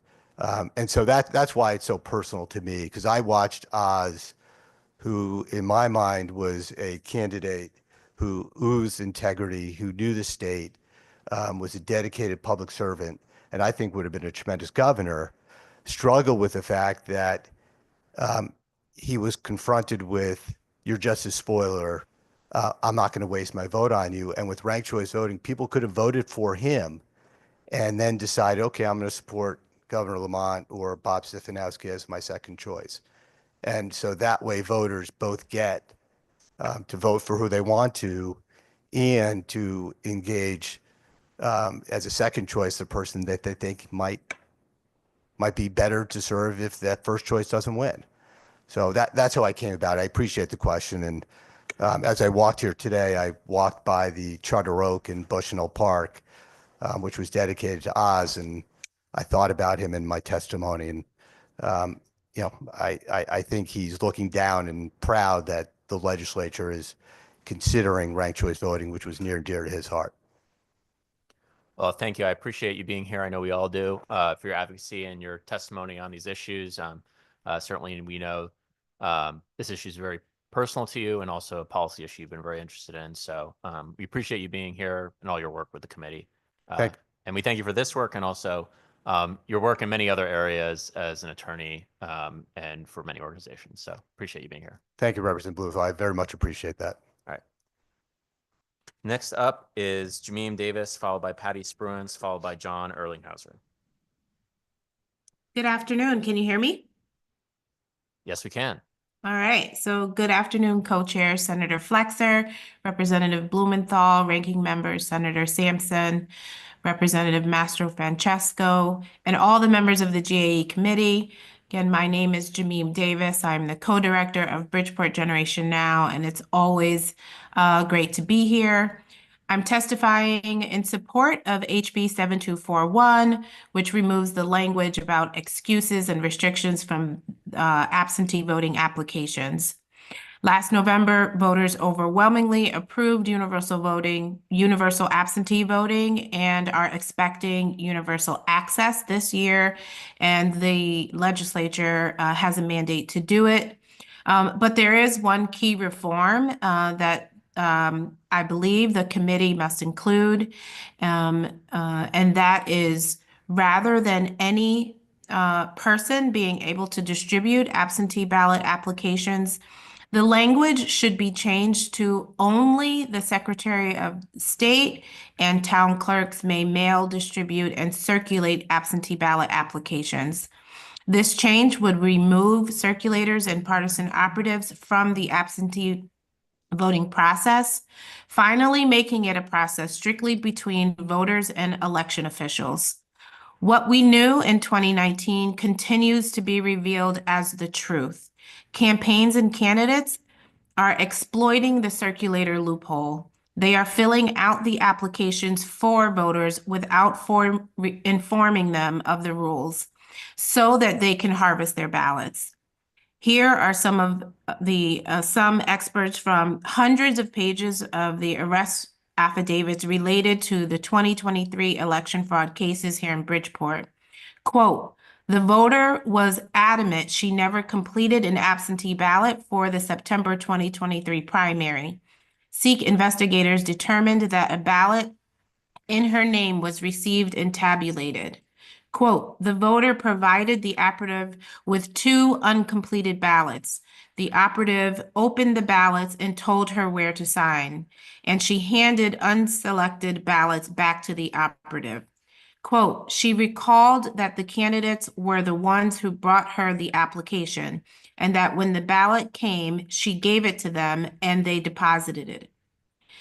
If you don't remove partisan actors from this process, what is to stop campaigns from continuing to fill out applications without voters' consent and continuing to harvest their ballots? At some point during your time in Hartford, you are all candidates. There is no meaningful difference between informing voters at the door about how they can apply for an absentee ballot on their own and handing them an application. Simply include the how-to information on your campaign literature.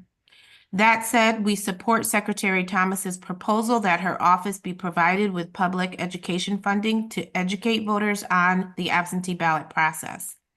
The harassment, manipulation, targeting, and disenfranchisement of Bridgeport voters must end.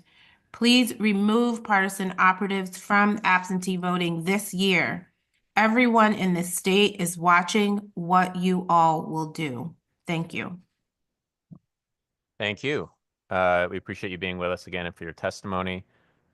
Questions from the committee? Seeing none, thank you again, Ms. Davis, for being with us, and we appreciate your testimony and your advocacy on this issue. Thank you. Next up is Patty Spruance, followed by John Erlinghauser, followed by Callie Heilman. Thank you. Good afternoon, co-chairs, ranking members, and members of the GAE committee. My name is Patty Spruance, and I am the president of the Connecticut Town Clerk Association and town clerk for the town of Wyndham. The Town Clerk Association has submitted written testimony, and I'd like to highlight that which is on our testimony today. We support HB 7241. And I appreciate those who've come before me with Ms. Davis and Ms. Rivera. We too feel very strongly about the necessity to close that loophole for the elimination of distributors. We feel that we've moved ahead by removing excuses from absentee voting so that the voter can simply state, I'd like to vote by absentee ballot. However, it should be, as was just so well stated, that it should be between the voter and the person who should be legitimately giving them an application, which would be a town clerk or the Secretary of State's office. We all work very hard to keep our elections clean and honest and available for that elector. And so we are in agreement completely. We also support Senate Bill 1535. If I may, just go back to HB 7241 for a minute.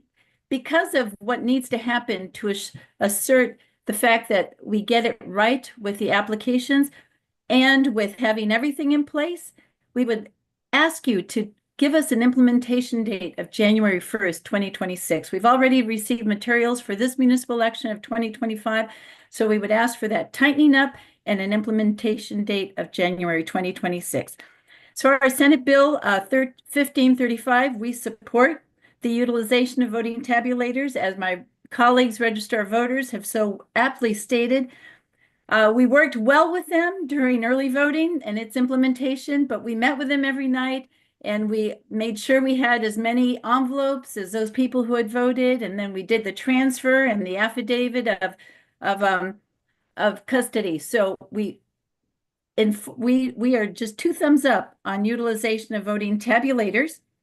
And in addition, we have that requirement of color indicators for the early voting ballots in towns with multiple voting districts. The issue is for those with very large voting districts like Waterbury and all of our big cities, there aren't enough colors in that color box to give us differentiation. So we would encourage that in the future plans to incorporate a ballot on demand system for municipalities that have multiple districts that can be considered and would be much more efficient in printing it for the voter as they come to be signed off. And that technology is already possible, so that's what we recommend. And as far as ranked choice voting, Senate Bill 1536, I had the privilege of being on that working group. And like Senator Huang, it was an interesting process, and I do encourage you to go and see those videos because it is such an education. I'm animated by it and enthusiastic. However, as a town clerk, I have to say that we have concerns about implementing yet another change to Connecticut election laws in all 169 towns. Right now, town clerks, register of voters, electors, and election workers are absorbing many new processes with early voting, absentee ballot voting, The remainder. And new tabulators and everything else that you know was going on. We ask for looking at that in the future. Thank you for the opportunity to testify. Close enough. All right. Thank you very much for your testimony. Are there questions from the committee? Seeing none, we appreciate your testimony and all your work, not only with the committee, but also on this task force. So we'll be very interested to continue speaking with you as we work on these bills going forward. Thank you. All right. Next up, we have John Erlinghauser, followed by Callie Heilman, followed by Mike Urgo. Is John with us? Yes. John is on Zoom. Whenever you're ready, you may begin. I'm ready. Thank you very much. For some reason, here I am. Okay, AARP is a social mission organization with an age 50+ membership of nearly 38 million members nationwide and about 550,000 here in Connecticut. We support livable communities for all ages, aging in place initiatives, and financial opportunity and resiliency for everyone as they work, age, and retire. We're before the General Assembly every year on a multitude of bills that support these issues. So honorable chairs, ranking members, and members of the GAE committee, my name is John Erlinghauser, and I'm the Senior Advocacy Director and Outreach Director for AARP in Connecticut. I'm also a former registrar of voters, having served the city of Ansonia for 16 years. AARP, we believe the right to vote is among the most basic of all civic and constitutional rights. Recent elections, however, have revealed many flaws and practices that make it more difficult for citizens to vote. These include registration impediments, long lines, lack of early voting opportunities, inadequate facilities, equipment, staff at polling places, and language barriers, among other things. AARP believes that policies should be enacted that encourage and promote maximum participation in the electoral process. Connecticut should adopt voter registration and voting systems and procedures that expand range of voting choices for all residents. And one major policy change that should be adopted, it should include no excuse absentee voting by mail. In 2024 statewide election, approximately 58% of voters approved removing the constitutional restrictions that limit the use of absentee ballots. And AARP believes that the legislature should pass House Bill 7241 that will enact the will of the strong majority of voters in that election. 7241 would just amend the general statutes concerning absentee balloting, aiming to expand accessibility by removing previous restrictions on eligibility.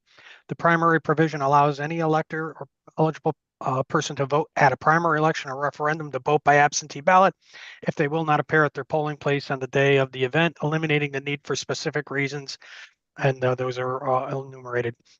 Additionally, the legislation modifies the requirements for distributing absentee ballot applications, mandating registration with the town clerk for those distributing 5 or more applications and for maintaining lists. Public opinion surveys of both older and younger voters support this expanded voting option, and we should give voters the right to determine if we should approve the will of the voters from the 2024 election. So I thank you for the opportunity, and I'd be more than happy to answer any questions. Thank you. Thank you for your time and your testimony. Are there questions or comments from members of the committee? Seeing none, thank you again for your testimony. Thank you, Senator. Next, we will hear from Callie Heilman, who will be followed by Mike Urgo, who will be followed by Steve Ward. Welcome, Callie. The floor is yours. Hi, good afternoon. Co-Chair Senator Flexer, Representative Blumenthal, Ranking Member Senator Sampson, Representative Mastro Francesco, and all the members of the GAE committee. My name is Callie Heilman, and I am the co-director of Bridgeport Generation Now. My co-director, Jamim, just testified, and I want to reiterate the importance of amending HB 7241 to remove partisan operatives from the absentee voting process. As I said on Friday, it's not just the voters who are the victims of campaigns exploiting the absentee voting process to harvest ballots. It's also the campaign workers themselves. We all know that many of the low-level campaign workers who have been arrested in Bridgeport did not know that what they were doing was wrong or illegal because the people who recruited them and instructed them did not inform them of the laws. We must be clear that what is happening in Bridgeport is not voter fraud, as our former board member Kate Rivera passionately described. It is voter exploitation and disenfranchisement. If you do not create a system where absentee voting is strictly between voters and election officials, you continue to place the burden on us, the voters, to identify and report election crimes. This continues to place an undue burden on everyday voters, many of whom, as we've learned through the Bridgeport arrest affidavits, are not being informed of their rights. We encourage you to please read the testimony that Bridgeport voters have submitted to this committee on SB 1516 and HB 7241. I also want to state for the record that we support ranked choice voting and have testified in support for many years, but unfortunately, SB 1536 does not empower the voters to decide whether we want to use it. This bill leaves it up to the political parties to decide whether ranked choice voting should be used in primary elections. We know that party leaders in cities like Bridgeport, who have a monopoly on line A in the primaries, will likely never choose to adopt ranked choice voting because it weakens the power of their party endorsement. This bill should be amended so that the voters in Connecticut's towns and cities, and not the parties, have the ability to adopt ranked choice voting for both our primaries and our general elections by town ballot or charter referendum. Finally, I'd like to echo what Secretary Thomas testified on at the beginning of this hearing. On Election Day in Bridgeport, we had over 1,800 voters attempt to do same-day registration and vote. The wait was over 4 hours throughout the course of the day, which resulted in Bridgeport voters still waiting in line at 11 o'clock, well after the polls had closed and the presidential election had begun to be called. This is a huge increase from the last time this data was available, which was 2016, when only 600 voters used same-day registration. We believe that this issue could be best solved by funding the Secretary of State's office with the proper budget that she needs for public education. Same-day registration was available every single day of the early voting period, but most voters had no idea. Launching a nonpartisan public awareness campaign about the benefits of early voting and same-day registration will definitely help address the issue. Thank you. Thank you. Thank you for your time and your testimony. Are there questions or comments from members of the committee? Seeing none, Kelly, I'm just going to ask you briefly, your suggestion around ranked choice voting. How would you like to see that work so that the voters or the members of a party in a particular town could influence the process in order to have ranked choice voting? I hear your concern and I appreciate the perspective that it comes from. Yes, I think that when we've been part of a coalition around ranked choice voting for many years, and we were always told that when it would come in a bill form, that there would be, quote, a municipal option. And so we assumed that when it came time to propose a bill for ranked choice voting, that it would be up to the voters of the towns to decide whether we wanted to adopt ranked choice voting in our local elections if it wasn't going to be implemented statewide. And so I think that we remain very concerned, like I said, that if it's left up to the local town committees, that district leaders in particular and party leaders will, especially in the cities, will not be incentivized to adopt ranked choice voting because it weakens their line A endorsement. And so, the voters in the cities won't have an opportunity to use ranked choice voting. So, I think like if the municipal option meant that Bridgeport voters could put forward a charter referendum or a ballot referendum to see what, to adopt ranked choice voting in Bridgeport, that would be a better mechanism. Okay, thank you for that. Seeing no further comments or questions, thank you again for your testimony. Thank you. Next, we will hear from Mike Urgo, who will be followed by Steve Ward, who will be followed by Miles Rappaport. Is Mike here? I am on Zoom. Oh, okay. I thought you were going to be here. You welcome. The floor is yours. Thank you so much. Yes, I'd hoped to, but it had changed. But thank you very much. I really appreciate the opportunity, Co-Chairs Flexer, Blumenthal, and distinguished members of the GAE committee to speak briefly in support of SB 1536, the use of ranked choice voting. This testimony from me is comes directly from personal experience. As an elected official in the state of Connecticut in 2016, I was approached to run for the office of first selectman in my community after years of volunteer work.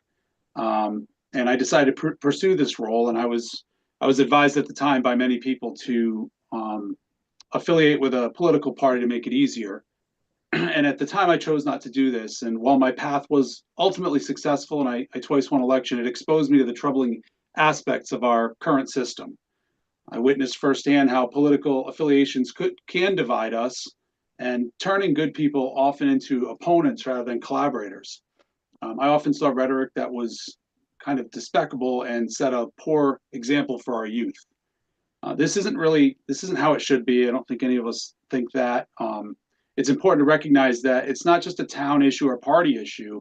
Friction exists across towns and political affiliations, highlighting a systematic problem that we must address for the health of our democracy.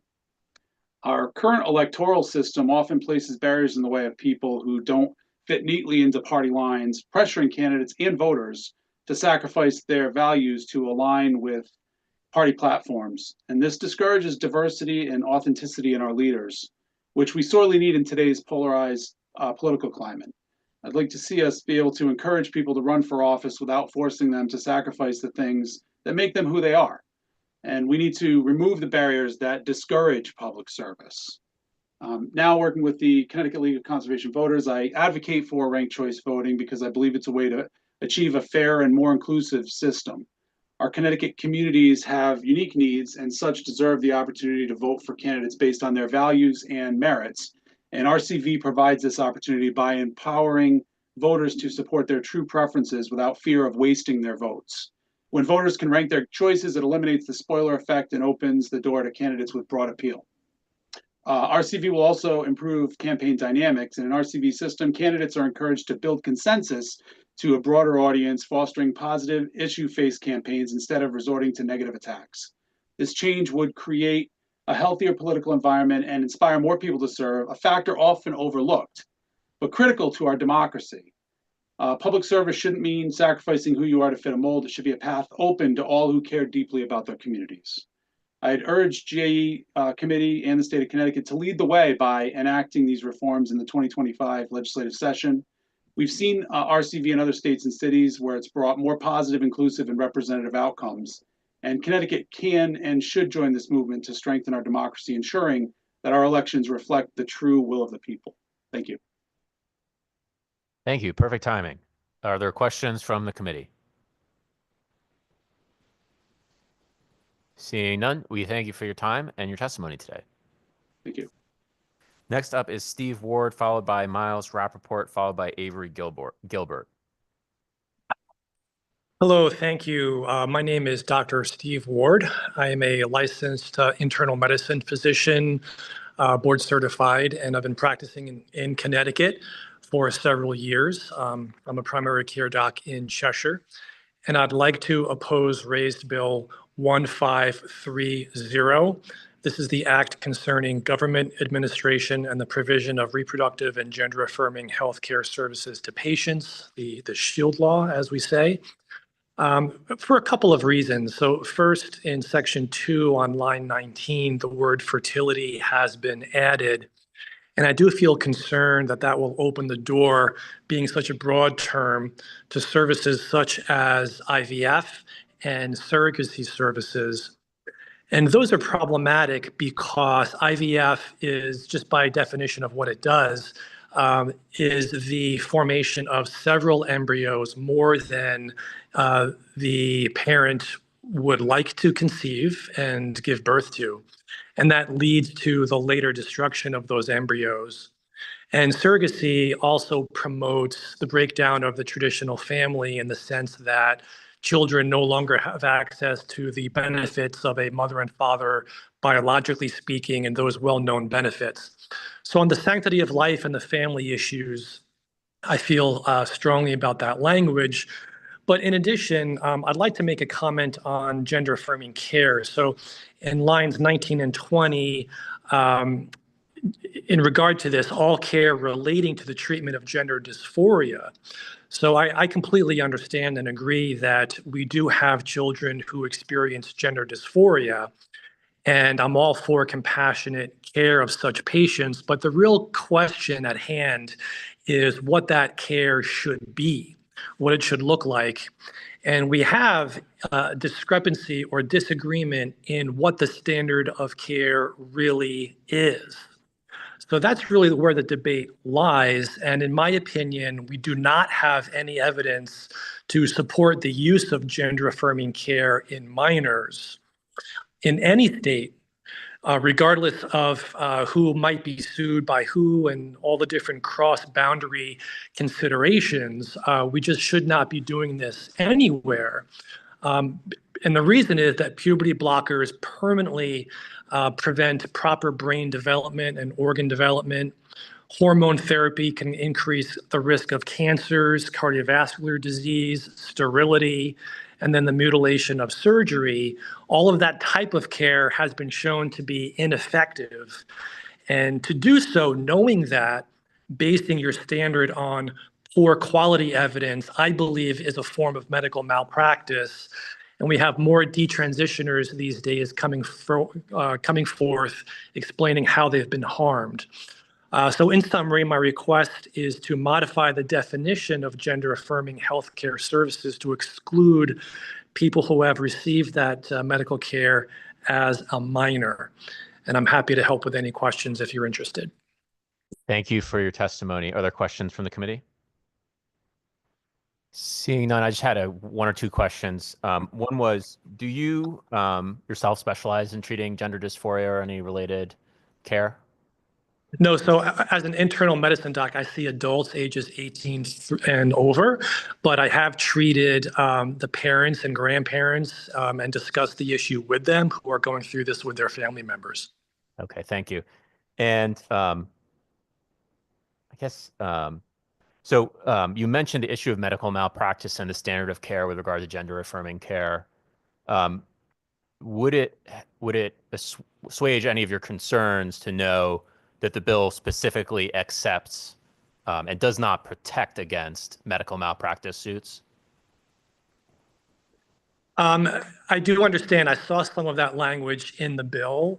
I didn't feel convinced that that would actually pan out in actuality, how the bill may be executed.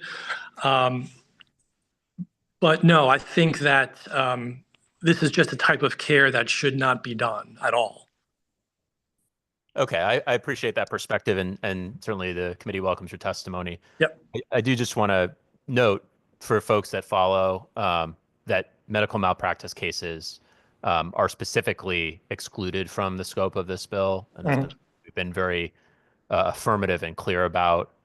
If there's any way you think we can make the language clearer, then that's fine, and we're very interested. One thing I would also say on this issue is just that the current law, with regard to gender affirming care, this bill it's somewhat confusing because of how our drafting language is structured. But basically, all the gender affirming care language is already in law. And what this bill does is just basically there was an error in codification where there were two sets of statutory sections created. And the only change that this makes to whether gender affirming care is covered is it just recodifies the two sets of sections into one set of sections. So there's no substantive change, at least in terms of whether gender affirming care is covered by the SHIELD law. So I don't know if that assuages any of your concerns, or I mean, I appreciate your perspective that you're just thinking generally, but just so it may help people to know that as we go forward. Yeah. No, I thank you for helping explain. I think the difference is that gender affirming care as a term would include children and adults. And the current best evidence is that in children, so in minors less than age 19, we know that gender affirming care is actually harmful. So I'm thinking more of language that would exclude gender affirming care as being performed in that younger age group. Okay, well, we thank you for offering your testimony and your perspective.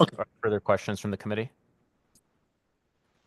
Seeing none, thanks for being with us and offering your testimony. Thank you.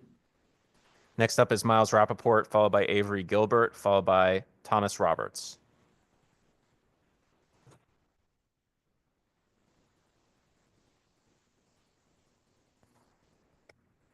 Okay. Hi, I want to thank the committee leadership for the opportunity to testify in support of House Bill 7242. My name is Miles Rappaport, and I am currently the Executive Director of 100% Democracy, an initiative for universal voting. I had the privilege of serving on this committee for 10 years and chairing it for 2 of those. And so I really, really appreciate the work that you're doing and the opportunity to testify. I also want to do a quick thank you to Representatives Santiago, Haddad, and Johnson, who are all sponsors of bills that led to this bill. So in addition to you've heard from a couple of other people, but I want to just say that this year, in calling for a task force that would study different ways of bringing about more significantly greater voting participation, in addition to 100% Democracy, you either have heard from or will hear from or have submitted testimony from not only Secretary of the State Thomas, I appreciated her testimony, but Secretary Merrill, current and former legislators, the Connecticut League of Women Voters, the Hartford Votes Coalition, the Hartford Foundation for Public Giving, the Connecticut AFL-CIO, the Latino and Public Affairs Policy Coordinator for Quocio, SEIU Connecticut and SEIU 1199, the Connecticut Citizen Action Group, the Working Families Organization, Common Cause Connecticut, you've heard from Sherry Quickmeyer, and others. So I think this broad support is reflective of the fact that people are deeply concerned that the level of voter participation, both nationally and in Connecticut, is way below what it should be, okay? Just a quick statistic, which is that in 2022, the national voting in the midterm elections, national vote was 46.2%, which is abysmal. Connecticut's was 48.6%, a little bit higher, but still really, really not good. And in 2024, the most recent presidential election, nationally, it was 63.86%, meaning more than a third of people were not represented. Connecticut was 67.1, again, a little bit higher, but not that much. The task force that's created by 7242 is an opportunity to create a comprehensive roadmap for a set of potential reforms and practices that can get Connecticut ever closer to 100% participation. It basically will create a commitment for the state to get to as close to 100% participation as possible, and will make Connecticut a real leader in voter participation. It'll be up to the legislature after the task force reports to decide which reforms and practices should be undertaken, but at least we will have a roadmap and a menu of possibilities that can really move us forward. A couple of other quick thoughts, and that is that there are 2 bills going forward in Illinois that move towards 100% participation. A study by the Harvard Kennedy School Trotter Collaborative showed that had universal voting been in effect in 2020, there would have been 430,000 more members. So we think this is a really good idea. We're delighted that the committee brought it forward, and I'm happy to answer any questions. Thank you very much. So thank you for your testimony. There are questions from the Zoom, so attend to your screen. First up is Representative Santiago. Thank you, Mr. Chair. Thank you, Miles, for coming in to talk about the bill. Do you see other states with the same policies that will help in increasing the turnout in Connecticut? And what are those states? What are those states?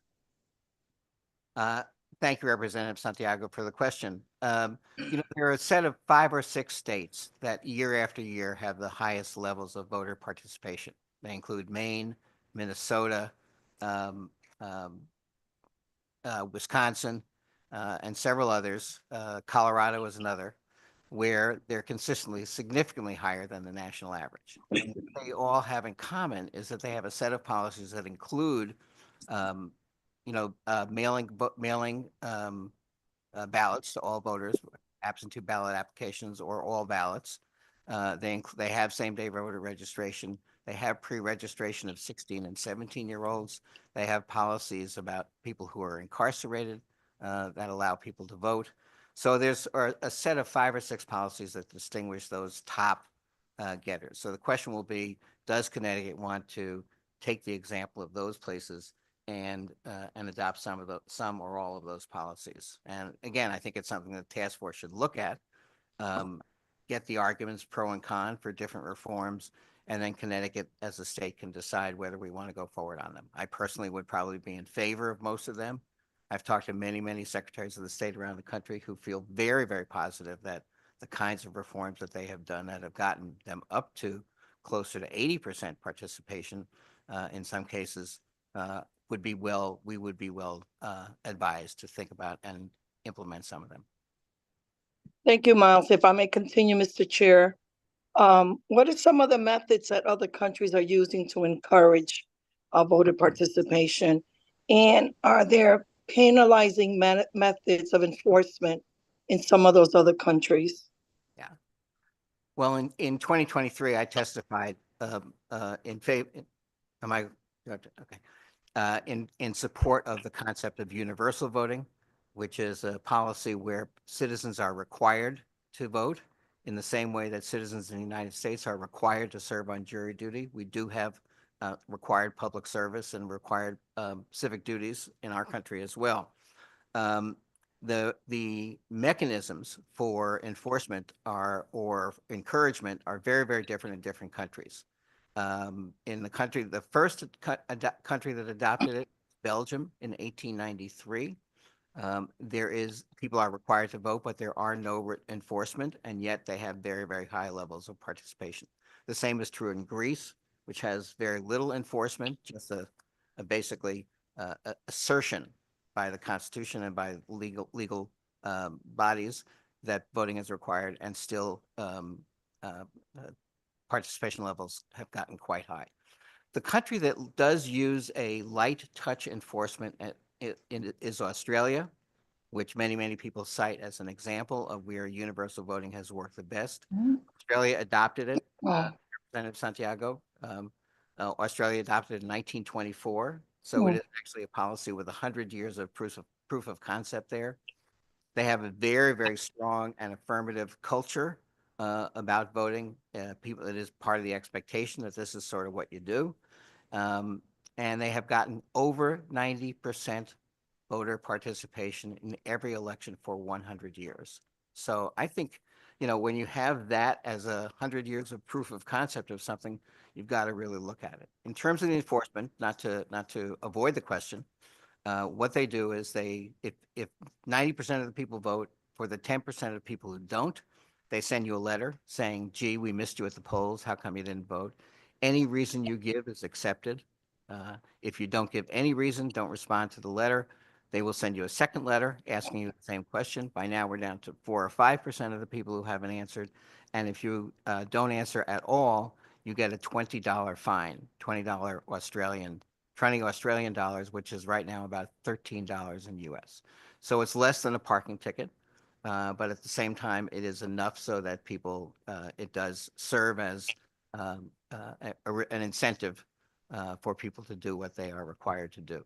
So personally, I would be in favor of an Australian system, but that is not what I want to be very clear, that's not what the legislation is supposed to do. The task force created in 7242 is to look at all of the various possibilities of getting voting up. Secretary Thomas raised several times this morning the importance of civic education and public education about voting. Strongly support that. Funding for the municipalities that use it is also really important. So that's what the bill is. In answer to your question, Representative Santiago. So there are countries, probably 26. The majority of Latin America uses one form or another of universal voting. Uruguay just had an election where they had over 91% participation and a peaceful but very, very dramatic transfer of power. Anyway, so there are many different ways to do this. I would love it for the task force to look at these very carefully and make some recommendations from that point of view.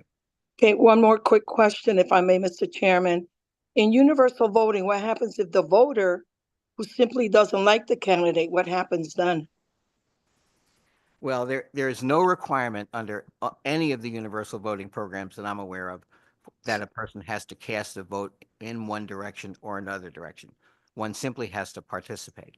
So in Australia, they call them donkey ballots, but they're ballots that are blank, or they are, you can write notes on them, you can deface them, you can do almost anything. And in many places, there is a formal none of the above option. That is, the state of Nevada actually has none of the above checkoff. It usually gets 1 to 2% of people. So there is zero requirement, and we would oppose such a requirement that you have to vote on for or against a candidate or a ballot initiative or whatever. All you have to do is participate, and you have fulfilled your obligation. Well, that's it for my questions. And thank you, Mr. Rappaport, for being here today and being a staunch supporter of universal voting and civil participation. And thank you, Mr.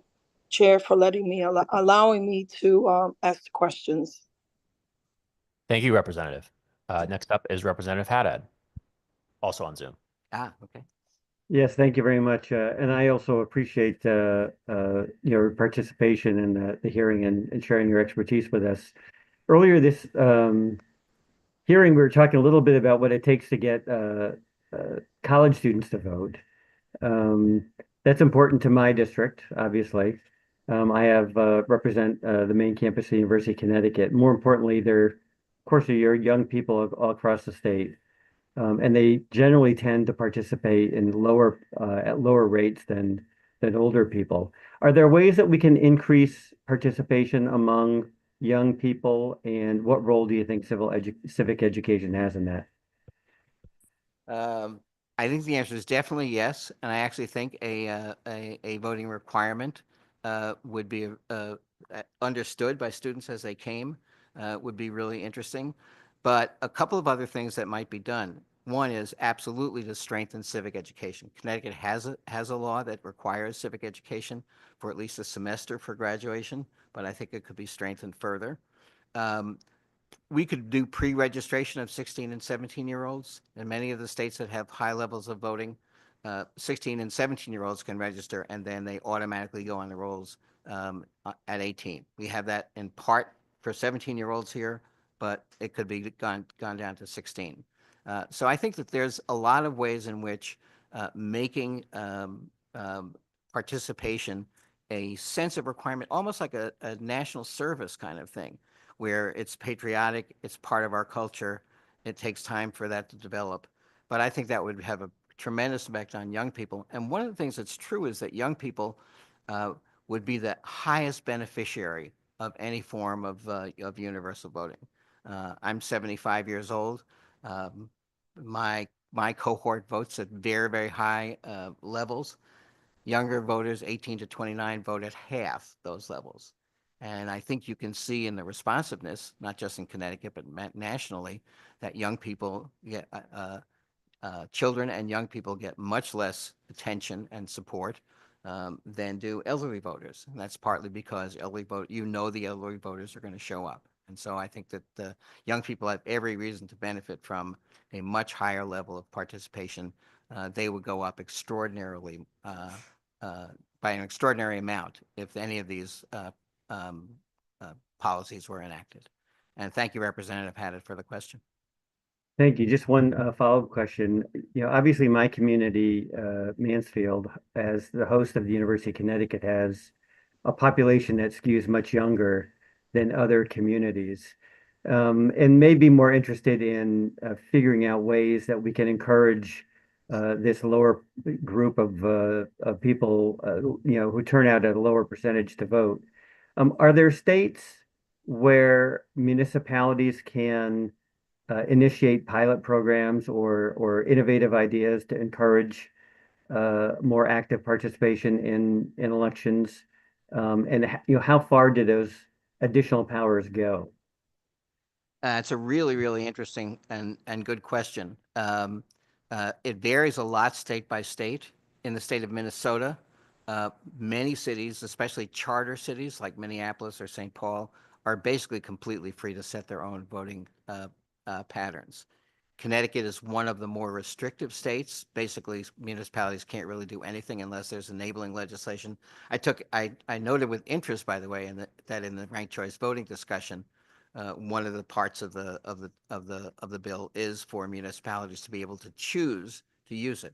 I frankly think that this would be a very, very good thing to do, to create enabling situations for municipalities to, do pilot projects, seek funding for innovative projects that would get voter participation up. So yes, but I would say that in a number of states, there's much more ease for municipalities to do this, or for counties to do it. So I would say that, and again, counties aren't really relevant for Connecticut purposes, but I think a bill at some point that had enabling legislation for cities to create, and I think Mansfield, by the way, I think Mansfield would be a great idea, to create a universal voting system. I think would be a really good idea. So yes, and many, many states do this. We happen to be one of the least enabling. Utah, by the way, I'll just point out, a red state, Utah, created enabling legislation for ranked choice voting, and 25 cities in Utah use ranked choice voting, but it is not done statewide. Anyway, I think there's a what you call it, an interesting point to be had there. Thank you. In the interest of time, I'm going to end my questioning there, but I appreciate you sharing your expertise with us. Thank you very much, Mr. Rappaport. Thank you. Thank you, Representative Haddad. Further questions from the committee? Seeing none, it's great to see you, Miles, and thank you for being here with us today and offering your expertise and your testimony. Okay, thank you very much. Glad to see you. Next up is Avery Gilbert, followed by Thomas Roberts, followed by Peggy Lampkin.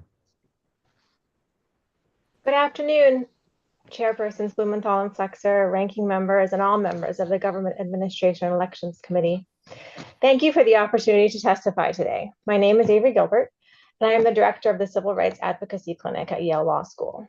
We've been working for several years on the issue of democratic participation and access in Connecticut, along with a number of other organizations, including the League of Women Voters, Full Citizens Coalition to Unlock the Vote, NAACP of Greater New Haven, Common Cause, ACLU of Connecticut, and many others.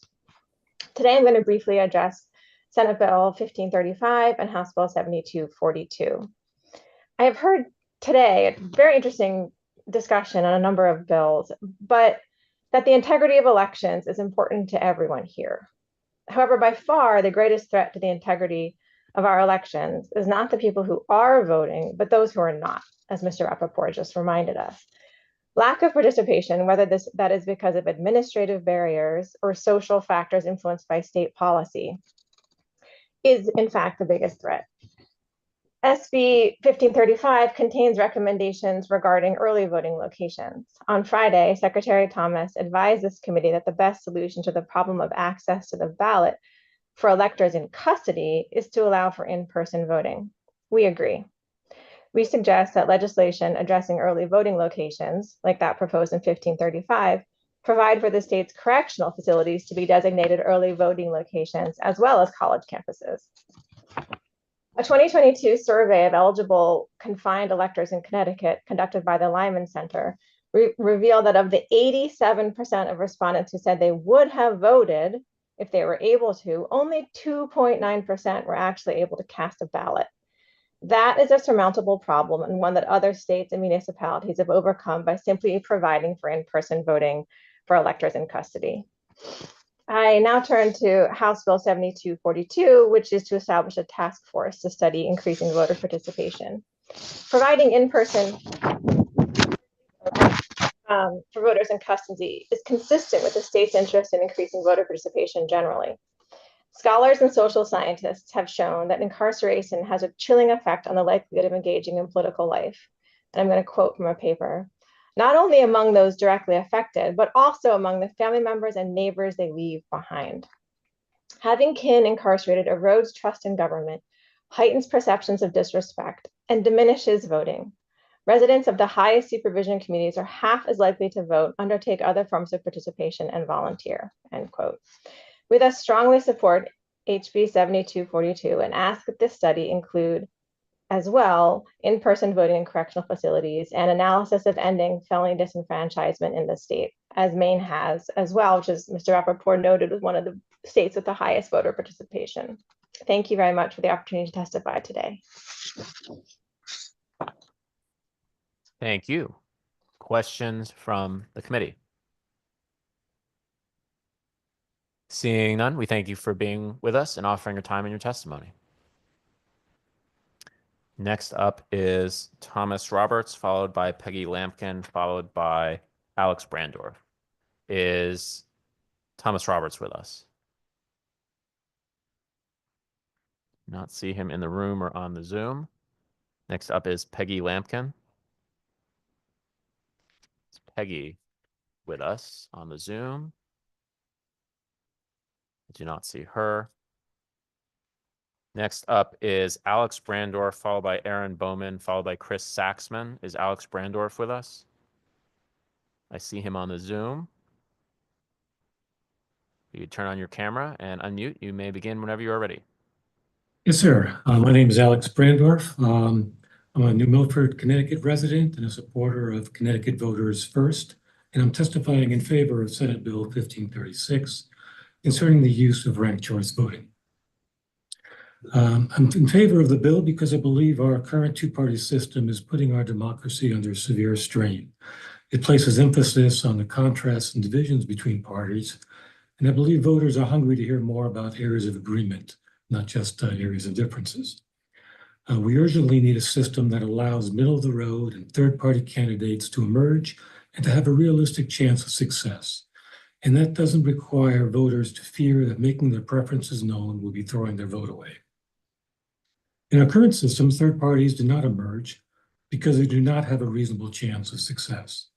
It deprives voters of meaningful choices and encourages lazy voting where voters simply align with their party identity without thoughtfully considering the issues. Ranked choice voting encourages a more engaged electorate. It allows for more choices, which encourages thoughtful consideration, and more middle ground candidates, which would help bring us people together. It encourages candidates to solicit support from a broad majority of voters, so there is a greater chance that the ultimate winner will have the support of a larger percentage of the electorate. Ranked choice voting is liberating for both candidates and voters and creates a healthier democracy. By allowing voters to vote for the preferred candidate without worrying that it would inadvertently throw the election to the opposition, it would allow the true sentiment of the voters to be reflected in the initial vote. This is crucial so that regardless of who wins, our elected representatives can then better understand and therefore better represent the wishes of their constituents.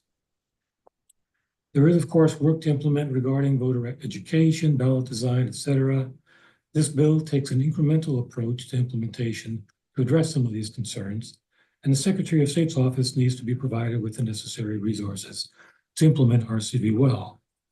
However, I believe we all need to be bold. We need to start now, as I don't think time is on our side. I therefore respectfully encourage you to approve this legislation and to actively encourage your colleagues to do the same. Thank you for your time and thoughtful consideration. Thank you. Questions from the committee? Seeing none, we thank you for your time and your testimony. Next up is Aaron Bowman, followed by Chris Saxman, followed by Michael Garman. Is Aaron Bowman with us? I do not see him either online or in person. Chris Saxman, are you with us? Oh, I see you on the Zoom. So it's Chris Saxman, followed by Michael Garman, followed by Carol Donabedian. And Mr. Saxman, whenever you're ready, you may begin. Thank you, Mr. Chair, members of the committee. My name is Chris Saxman from the Commonwealth of Virginia. I served in the Virginia House of Delegates from 2002 to 2010. Since 2014, I've been working with an organization called Virginia Free, which is a nonpartisan pro-business group which analyzes politics of the business community. I've submitted a testimony on what my experience has been here, watching and observing the ranked choice voting usage by the Republican Party of Virginia, which I think has used it, it's close to almost 10 times inside the party. most notably our elections of the nominations of 2021. I don't want to belabor and take too much time with the committee. I've been online most of it, listening to your testimony and the questions back and forth. First and foremost, I want to commend you for your thorough civil dialogue on this issue. And I'm only here, I don't want to take up too much more of your time, but I would be open to answer any questions you might have. Again, the testimony I've submitted touches on the Virginia story. And I'll be more interested in answering some of the questions that have been posed or talked about relative to Virginia's experience, the Virginia Republican experience with ranked choice voting. Thank you very much. Well, what is your title? We call you delegate? Former delegate. Yes, I was a member of the House of Delegates for 8 years. Thank you, former Delegate Saxman. Any questions from the committee? Seeing none. Thanks for being with us. And we've had a number of pronunciations of Governor Youngkin's name today. Did I get it right?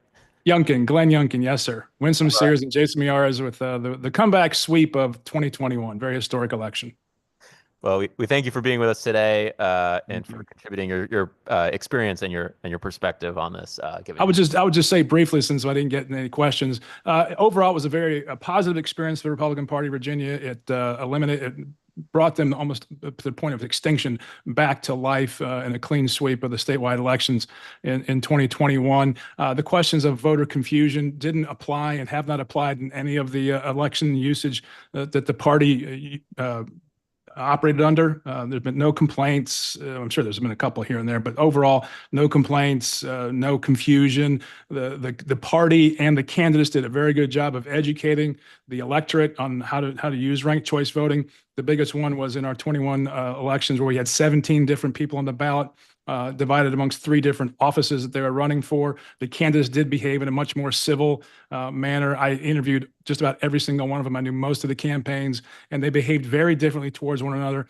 and adopted each other's policies and created a much broader, more effective political party going into the general election. So overall, very positive experience. Well, we certainly appreciate you being here to offer it to us. Thank you. Seeing no questions. Thank you for your time and your testimony. Thank you. Michael Garman, followed by Josh Elliott, followed by Sarah Ganong. It's Michael Garman with us. Do not see Michael either on the Zoom or in person. Next up is Josh Elliott, followed by Sarah Ganong, followed by Deb Otis. Representative Elliott with us? Do not see him. Sarah Ganong, followed by Deb Otis, followed by Mark Ellis. Is Sarah Ganong with us? There you are. Very nice to see you. And whenever you're ready, you may begin. Just make sure the microphone is on.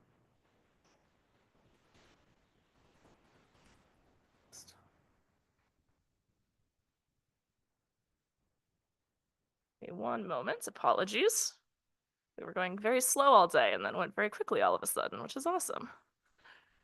So glad to be here. Sarah Ganong. I'm a Hartford resident. I'm the state director of Connecticut Working Families Party and Working Families Power.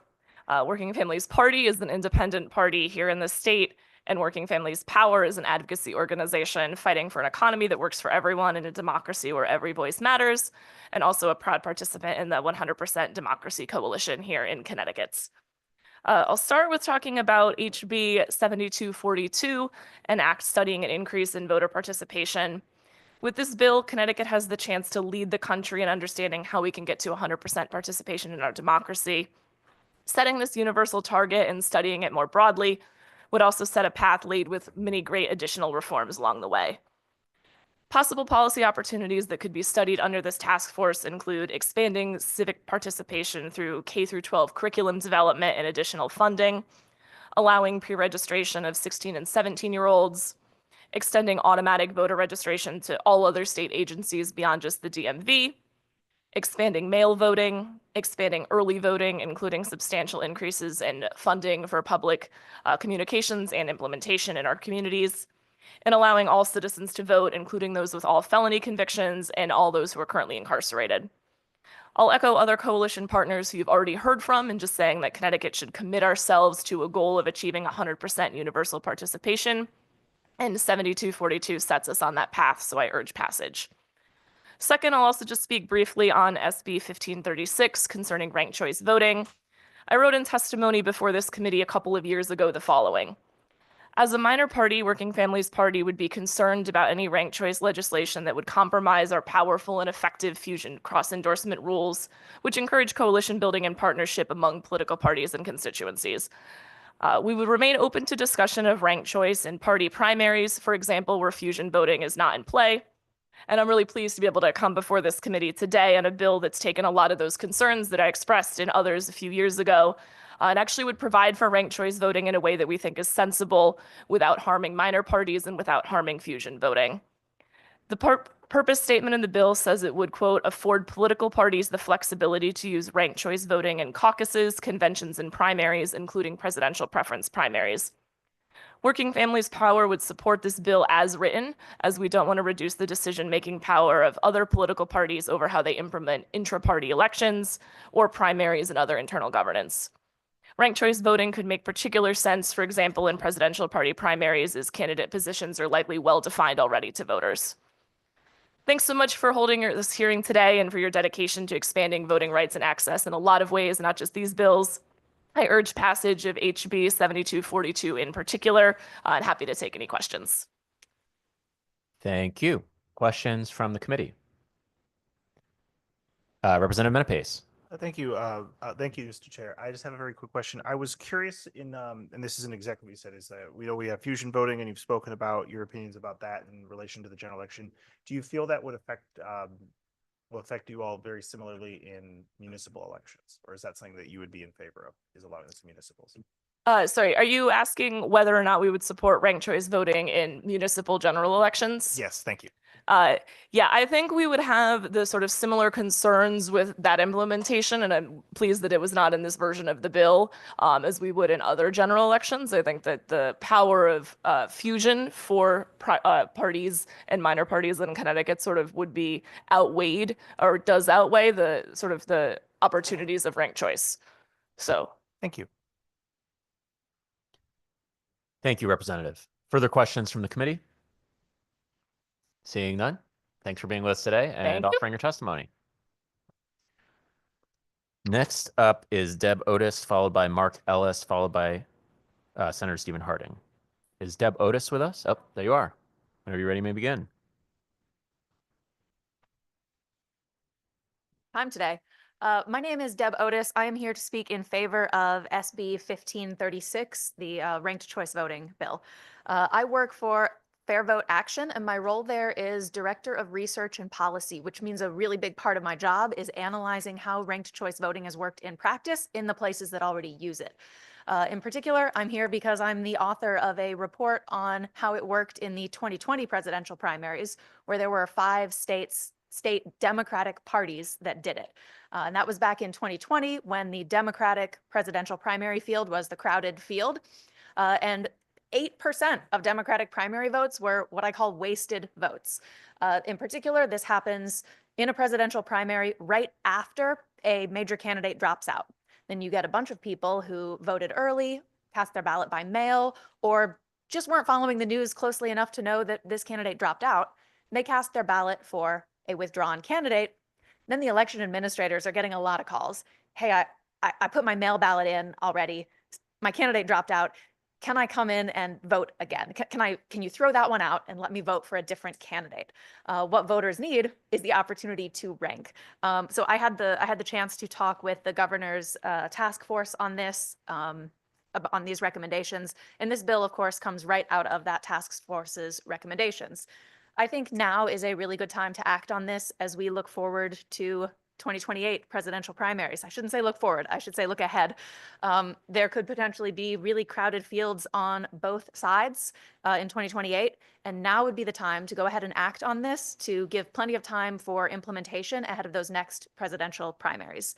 I understand a few years back that Connecticut moved your presidential primary earlier into the season. The states that get hit hardest by this wasted vote problem are the ones that vote in March and April. Or at least that was true in the last couple of cycles. That's kind of right after candidates drop out. And so Connecticut, if you keep kind of that same timing, you could be in that danger zone for a lot of Connecticut voters not having their voices heard in primaries. So it's a good time to do it ahead of 2028. And the presidential primary is a really good first test case. There's a lot of evidence about how voters around the country respond to this, how election administration in other states works with ranked choice voting.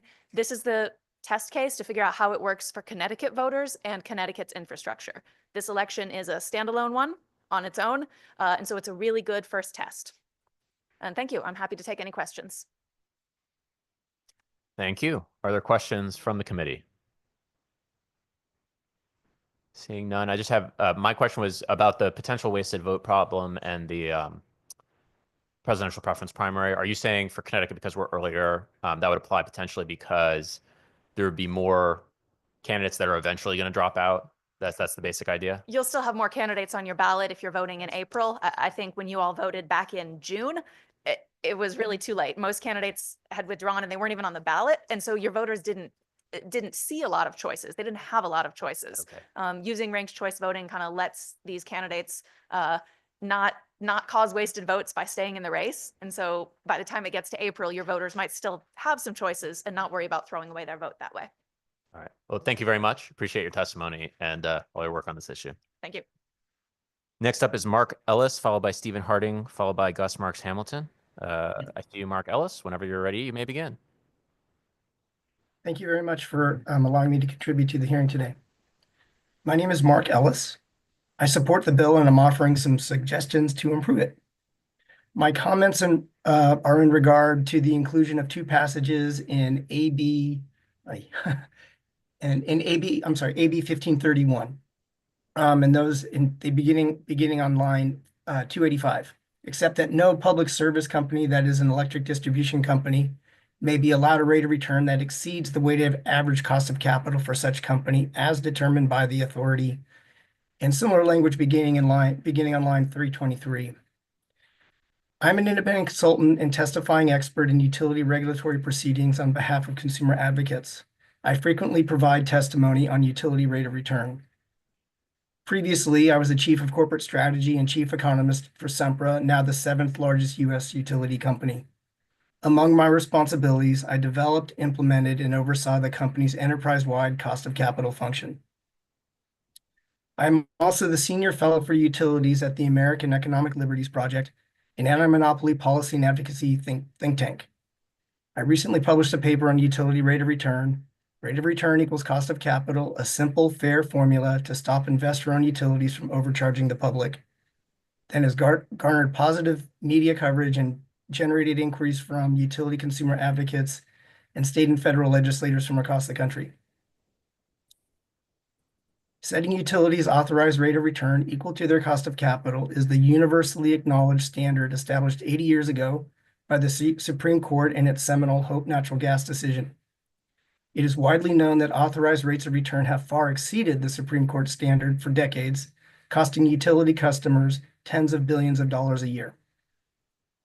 Aligning utility returns with the Supreme Court standard is the most important and impactful lever to address the affordability crisis in the near term, with the potential to immediately reduce utility rates by approximately 10%. It would also bend the curve of future rate increases and, for once, align utility financial incentives with the public interest. It is the skeleton key for everything regulators want to accomplish, especially in the context of performance-based regulation, a key focus area for PURA. I support delegating the determination of rate of return to PURA with the onus on utilities to prove it is not just unreasonable.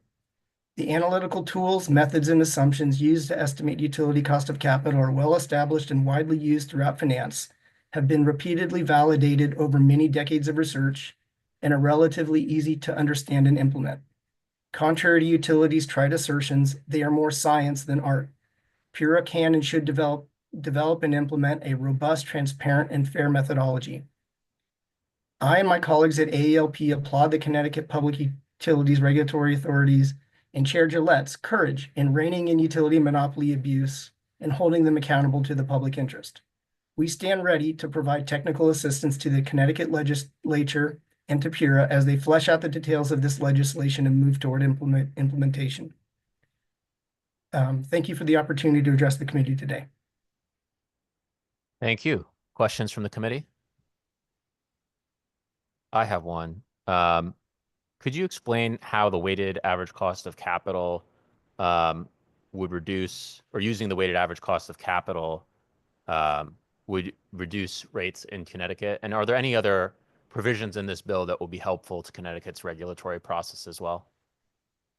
So I'll answer the first question first and then the second afterward.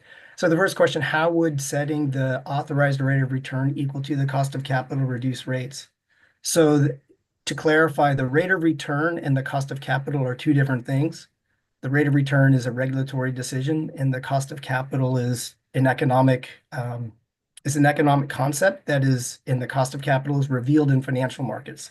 For example, the cost of debt is the interest rate that banks and other lenders charge for loans. Cost of equity cannot be observed, but there are robust tools and methods to estimate the cost of equity. And what the evidence shows and has shown for many years is that the authorized rate of return, i.e. the regulatory decision, which in principle should be equal to the market-based cost of capital, has far exceeded the market-based cost of capital. And so that delta, that difference, is costing consumers lots of money every year, tens of billions of dollars every year, that provide, in exchange, they receive no incremental benefit whatsoever. It's just an excess cost. So this is an area that I have quite a bit of experience in, and I've testified numerous times on this topic. And in general, setting the authorized rate of return equal to the cost of capital would reduce customer rates immediately by 10%. In addition, it removes the perverse incentive that excess rates of return have for utilities to inflate rate base and invest as much as they can and grow rate base as fast as they can.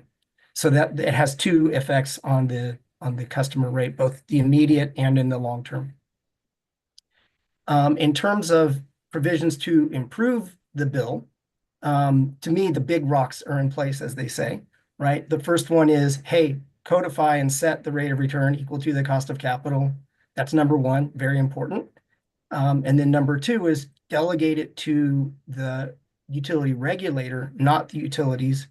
And then put the burden of proof on the utilities to prove that whatever the PURA comes up with is not just and reasonable. Those are the big rocks. Those are the important things. The details, to be honest, that's a regulatory law. The details would be more fall in the area of regulatory law expertise, and that's not my area of expertise. From my perspective, as written, is sufficient for to solve the problem. The details in terms of the methodology would be very important as well, but I don't know that that would necessarily be specified in the legislation, but rather something that PURA develops. Thank you. I have a couple more questions. Two of these will be based on written testimony submitted by the utilities. I'm frankly pretty disappointed because they don't appear on any of our live testimony lists. I would love to be able to ask them questions about the bill and their testimony on it, but unfortunately I can't because they're not here. So the first is, I will read you something from Eversource's testimony. I guess I'd just like you to respond to it, whether you agree, disagree, and why. So they criticize this weighted average cost of capital calculation, using that for an authorized rate of return. For this reason, they say, a company's weighted average cost of capital cannot be computed without first knowing what the ROE is that PURA has set. Once the ROE is known, then the WACC can be computed using 1, the actual ratio of long-term debt and equity on a company's books, and 2, the associated cost of debt and equity associated with those ratios, with the cost of equities equaling the ROE set by PURA in the most recent distribution rate proceeding. And then it says, so sorry. That's the statement they make. That's ostensibly one reason why they oppose this change. Do you agree, disagree, and why? So I disagree. And may I ask who wrote that was it an Eversource employee or was it one of their outside experts that they typically employ? I'm just curious. So it says it's from Doug Horton, who is an Eversource executive. I'm not sure. The other person is Vincent Pace. I'm not sure Okay. he is. So what they are doing when in that objection is they're confusing two different things. So the weighted average cost of capital in the context that the legislation refers to is the market-based cost of capital. What they are using is what is more traditionally called in utility rate, what they are describing in what is more traditionally called in a regulatory context is the authorized rate of return, which is the combined weighted average of the authorized return on equity and the authorized cost of debt or return on debt. So they're confusing the two different concepts. The intent of this legislation, as far as I understand it, and I believe the intent of the drafters of the legislation, is to set the authorized rate of return, what Eversource in their objection is referring to as the weighted average cost of capital, equal to the market-based cost of capital. So I mentioned before that this legislation would need some oversight and review from a regulatory attorney for exactly this reason, to make sure that those types of opportunities for deliberate confusion are sort of rooted out before the legislation actually gets implemented. That's very interesting. Yeah. And then Vincent Price is a lawyer for Eversource, by the way. Okay. Sorry, did you have anything else to add? No, I just, the term, so the question is, there's some confusion on terminology. This is a semantic issue, and that's what they're latching onto. But I think they would agree, and certainly their experts would agree, that the rate of return and the cost of capital are two different things. And that is the delineation that this legislation, the legislation clearly makes that delineation and that distinction. Okay. And then they also say, this is another reason they say they're opposed to this change. They say, second, mathematically, the ROE will always exceed the WACC and must do so as a matter of constitutional law. Do you agree? Yeah. And for what reasons? Yeah. So this is a sort of, it's a fallacious argument, because they're talking about, they're again mixing two different things. They talk about the ROE, and then they say the WACC. So the ROE is in principle equal to the cost of equity, which is just one component of the WACC.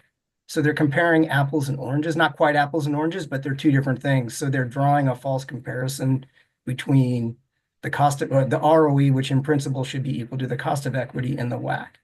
So to argue that the WACC will be lower than the cost of equity, that's just a financial truism. They're not saying anything new or controversial there, but they are, their argument is confused, frankly. Well, I appreciate that that explanation. I'm confused as to why they would make that argument, but yeah. So in my comments, I closed with, we're ready to help.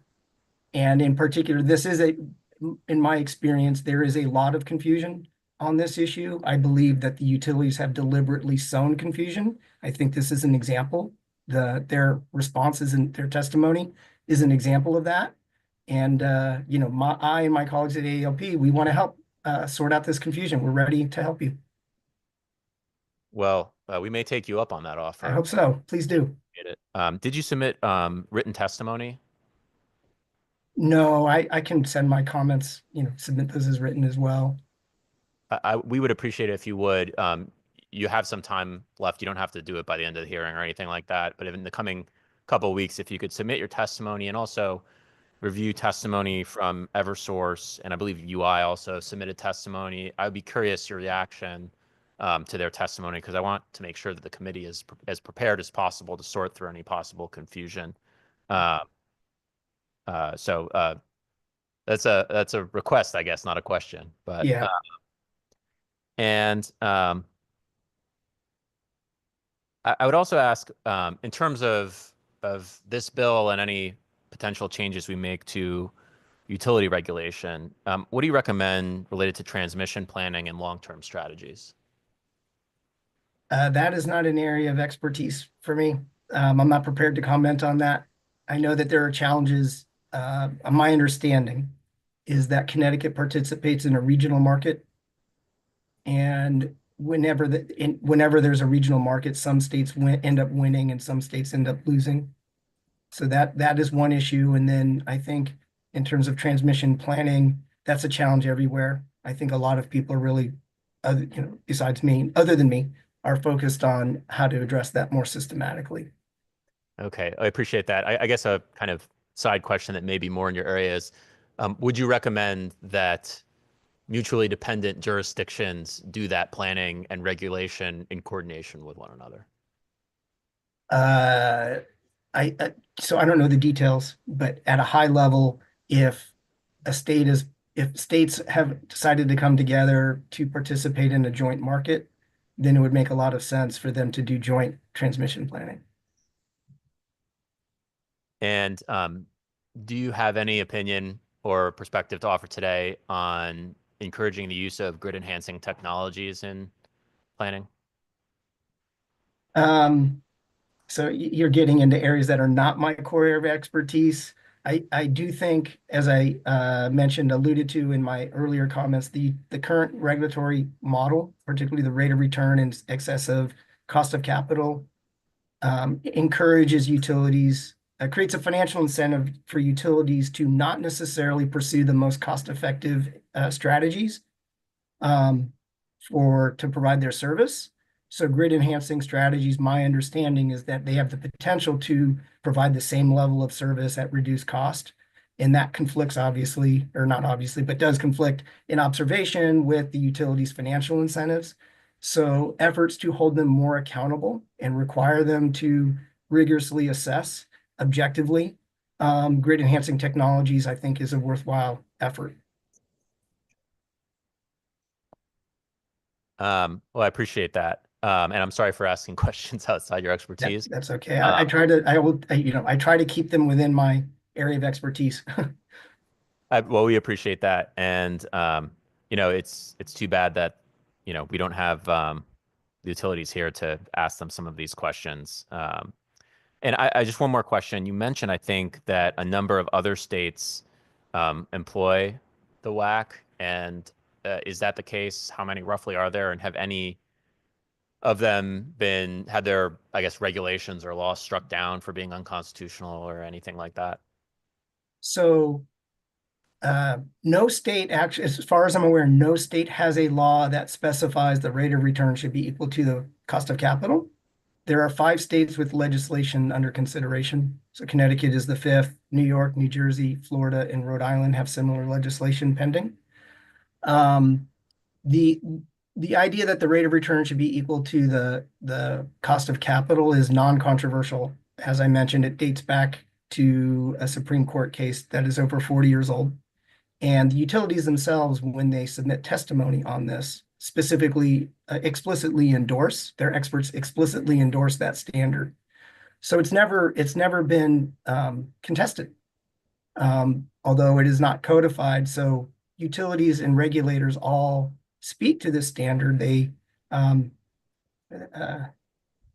sounding too glib, they pay lip service to it, but in practice, they don't follow the principle, not even close.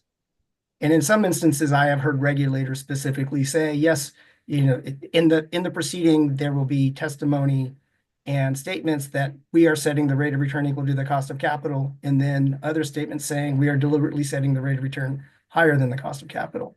So there's this sort of unusual recognition of the principle, universal recognition of the principle, but also universal ignoring of the principle, either sometimes deliberately and in full knowledge that that is what they're doing. Okay. And just to be clear for everyone watching in plain English, am I understanding correctly, when you say excess rate of return, you're talking about additional profits for the utility companies and their shareholders, and also additional costs to ratepayers? Yes. So it amounts to about nationwide about $50 billion a year of excess costs, about $300 per residential household. $300 per residential household? I'm sorry, per year. $300 of excess profit per year per residential household. residential meter. Let's put it that way. And you said 50, was that billion with a B?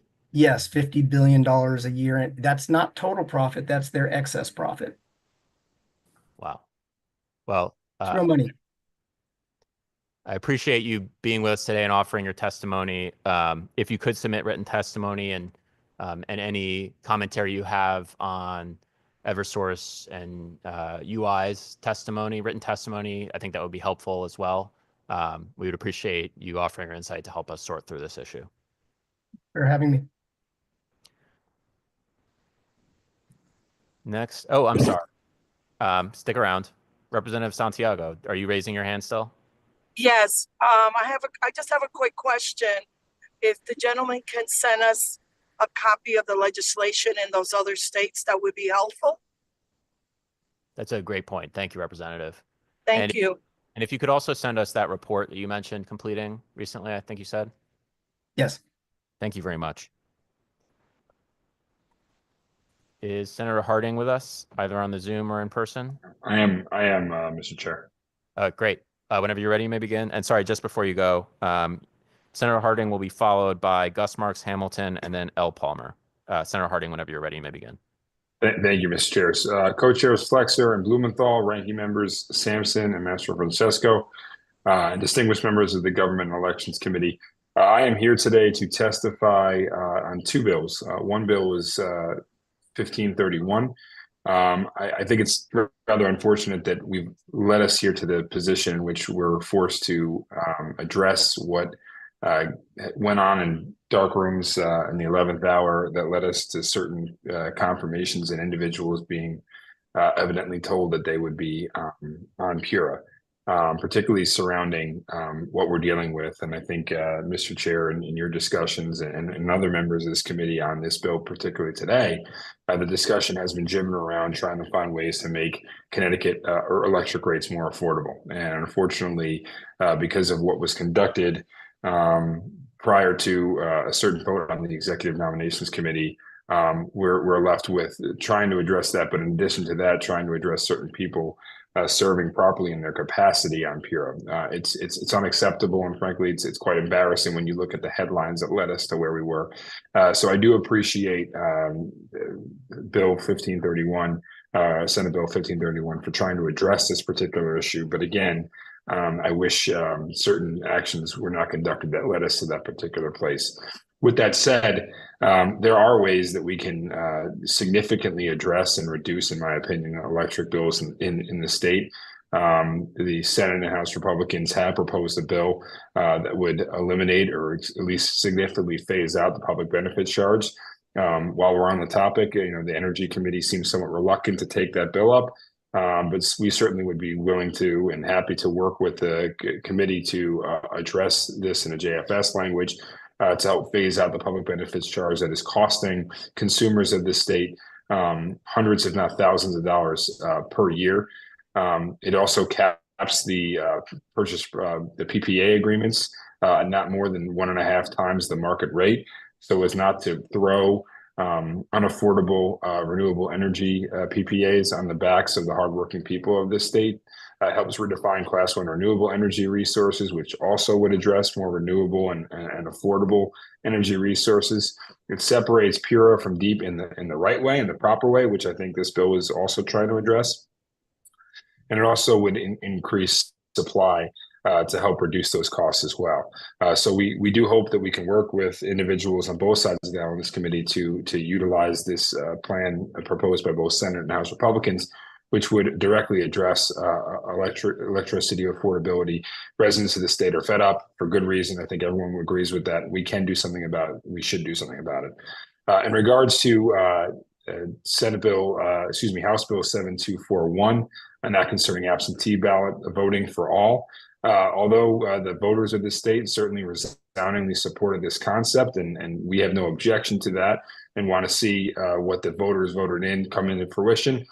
We also believe that there's necessities based upon what we've seen, unfortunately, in headlines the past couple of summers, and what we've seen in Bridgeport, that requires significant safeguards to absentee ballot systems. If we're going to implement a no excuse absentee ballot system, we should have measures that have been proposed, which is can be seen in Senate Bill 745, proposed by Senate Republicans, which would require signature verification, photo ID requirements, certain restrictions regarding ballot drop boxes, prohibition of unsolicited mailing, which oftentimes has confused voters unnecessarily, sent out by multiple campaigns, and in 1 year sent out directly by the Secretary of State's office with antiquated voting lists. And proper verifications to ensure that the voter lists that we have and individual communities have are accurate. And so we do understand the necessity to address no excuse absentee ballot voting based upon the constitutional amendment that was voted on by the public in this last election. But at the same time, we're simply asking for common sense safeguards to ensure that our elections and our absentee ballot system are secure, particularly based upon what we saw, unfortunately, the last summer in Bridgeport. So with that said, I appreciate this committee indulging me in my testimony here today. I would be happy to answer any questions you may have. Thank you, Senator. I believe you have a question from Senator Sampson. Thank you very much, Mr. Chairman. Mr. Minority Leader, good to see you. Thank you for joining us today. I appreciated your testimony. Certainly trying to make it clear that there are efforts underway to clean up our election process, resolve all of this Bridgeport nonsense, and also address electric rates in the state of Connecticut, which are on the the front of a lot of people's minds. Just out of curiosity, you open your remarks, talking about the backroom deals situation, and I'm just curious if what's ever come of that. I was proud to stand with you when we had a short press conference a couple of weeks ago, maybe longer than that now, where we talked about the news reporting, not us, but the news actually.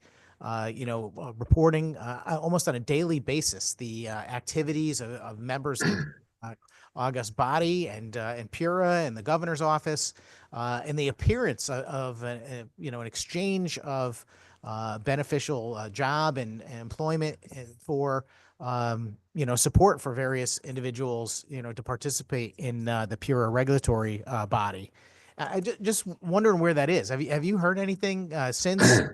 Do you know I unfortunately have not. And Senator, I do appreciate your work on this as well, because I know your effort to ensure transparency in our government and everything that went on beforehand to get certain votes and whatever may have been promised. And this is not just our analysis. This is independent reporters reporting upon this pretty openly. Unfortunately, we have seen nothing.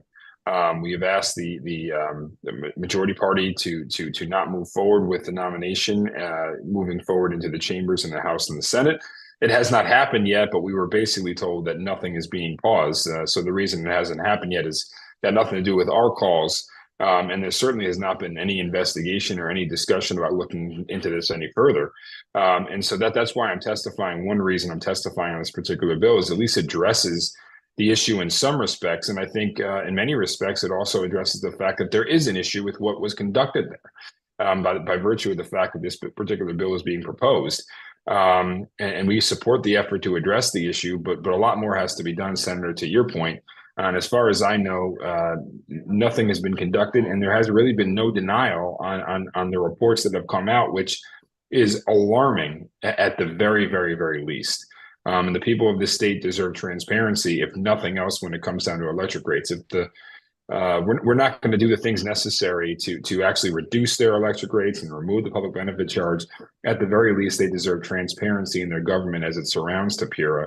And they have not seen that at all in terms of what was conducted over the weeks that led to that executive nominations vote.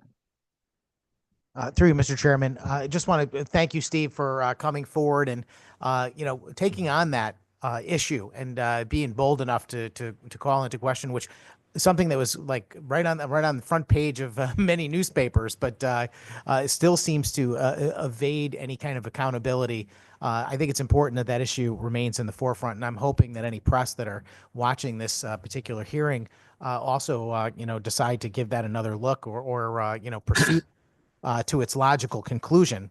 And also, I wanted to thank you, Senator, for your encouragement to get the substitute language changed on that bill to include the Senate Republican plan, and I will certainly be making that case for that as well. So thank you very much, Senator. Thank you, Senator Sampson. Thank you, Senator. Further questions from the committee? Seeing none, I just had a couple questions. You mentioned that you were testifying in support of Senate Bill 1531. What was the other bill you're testifying on? The other bill I was testifying on was House Bill 7241, which is the act concerning absentee ballot voting. Okay. Thank you. And you mentioned public benefits, that may be a bit outside this committee's cognizance, but I was curious, would you agree that the majority of the increase in public benefits charge over the last 6 months, 8 months or so, comes related to the costs incurred by the Millstone deal from 2017? I would agree. First off, I voted against the Millstone deal, but nevertheless, I think that it wasn't an aspect of the increase, sure. But what is far more of an aspect to the public benefit is far beyond that. It's a variation of many different social programs. I think 40 plus, which when we asked the PURA commissioner, the chair of PURA, what those programs were, even the chair wasn't even didn't know the number. And that's how complex it is. And I believe there's even bills out there, Mr. Chair, that would block the public benefit even being separated in the bill proposed by the majority, which is it's just astonishing to think. What a lack of transparency. But was it an aspect? Sure. But there's many other aspects that compile the public benefit that far outweigh whatever number in regards to a Millstone bill. That's only one aspect of it. And frankly, when we talk about phasing out the public benefits, it should be the social programs involved that should be on the state budget. If you believe in equity in how taxes are paid and how fees are paid, there is nothing more inequitable than a public benefit charge, because a hardworking working class family located in any city in Connecticut is paying the same exact rate as a billionaire in Greenwich for these social programs. And so if you believe in equity, if nothing else, this would be an opportunity to place this within the confines of the state budget where it belongs on the many aspects of the public benefit that have nothing to do with hedging your bets, so to say, on energy resources, which is only one aspect of Millstone, to your point.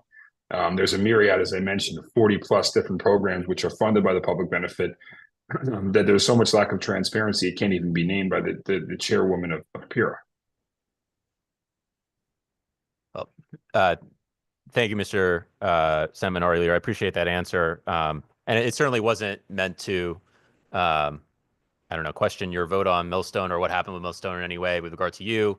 I wasn't around, but certainly I think there were a lot of problematic aspects to the Millstone deal, in addition to the rate we agreed to. Also, the fact that we went it alone, banding together and making the rest of New England, which benefits even more than Connecticut does from Millstone's power, from chipping in. So I'm glad to hear that, and I appreciate that that's something where we have agreement. I appreciate your testimony in favor of this bill. I think there's a lot of work we can do to make our regulatory system stronger, more independent, fairer, bring in more expertise, and bring down costs for members of the public here in the state of Connecticut. Any further questions from the committee? Seeing none, thank you for being here today, and appreciate your testimony. Thank you, Mr. Chair. Thank you. Next up is Gus Marks Hamilton, followed by L. Palmer, followed by Catherine Saris.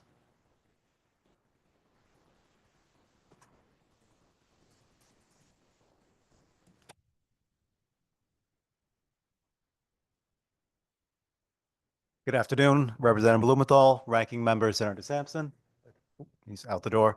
Representative Mastro Francesco and all the esteemed members of the Government Administration and Elections Committee. My name is Gus Marks Hamilton. I work as the campaign manager with the ACLU of Connecticut, and I'm testifying in support of House Bill 7241, an act concerning absentee voting for all. The right to vote is the cornerstone of our democracy, and for years, the ACLU of Connecticut has been committed to expanding and protecting access to the ballot in Connecticut. Last year, Connecticut voters championed expanding access to their right to vote when they voted to pass the no excuse absentee voting ballot referendum to allow the state constitution to be amended to allow every voter in Connecticut to vote by absentee ballot if that is their preference. Voters know that expanding voting options is essential for ensuring everyone can have their voice heard. More ways to vote means more people can vote, and that makes our democracy stronger. The ACLU of Connecticut spent nearly 5 months engaging with voters across the state regarding no excuse absentee voting. My overwhelming takeaway from those conversations is that people want safe, secure, convenient, and accessible voting options, not just for themselves, but also for their family members, their friends, and their neighbors. Even if a voter preferred to exercise their right to vote in person on Election Day, they strongly believed that every eligible voter should have the opportunity to vote in the way that makes the most sense for them. People have many reasons why they might need to vote by absentee ballot, and they should not have to provide an excuse to their government to request an absentee ballot. It is imperative that the General Assembly fulfill the clear mandate delivered by Connecticut voters in the 2024 election to modernize and make no excuse absentee voting a reality. HB 7241 is a major step towards this goal by making absentee voting available to all voters without restrictions. We thank the chairs of the committee for supporting this bill and urge the legislature to go even further to support voting rights by adding the following amendments. First, absentee voting ballot applications should be automatically mailed to all eligible voters, as was successfully done during the COVID-19 pandemic. Automatic applications are essential to eliminate inequities that disproportionately affect voters of color, people with disabilities, and low-income voters. Second, the bill must comprehensively fund a statewide voter education campaign about absentee voting. A robust education campaign will help close long-standing information gaps that fuel voter disenfranchisement. Third, the bill should guarantee that secure drop boxes are available in every town. Currently, access to drop boxes varies widely, leaving some voters with limited means of returning their ballots securely and on time. Ensuring the presence of drop boxes will reduce geographic disparities, increase convenience, and provide all voters with a safe and accessible option to participate in our elections. HB 7241, with these recommended additions, will be crucial to expanding equitable access to the right to vote and follow the will of Connecticut voters. And briefly, we're also submitting written testimony on SB 1535, which we strongly support, but just want to note that broad and general prohibitions on criminal history, as mentioned in Section 7 of the bill, are problematic, and there should be an individualized assessment before a person is completely barred from serving as election moderator. So I thank you for the opportunity to testify with you all today. Thank you for your testimony. Are there questions from the committee? Representative Menapes. Thank you again, Mr. Marks Hamilton. I just had a quick question. Do you have any idea for this one for what the amendments is? I'm a big believer in this, and I think it's, as a civics teacher, they absolutely do. But we have any idea of what the cost trade-off is for something like this? Because obviously, if we have more expanded access to early voting, there's that's the cost for the towns, and then obviously, if we have the universal absentee ballot sent out to everyone, there's additional cost there. And I was just wondering if you had any idea of what the cost might be. Yeah, I don't have an exact figure, except that we can't put a price on democracy. Thank you. Thank you, Representative. Further questions from the committee? Seeing none, thank you for your time and your testimony. Next up is L. Palmer, followed by Catherine Saris, followed by Senator Kathy Austin. Is L. Palmer with us? Oh, there you go.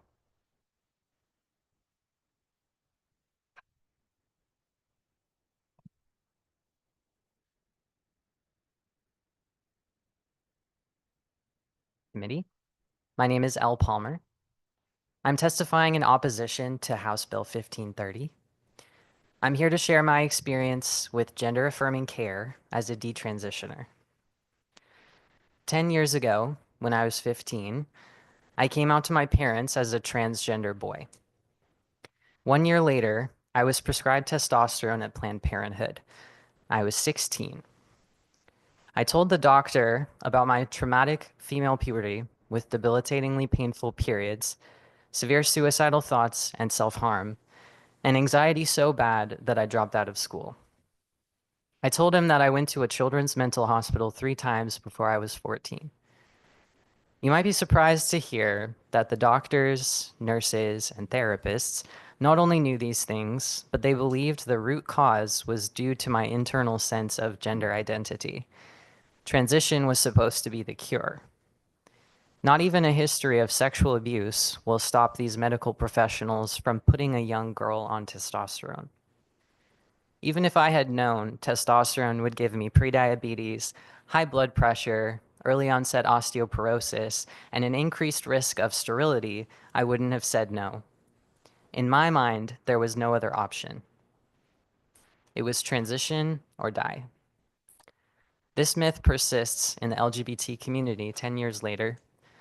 You'll hear supporters of this bill call this life-saving care. When I was 19, I went back to Planned Parenthood. I told them that I was female to male, but I wanted to go back to female. They didn't know what to do.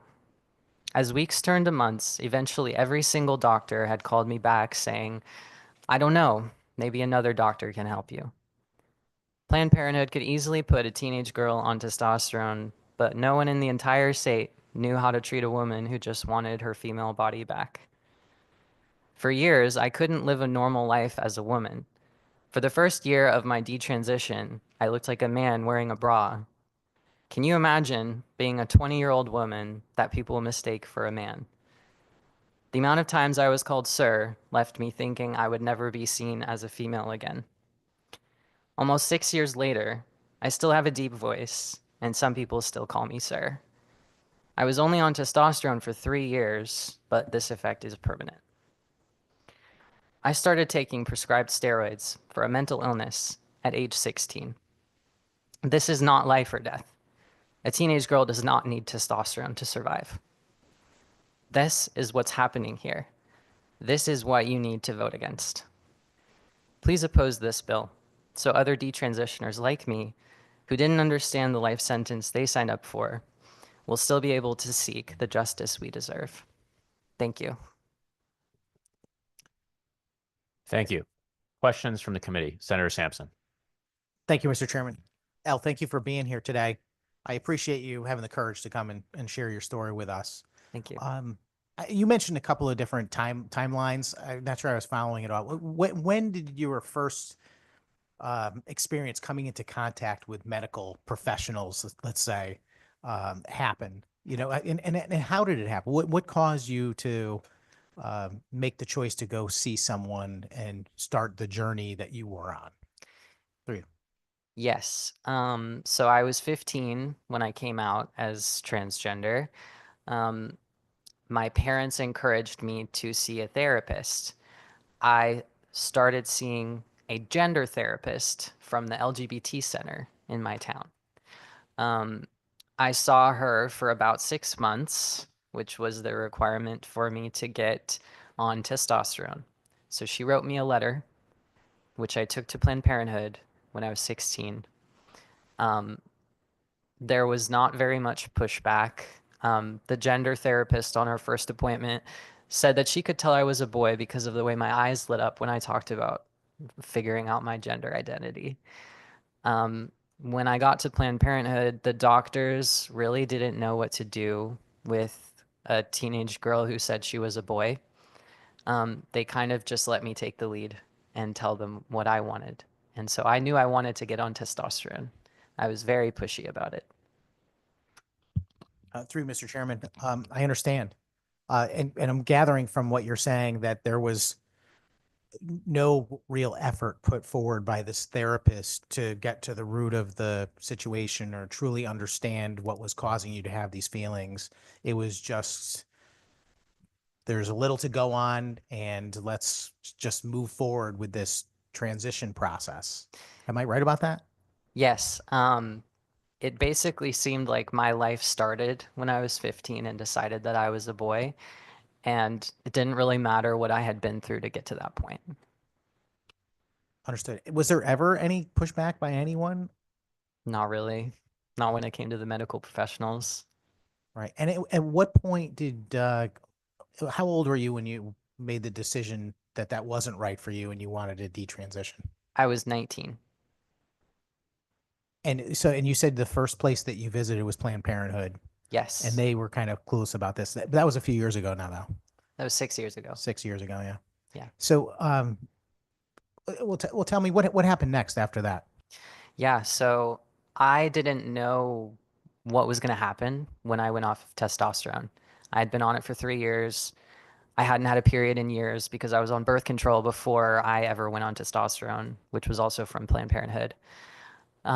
So I had no idea when my estrogen was going to come back, if my ovaries were going to start working again right away, if I was going to get a period again. I had no idea. I had no idea if I was infertile. There was no data on this. There was no studies. There was very little information. So I went to Planned Parenthood thinking, they put me on hormones. Maybe they could help me come off. But the doctors they had no idea what to do. They basically, I don't know if they'd ever seen a detransitioner before I came in. And so their advice was essentially, let's see what happens. I stopped taking the testosterone cold turkey. I just decided that for myself. And their advice was, if you don't get a period in a few months, just start taking this birth control, which they gave me, which I didn't end up taking because thankfully my periods came back. Very good. So, and did you see anyone else, any medical treatment or anything else after that?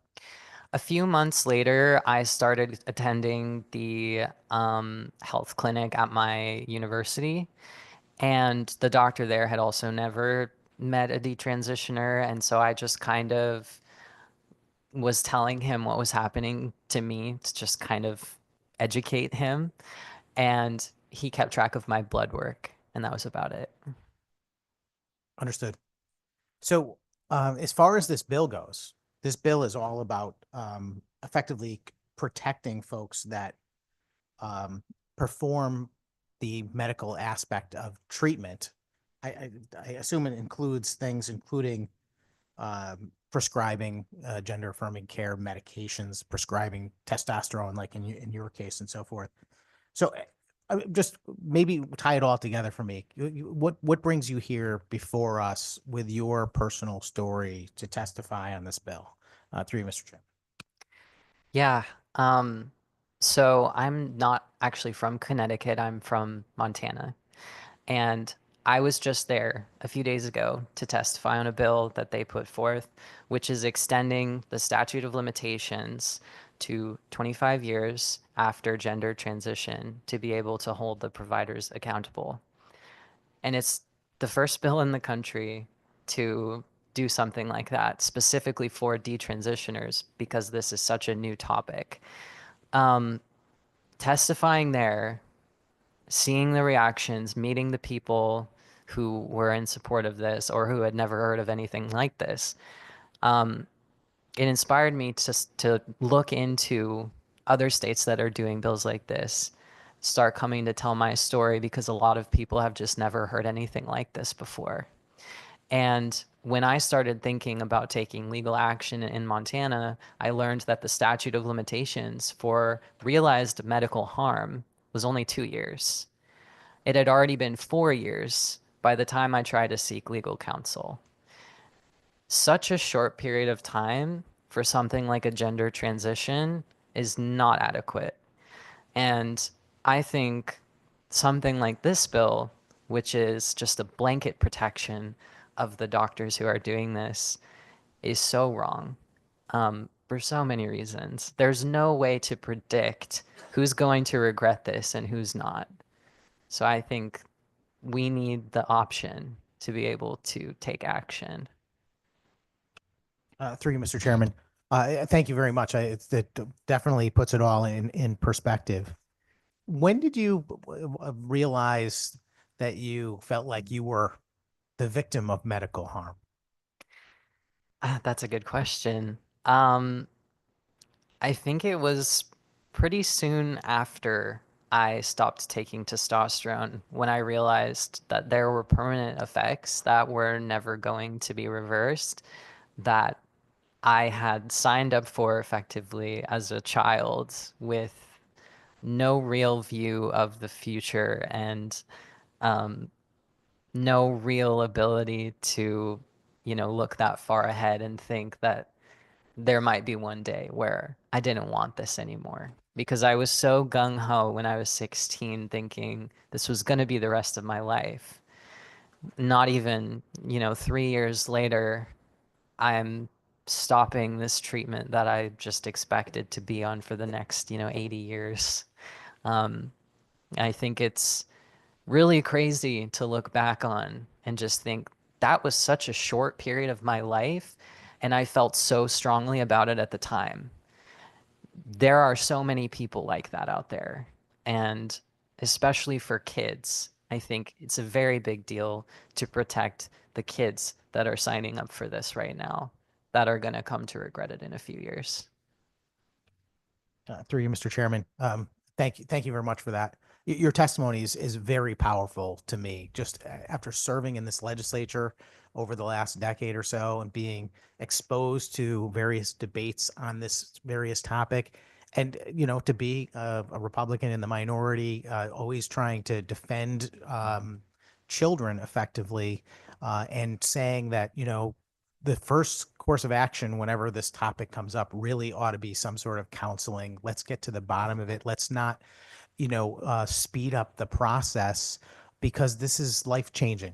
This is Absolutely. you are not going to be the same person you would have been if you had never made that visit back when you were 16 to Planned Parenthood and started taking testosterone. You're Yep. not going to be the same person. You look like a lovely woman, and I'm very pleased for you. Thank you. But thank heavens, that you found who you are within a few years. Imagine if you had waited till you were 25 or 30 years old. Yeah. And, the thing is, I've had a number of people approach me with similar stories, but almost without exception, they're not willing to talk about it, and Yeah. certainly not willing to put themselves potentially in a news story or on a Yeah. TV screen somewhere. Yeah. So I really admire you, and your testimony is unbelievably powerful to Thank me, you. because it reaffirms what I've always felt, which is that, look, I want to defend everyone's right to choose whatever path they want in life. And I'll be the first person to defend it no matter what people choose. But that does not mean that automatically the medical community should ignore their responsibility to seek answers before engaging in procedures that have life-changing outcomes. So thank you so much for being here. I really appreciate you taking the trip too. Thank you, Mr. Chairman. Thank you, Senator. Further questions from the committee? Representative Mastrofrancesco. Thank you, Mr. Chairman. Thank you, Ellie, for coming in. I really appreciate your testimony. As Senator Sampson said, it was very powerful, and it takes a lot of courage to come in and testify like you are. So I really appreciate it. And I think it's good information that people need to see. We don't see it that often. We always listen to the testimony for the other side. Yep. So I think it's really, really important to hear this side of the story. I'm just curious, when you started your transition, were you informed of any of the risks involved at all when you were taking the medication? Yeah. So I signed a piece of paper, and my parents also signed a piece of paper, which basically had the list of somewhat reversible effects, permanent effects, risks. But like I said, the risks, I already knew them all. I did a lot of research before I decided that testosterone was what I wanted. and I was all in. I was ready. Like I wanted the deep voice. I wanted the facial hair and the body hair. I wanted to stop my periods. Like I wanted everything on the list, and I didn't care about the side of the list that talked about the risks. I just wanted all of the permanent effects. You know, I didn't care. I just wanted to become a boy.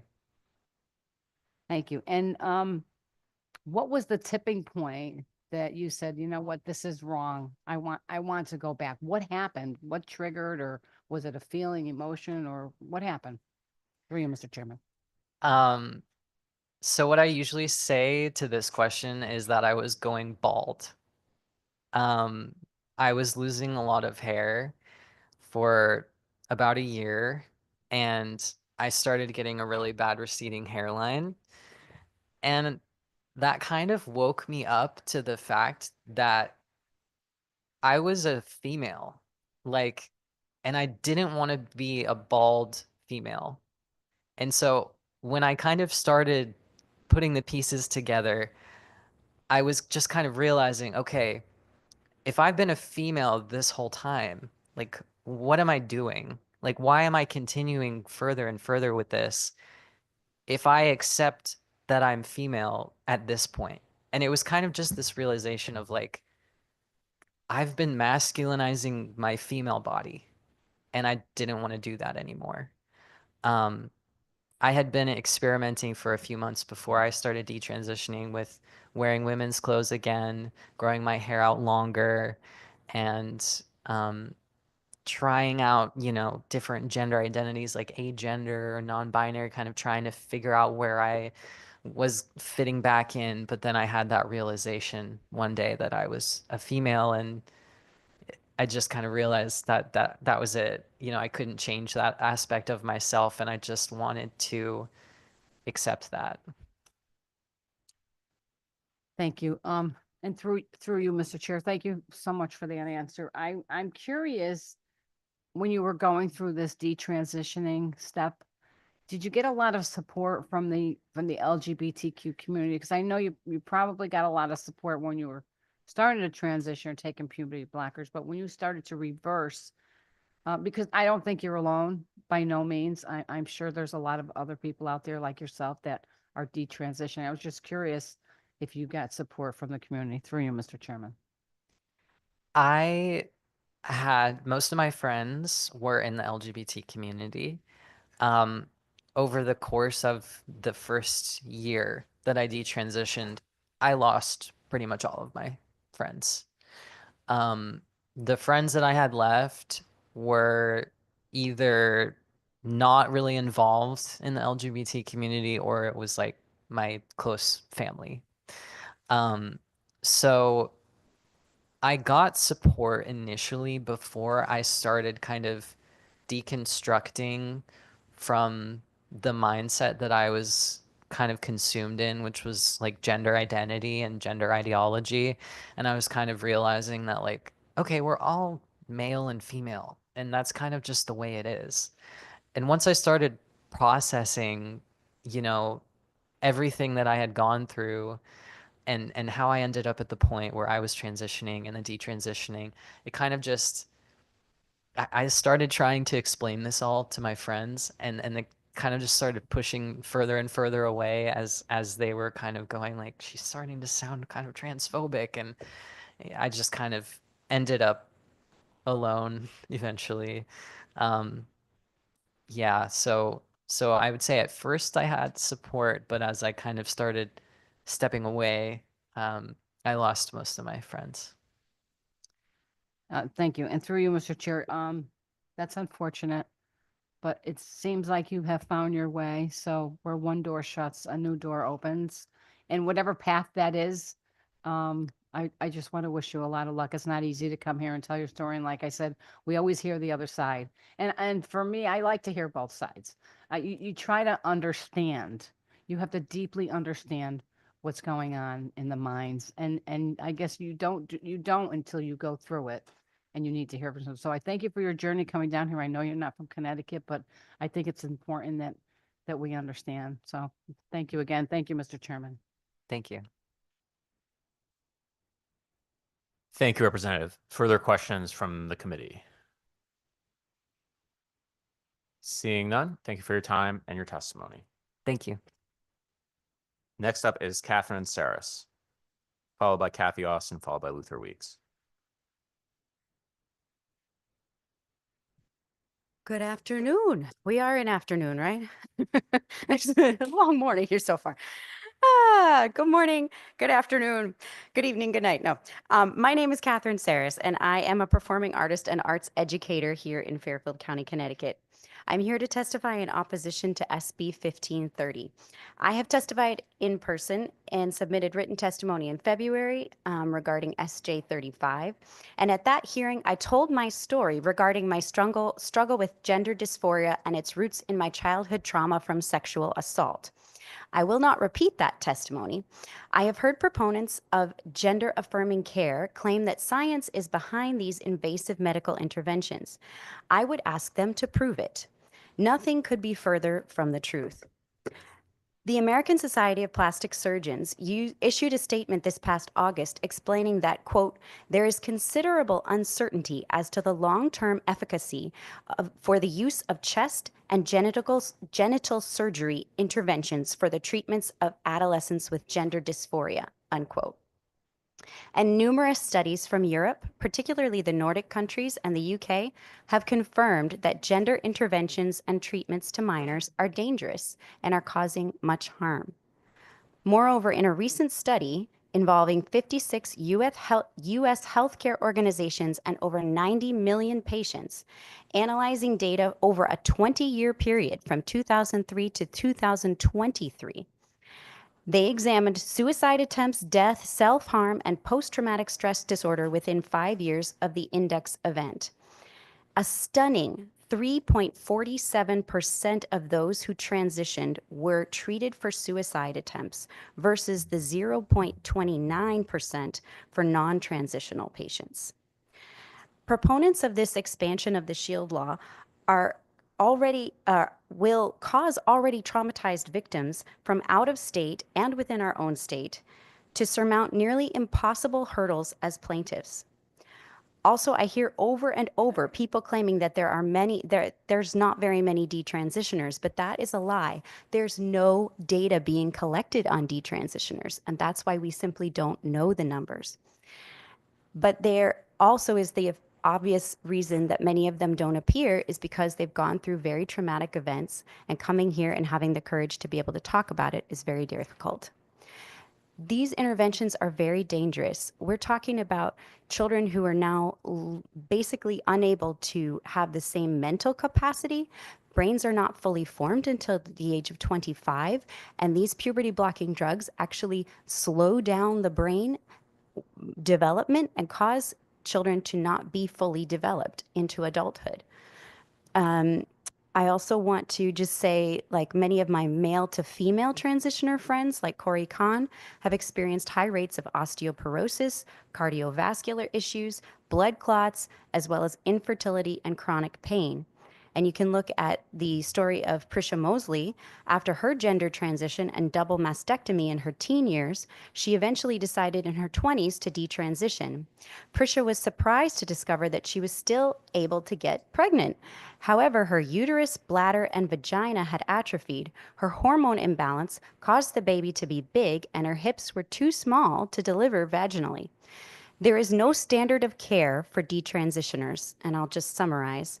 Basically, she wound up trying to nurse her baby, and the milk got stuck in the ducts. She couldn't get it out, and so it was very painful. It created these like rocks of milk production that couldn't get out. So this is, I would just really strongly urge you to not move forward with this. Take some time, and thank you very much. I'm happy to answer any questions. Thank you. Questions from the committee? Senator Sampson? Thank you very much, Mr. Chairman. Catherine, thank you for being here. Delighted to hear from you as always. And I'm sorry you didn't share any of your story, because it was very compelling when we heard it back during the SJ 35 saga. But you only get a couple of minutes, I guess, so you've got to prioritize. Summarize. But I'll try and give you a couple of extra minutes if you want to bring any of that into it. But I was fascinated by the science that you're bringing forward today.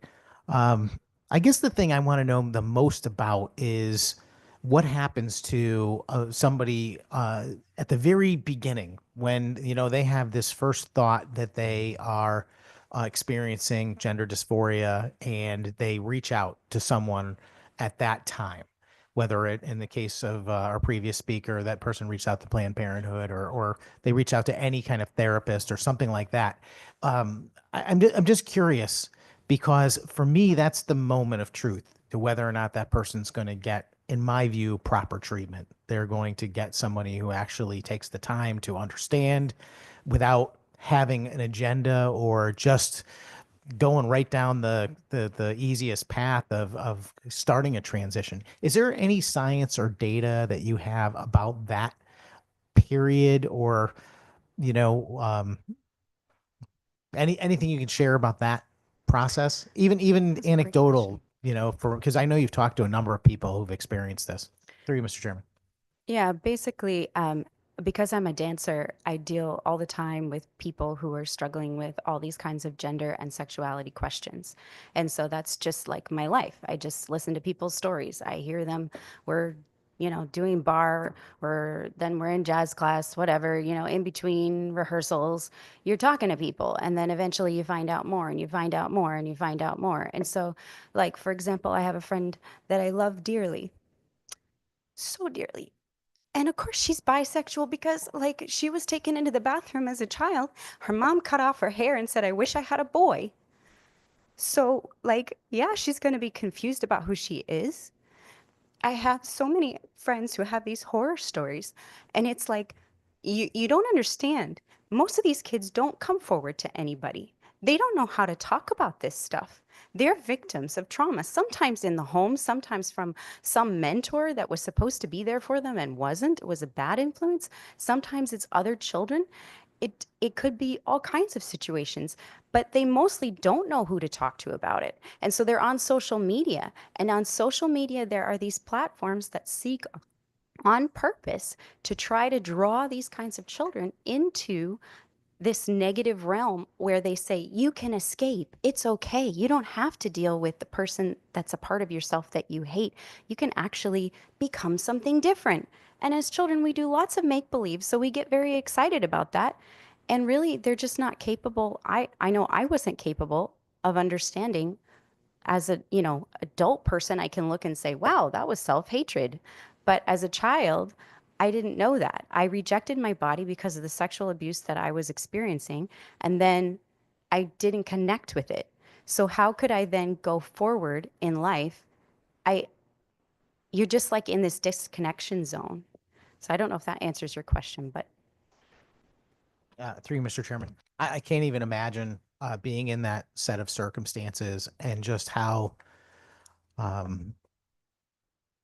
don't know, easily manipulated you might be if you come in contact with the wrong people. And I'm not suggesting, or trying to cast aspersions about anybody in particular or any organizations. I'm just saying that I think it's just super easy to happen. And I just, listening to the previous speaker and just getting a gist of folks that are in this community, listening to testimony, like when we had SG 35, there's a great many speakers. I spent a lot of time outside talking to folks. I almost feel like that community wants people to become part of it. And it's less about understanding that individual and what their concerns and what they're going through is, but an opportunity. Oh, we can get another person to join our group who shares these views, whether they truly do or not. And I just wonder if that's part of it, that there's some element of peer pressure or acceptance that causes people to make this very, very radical choice, and maybe not with the best understanding because they're young. And I don't know what protections exist. It seems to me there's not enough protections in our laws. Any comment on that, Catherine? Oh, so many. I'm trying to think how to narrow it down to actually answer exactly. So I think most of the kids that you see who are transitioning, they haven't hit this. In another 2 or 3 years, we're going to hit this moment where there's going to be hundreds of thousands of detransitioners, and they are going to be angry, so angry, and they're going to be coming into this building and telling their stories, and they're going to be mad, and the whole dynamic is going to flip. But it hasn't happened yet because most of them are under 25 and they're still so traumatized within the trauma that they're not coming forward. So that's a big element there. I also feel that what's taking place, if you look at the situations that we have, most of these young people are just already lost. You know, there's so much that's already happened in their lives. You mentioned something else and I wanted to talk to it, but I can't remember what it was.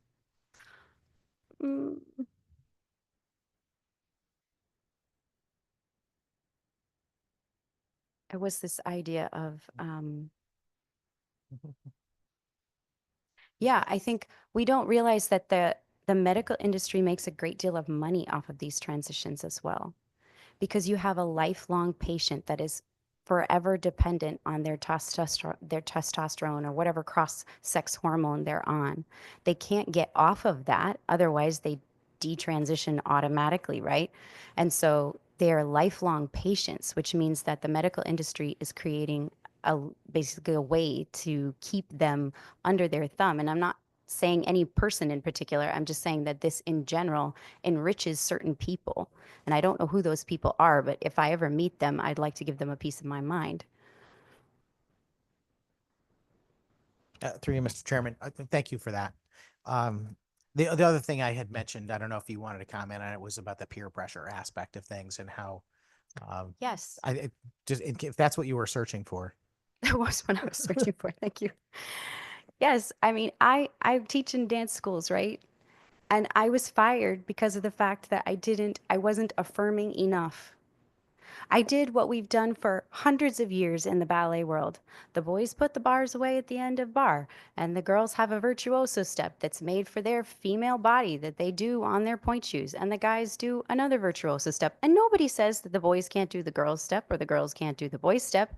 But the fact that I was actually continuing to do those steps and I was putting away the bars and various other things like that that were separating out genders meant that I wasn't LGBTQIA affirming enough. And I was held up as the poster child for hate. And I was fired. And that, to me, is just, I'm an adult. These kids are in it. They're in it every day in school. They're being told to find where they are on the gender bread. Here in Connecticut, we have a gender bread. You point to where you are sexually, emotionally, physically, and you decide what gender you think you are. I mean, if I had grown up with that, I would be so messed up right now. And I'm not saying that anybody can't make those choices as an adult. That's up to them. But as a child, you shouldn't have this kind of confusing literature being shoved into you, especially not within the school system.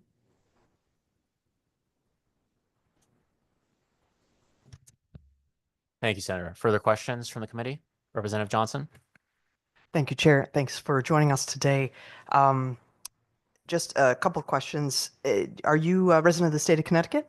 Yes, I am. Excellent. And was this dance studio from which you were fired a Connecticut dance studio? Yes, it was. Okay, I appreciate that.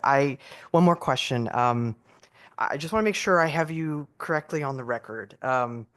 It sounds to me from what you said, and again, this is why I want to ask is the yes/no question, whether you believe sexual trauma makes you lesbian, gay, or bisexual. I'm saying that, and thank you so much for the question, Johnson. Representative Representative Johnson. Johnson, motion, thank you. I am saying that it is a contributing factor to many people's choices. So you believe it's a choice to be LGBTQ? I believe that as we are children, we are exploring what does it mean to be a man, a woman? What are the responsibilities of society? What do they think a man or a woman should be? What do we think a man or a woman should be? I think there's lots of expressions of that, and I don't bind people to that. However, I think that in the search for what you feel and what you think, there should be some parameters for children, especially children who've gone through sexual trauma that causes them to reject their own bodies, to feel that they need to like link back up with their bodies. I've actually tried to think through, is there a way to create a dance as therapy for transgender people so that they can like reintegrate with their own bodies? I appreciate your answer. I ask because it's a very troubling trope that apparently we're now dealing with again in 2025, that sexual trauma or sexual abuse turns you into an LGBTQ No, plus I didn't say person. that at all. Well, so let me ask the question again. Do you believe that sexual trauma makes one lesbian, gay, or bisexual? No, but I think No. that I don't know a single gay, lesbian, or bisexual person who doesn't have sexual trauma. I, for the record, have to say that's an absolutely misinformed perspective. It's your perspective, but for the record, that is absolutely misinformed. Well, think I that have needs thousands to- of best friends, and that's their Fair, but there's a story. lot of peer-reviewed research on this subject that I'm not denying that there are members of the LGBTQ plus community who have or who are survivors of sexual abuse and trauma. That is absolutely true, but that all the members of the community I are. didn't say that. I said Sorry all to the interrupt. members that We- I know. Sorry, just to observe the rules of the committee, we're going to have one person speak at a time, Thank you. and everyone should talk through the chair. Thank you. Appreciate that, Representative Chair. My Johnson, you- apologies for not Representative talking Johnson, through you have the you. floor. Apologies. I did My not speak through the apologies. chair. So yes, through you, Mr. Chair, I just wanted to get on the record. But I think that based on what we've heard from this testimony that it seems to me that you have contradictory testimony, that you are saying that by de facto everybody is a survivor, yet for some reason you also are saying that no, that doesn't have any bearing on one's lesbian, gay, or bisexual identity. So I'll rest there. I just my point in asking these questions is to perhaps draw out some inconsistencies in the testimony. I appreciate, Chair, the opportunity to do so. Thank you. Is it possible for Thank you, Representative. Further questions from the committee? Is it possible for me to just really quickly clarify? I think at this point, the testimony speaks for itself. You've answered the question several times. Yeah. I mean, yeah, sure. Go ahead. I want to say my statement is that I do not know a single person who is LGBTQI or A who has not gone through sexual trauma. I cannot and would not pretend to say that that is the experience of every person who is LGBTQI or A. Okay. Well, I appreciate your clarification. I personally know lots of people who are LGBTQ who are not survivors of sexual trauma. So I appreciate your clarification and that you're here. You're talking about your personal experience. I'm talking correct? about my personal experience. And you're not a doctor No. or a medical expert or a scientist, correct? Nope, I'm just an artist. And we appreciate you being here to share your experience. Thank you. Thank you. Next up is Senator Austin, followed by Luther Weeks, followed by John Gale.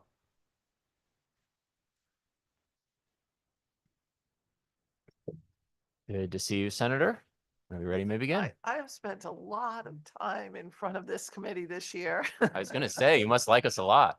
I appreciate the work you do. I'm Kathy Austin, and I'm testifying on an act concerning the use of ranked choice voting in party caucuses, conventions, and primaries, including presidential preference primaries. And for the record, I was one of the co-chairs as an appointee by the governor on the governor's ranked choice voting working group.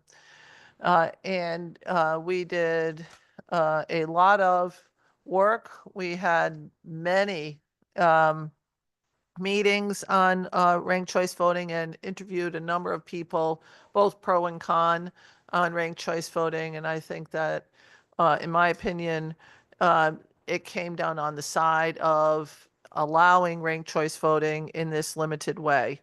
I have submitted written testimony. I'm hoping that it says to the right committee, because as I was testifying in another committee earlier, it said GAE and I was in environment. So I'm not certain anybody will read it in environment because it said GAE, but I think I corrected the record there. So I'd be happy to answer any questions, but it seems to me that there are, I think we would have to have the appropriate marketing to do this and have it be successful. We'd have to have the appropriate financial supports to handle ranked choice voting. It's not something that would happen just as a matter of course, but we would have to explain the process. And I think it's easily done, but in my opinion, it's something that's worthwhile. Through you.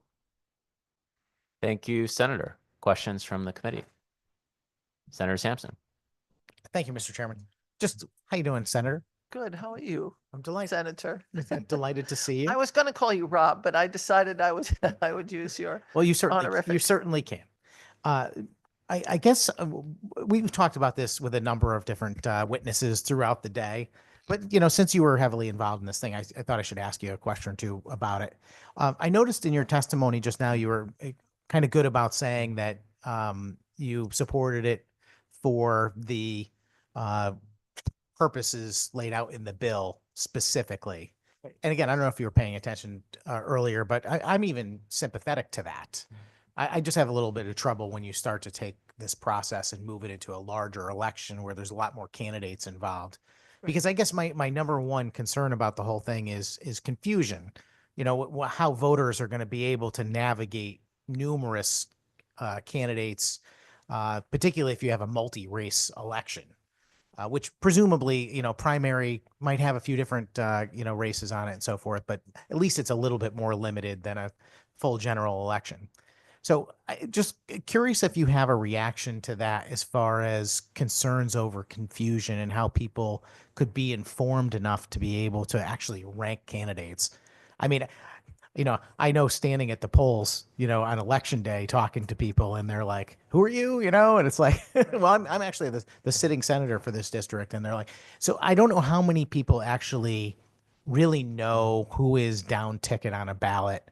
And if you start to have 5 or 6 candidates in, every election, who's going to know who all these people are? You're going to need like a pretty extravagant, trapper keeper to document all that. So I don't mean to keep talking. I'm just looking for a reaction to you about what to do about that problem, which is a lot of information for people to understand fully to make good choices to rank candidates. Through you, Mr. Chairman. And through the chairman, I actually think that voters are able to discern information. This is my 7th term in the General Assembly, clearly not as long as other people have had. I also had 7 elections as for a selectman and an election for state representative. And I found that people really did understand the ballot process the way it is. And I'm this year, in talking to the people and I'm out in the community, as we all are all the time, I'm surprised by the number of people that come up to me and talk about specific pieces of legislation. And so I think that doing this on a on a minimal basis right now allows any problems that may come up to be identified and figure out if we needed to have additional educational resources put in. I do think that one of the things that we fail at sometimes is not providing the necessary resources to support a change in our election process. We have instituted early voting. We are soon to institute no excuse absentee ballot. These are things that I think people, without having that explanation, not because it's hard to understand, but because we've done it a certain way for a long time and we assume it's always going to be that way. So that's why I think that it should be on a limited basis, just to allow us the opportunity to ferret out any problems that are there. Through you, Mr. Chairman. Thank you for that. And that's a very reasonable perspective, and I appreciate that very much. I am curious, during the RCV working group that you participated in, was there ever any conversation about how many ballots are maybe not counted because the voter completed it incorrectly? Yeah, I know I've been to a number of recounts, and sometimes you have folks that'll fill out the ballot in a certain way that you can't figure out what they intended. And it's never a really big number, but I'm just curious if that was part of the conversation or something that was taken into consideration. And the reason why I bring it up is because, the one thing that I found kind of looking about ranked choice voting with regard to soiled ballots or ballots that could not be determined was the Maine 2018 election, which I understand they cleaned it up a lot in 2020, but the first time they had 6% of the ballots that they did not count because they were not properly completed. And to me, that's a concern I have. It's a concern I have even with our with our absentee ballots, is that sometimes you'll even have, a couple stick their ballots in the same envelope and send them in. And unfortunately, you can't do that. And people just don't realize. So I hate to see people's votes not count who otherwise had good intentions. So just curious if that was part of the deliberations. Through you, Mr. Chairman. Thank you for that. We didn't actually specifically talk about that, but we did in a way talk about the concept of what you're talking about, because with ranked choice voting, someone could have as, let's say they had 5 choices, and the goal was to make sure that all ballots were counted. And in this case, somebody might put in their first 3 choices. So did they get counted on the 4th and 5th ballot if there was a 4th and 5th ballot and they hadn't put anybody down? So by the explanation of that, then your number 1 choice still stays into play, or the one that's left after the last time you filled it out. So that addressed that issue in a way. Again, I think that this is better done with real educational resources, and that's really a failure of us not having civics in our schools in a robust way. A couple of the high schools that are in my district have real civics programs, and they bring in elected officials from every level in government, and some regular people that are not elected that are in government, to talk about different things. And that has taught those young people. They often come up with 2 or 3 bills that they want to do. They follow it through the process. But I think if you don't teach at a younger age, people don't see it. They don't get the nuance per se. Through you, Mr. Chairman. Thank you for that. I agree with you completely. Education is positively key in our society, and certainly when it comes to things like voting and civic participation, people really need to be informed about how our process works. I think much more, we'd have a lot more participation generally in proceedings like this, in town meetings and so forth, that people really understood how much impact they could have. So I'm very much in agreement with you. A final question I have for you, Senator, which is that I don't think this bill proposal that's before us has any funding aspect to it. But I know you perform a very important role as far as funding of our state programs. And you mentioned funding, and so did every other person that I think came up to speak in favor of ranked choice voting, mentioned how important it is that there's got to be some funding aspect of this. Is there a possibility that if this bill passed, there would be some funds to help get it kicked off? And that's my final question. Through you, Mr. Chairman. Thank you. I think that there's always a possibility for funding for any bill that comes out of any committee relative to a bill that might have a fiscal note. And this bill would have a fiscal note because this bill requires an educational and marketing aspect of it, and that costs money. It also would require some tinkering with the tabulators to make sure that it can actually record the ballots. So it would, by its very nature, require a fiscal note. And should this bill make it to the floor of the Senate or House, it would end up with a fiscal note, and then it would be referred to appropriations. And I have found it very easy for me to say that all bills with appropriations would have that would have a fiscal note would come to appropriations, but that's the only way this bill would be able to make it all the way through, is to have the clear need of appropriations.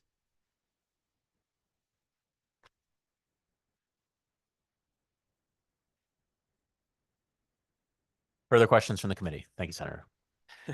Thank you very much. I hope you guys have a easy night. Thank you very much. We appreciate you being here and your service on the task force. All right.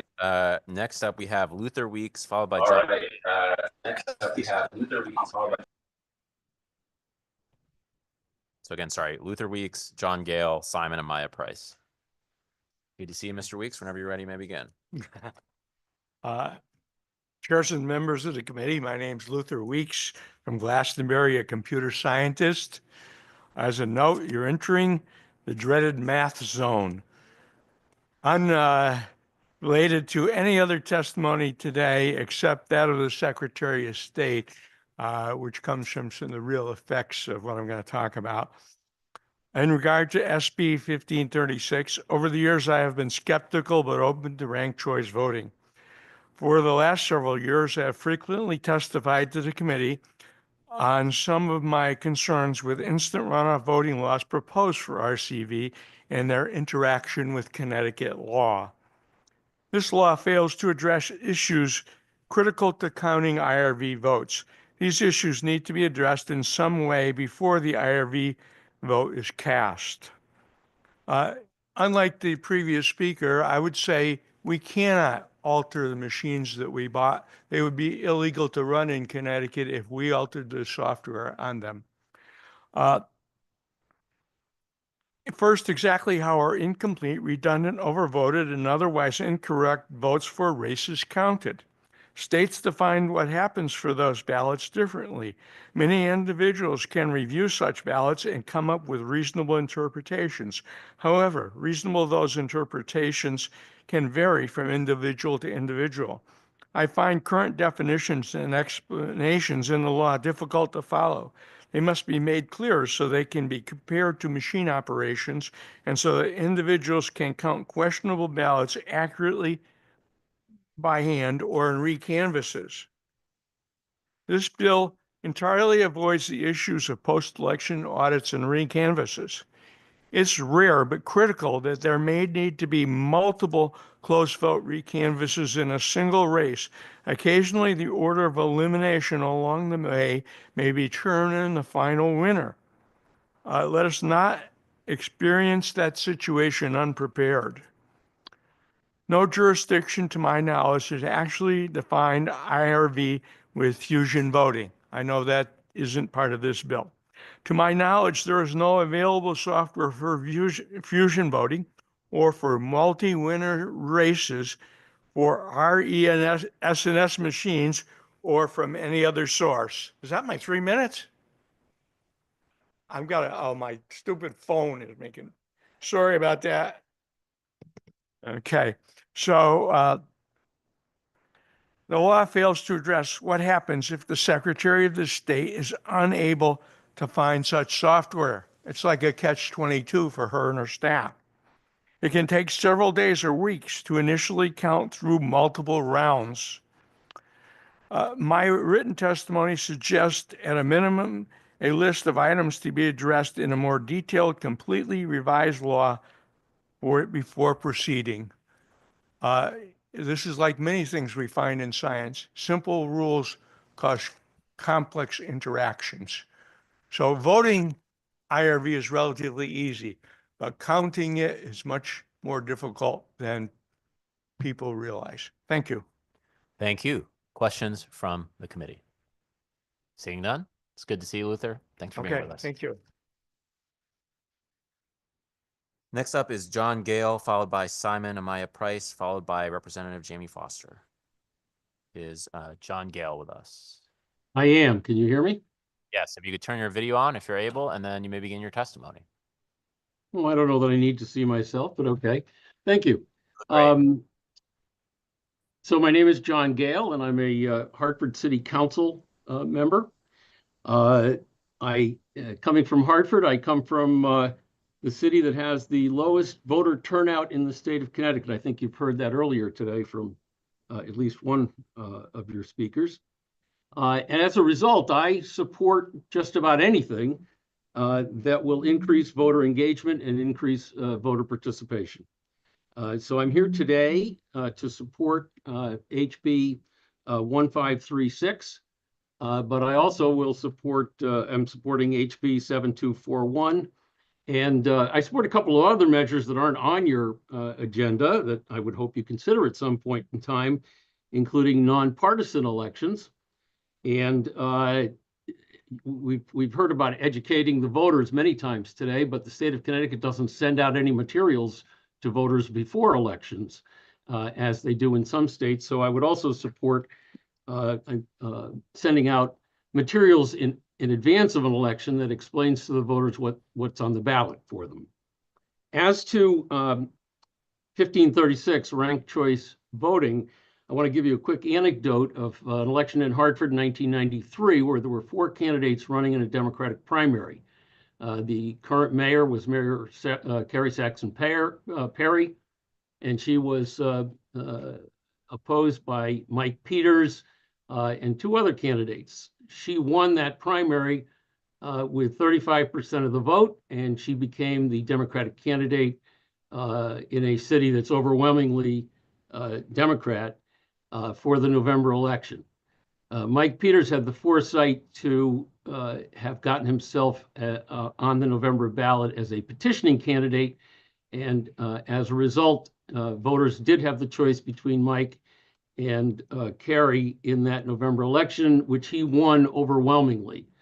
It certainly seems to me that but for him having that foresight, the city would not have had Mike as a mayor, and ranked choice voting might have addressed a situation such as that.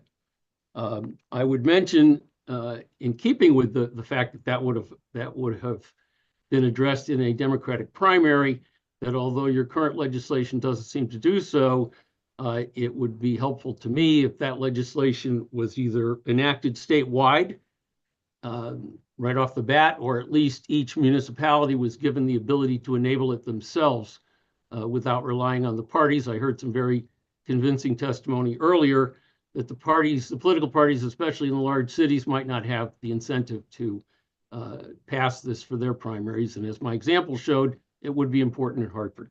Thank you. Thank you. Questions from the committee? Seeing none, we thank you for your time and your testimony. Next up is Simon Amaya Price, followed by Jared Ross, followed by Liliana Sarju. Or excuse me, I'm sorry. Simon, then Jamie Foster, then Jared Ross. Good afternoon. My name is Simon Amaya Price. Thank you for allowing me to testify against HB 1530, which would make it more difficult for the victims of sex change procedures to find justice. I have also submitted written testimony. Today I sit in front of you as a 20-year-old man, but for 3 years I thought I was a girl. I received my bachelor's degree in music from Berkeley last December with additional coursework in statistics and mathematics at Harvard University. I remember being 14. I was sitting in my pediatrician's office, explaining to him that when I came out to my father a couple days previous as transgender, he refused to affirm me. So my pediatrician asked my father, "Would you like a dead son or a living daughter?" I was in the room when he asked this question. There is no other situation when a medical professional is allowed to suggest suicide like this to a patient, let alone a child. Quite frankly, it's medical malpractice. If you ask parents of trans-identified kids and other detransitioners, you'll soon find that this is a common line used to manipulate parents into consenting to these procedures. Despite being referred to my local gender clinic 3 times by 3 separate doctors, the emotional blackmail, and my gender dysphoria diagnosis, my father refused to take me to be medicalized, and I hated him for it at the time. But today, I am beyond grateful. And it's not just me. 13% of 18 to 24-year-olds identify as transgender. Between the time I left after 10th grade and the time my class graduated, 1/6 of the boys at my high school started identifying as transgender, and many of them ended up medicalizing. My girlfriend is a detransitioner, and I can't do much more than pray that if and when we want to have children, that she will be able to carry a pregnancy to term despite the 4 years she was on testosterone starting from when she was a minor and the fact that she had both her breasts amputated when she was 16. The other side believes that if you don't give trans-identified kids puberty blockers, cross-sex hormones, and surgeries, that they will kill themselves. That is a damned lie, and I'm living proof of that. I was not put on hormones, I was not operated on, and I have grown up to be a happy and healthy 20-year-old man. I have also talked to parents of detransitioner children who killed themselves after realizing what they had done to their bodies was wrong. What would you say to those parents? The other side of this issue has both psychological and economic incentives to support this bill. Imagine, if you will, having administered cross-sex hormones or puberty blockers or operated on children. You thought you were helping them, but in fact, you were presented with evidence that you were permanently harming with them. I know I would have a hard time accepting that. Transgender healthcare is a $4.4 billion industry. Though estimates vary, the lifetime cost of providing a trans-identified individual with hormones and surgeries exceeds $100,000 on average. What would you do if you were a hospital administrator or a doctor who realized you made $1 million for every 10 patients you treated? They are giving boys like me the same hormones and drugs that we gave Alan Turing at the beginning of the 20th century to quote unquote cure his homosexuality. Thank you very much. Thank you for your testimony. Questions from the committee? Representative Mastrofrancesco. Thank you, Mr. Chairman. Thank you. How do you say your name again? Simon Amaya Price. Simon Amaya Price. Thank you. Through you, Mr. Chairman. I'm just, I appreciate your story. Again, you're not the only one here today testifying, sharing their story. And as I said, I think it's very important that we learn and understand both sides of the story. I'm just curious, what influenced you to go through that detransitioning? Well, we certainly don't have enough time for me to list all the factors. I'll try to make it short for you.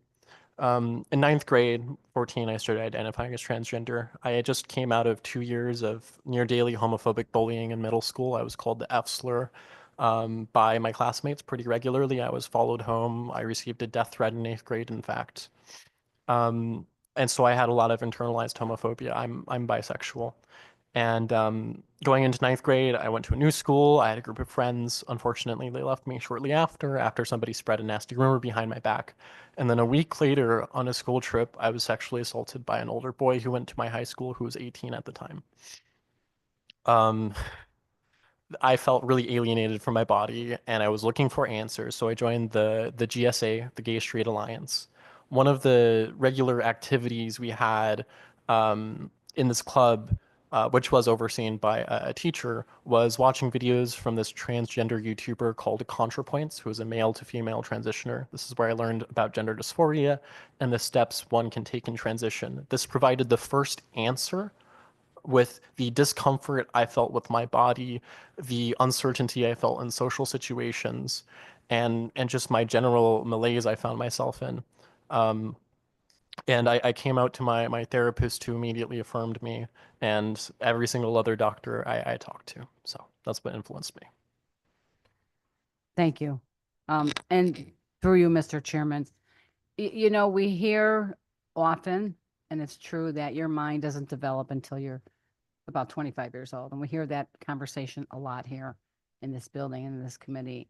And you mentioned that you were age 16, and you had mentioned that your girlfriend or your partner there went through the same process and did have major surgery. Yes. Is that correct, through you, Mr. Chairman? Yeah, that is correct. She was on testosterone for 4 years, starting from when she was a minor, actually after her double mastectomy, which is a breach of SOSATE according to WPATH. She also had a double mastectomy at 16.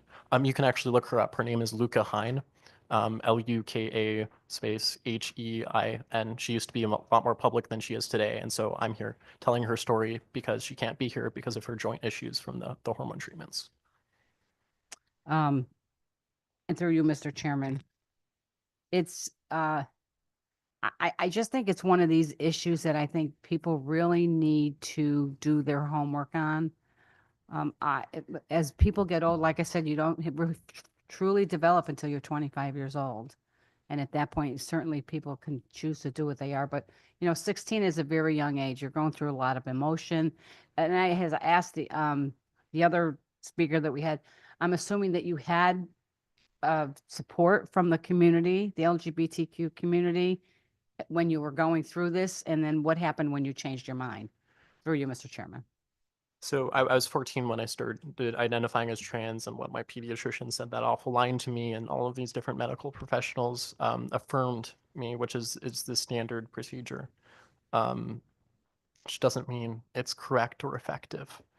I was immediately embraced by my classmates, certainly the people who were in the GSA, the Gay Straight Alliance that I was part of. I got a lot of welcomes from people my age, especially when I went to college. I went to college a couple years early. I went to Bard College at Simons Rock, which is out in Western Massachusetts, my first year, where I socially transitioned for a year.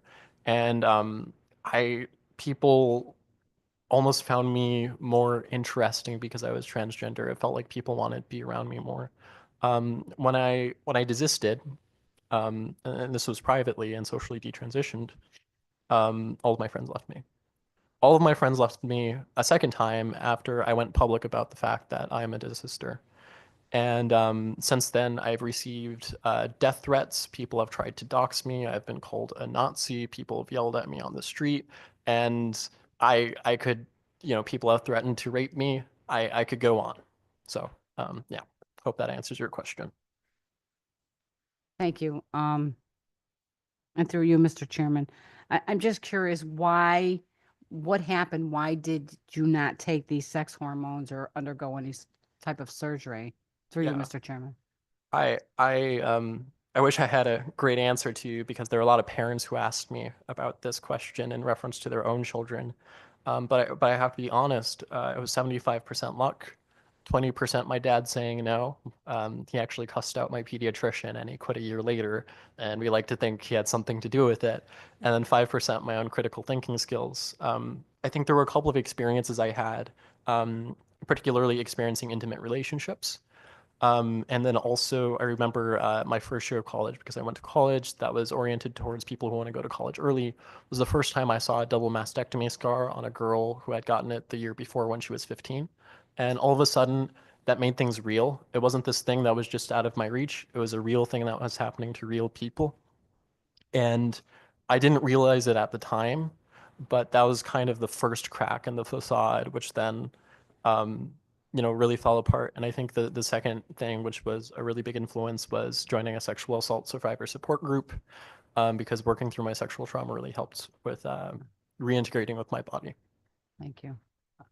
Thank you. And through you, Mr. Chairman. So the bill before us here today really is offering protections to doctors for, similar to the one we have here on abortion, for these life-changing surgeries, which to me is very concerning. We're almost like a safe haven for gender-affirming healthcare services here in Connecticut. So I think your story is very important. And what would you say to a youth now that was considering going through this process? Through you, Mr. Chairman.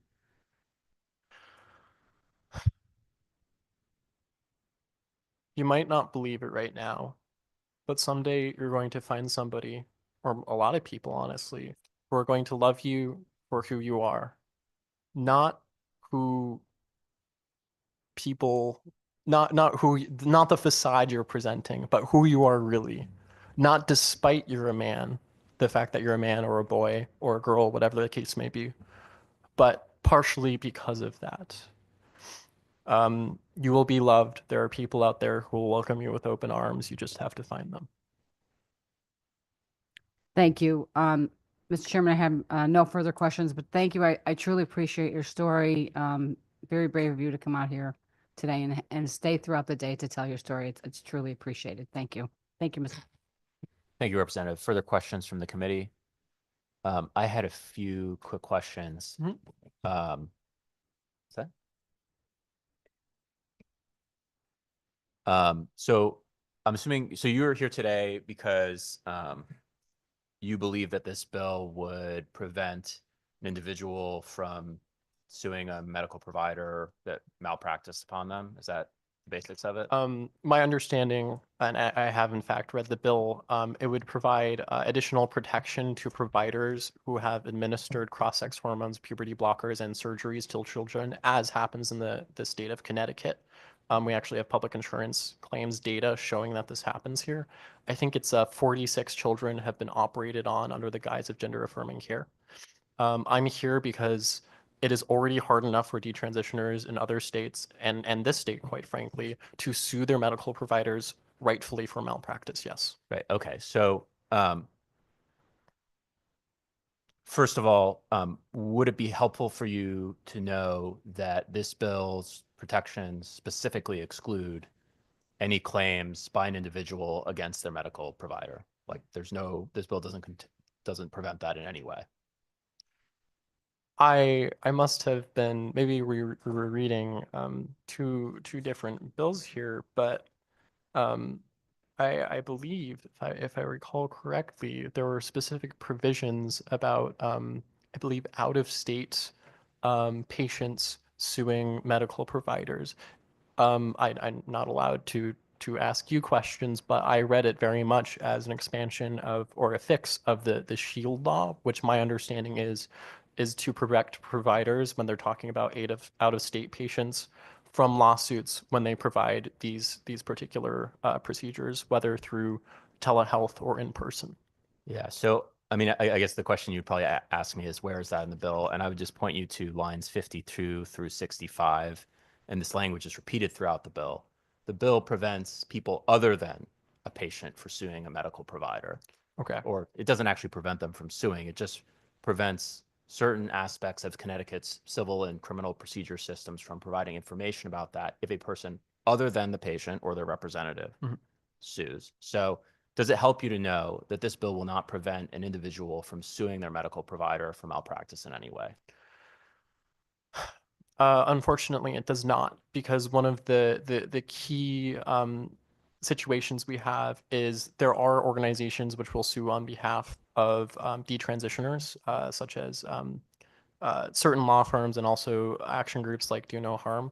I believe that anybody should be able to sue a doctor for malpractice if there is proof. I don't see why we need to restrict that at all. Okay, well, that's I appreciate your perspective. I think the medical profession would have maybe some issues with that. And I have lots of issues with them for castrating my friends. So, well, Here in we any go. event,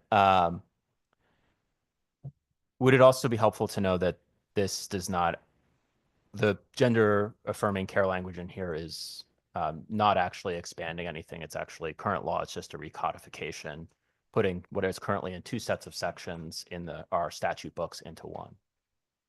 It would not, because I'm against the whole thing altogether. Okay. Well, that's helpful to know. I appreciate you being here. And we appreciate your testimony. Is there any other question from the committee? Senator?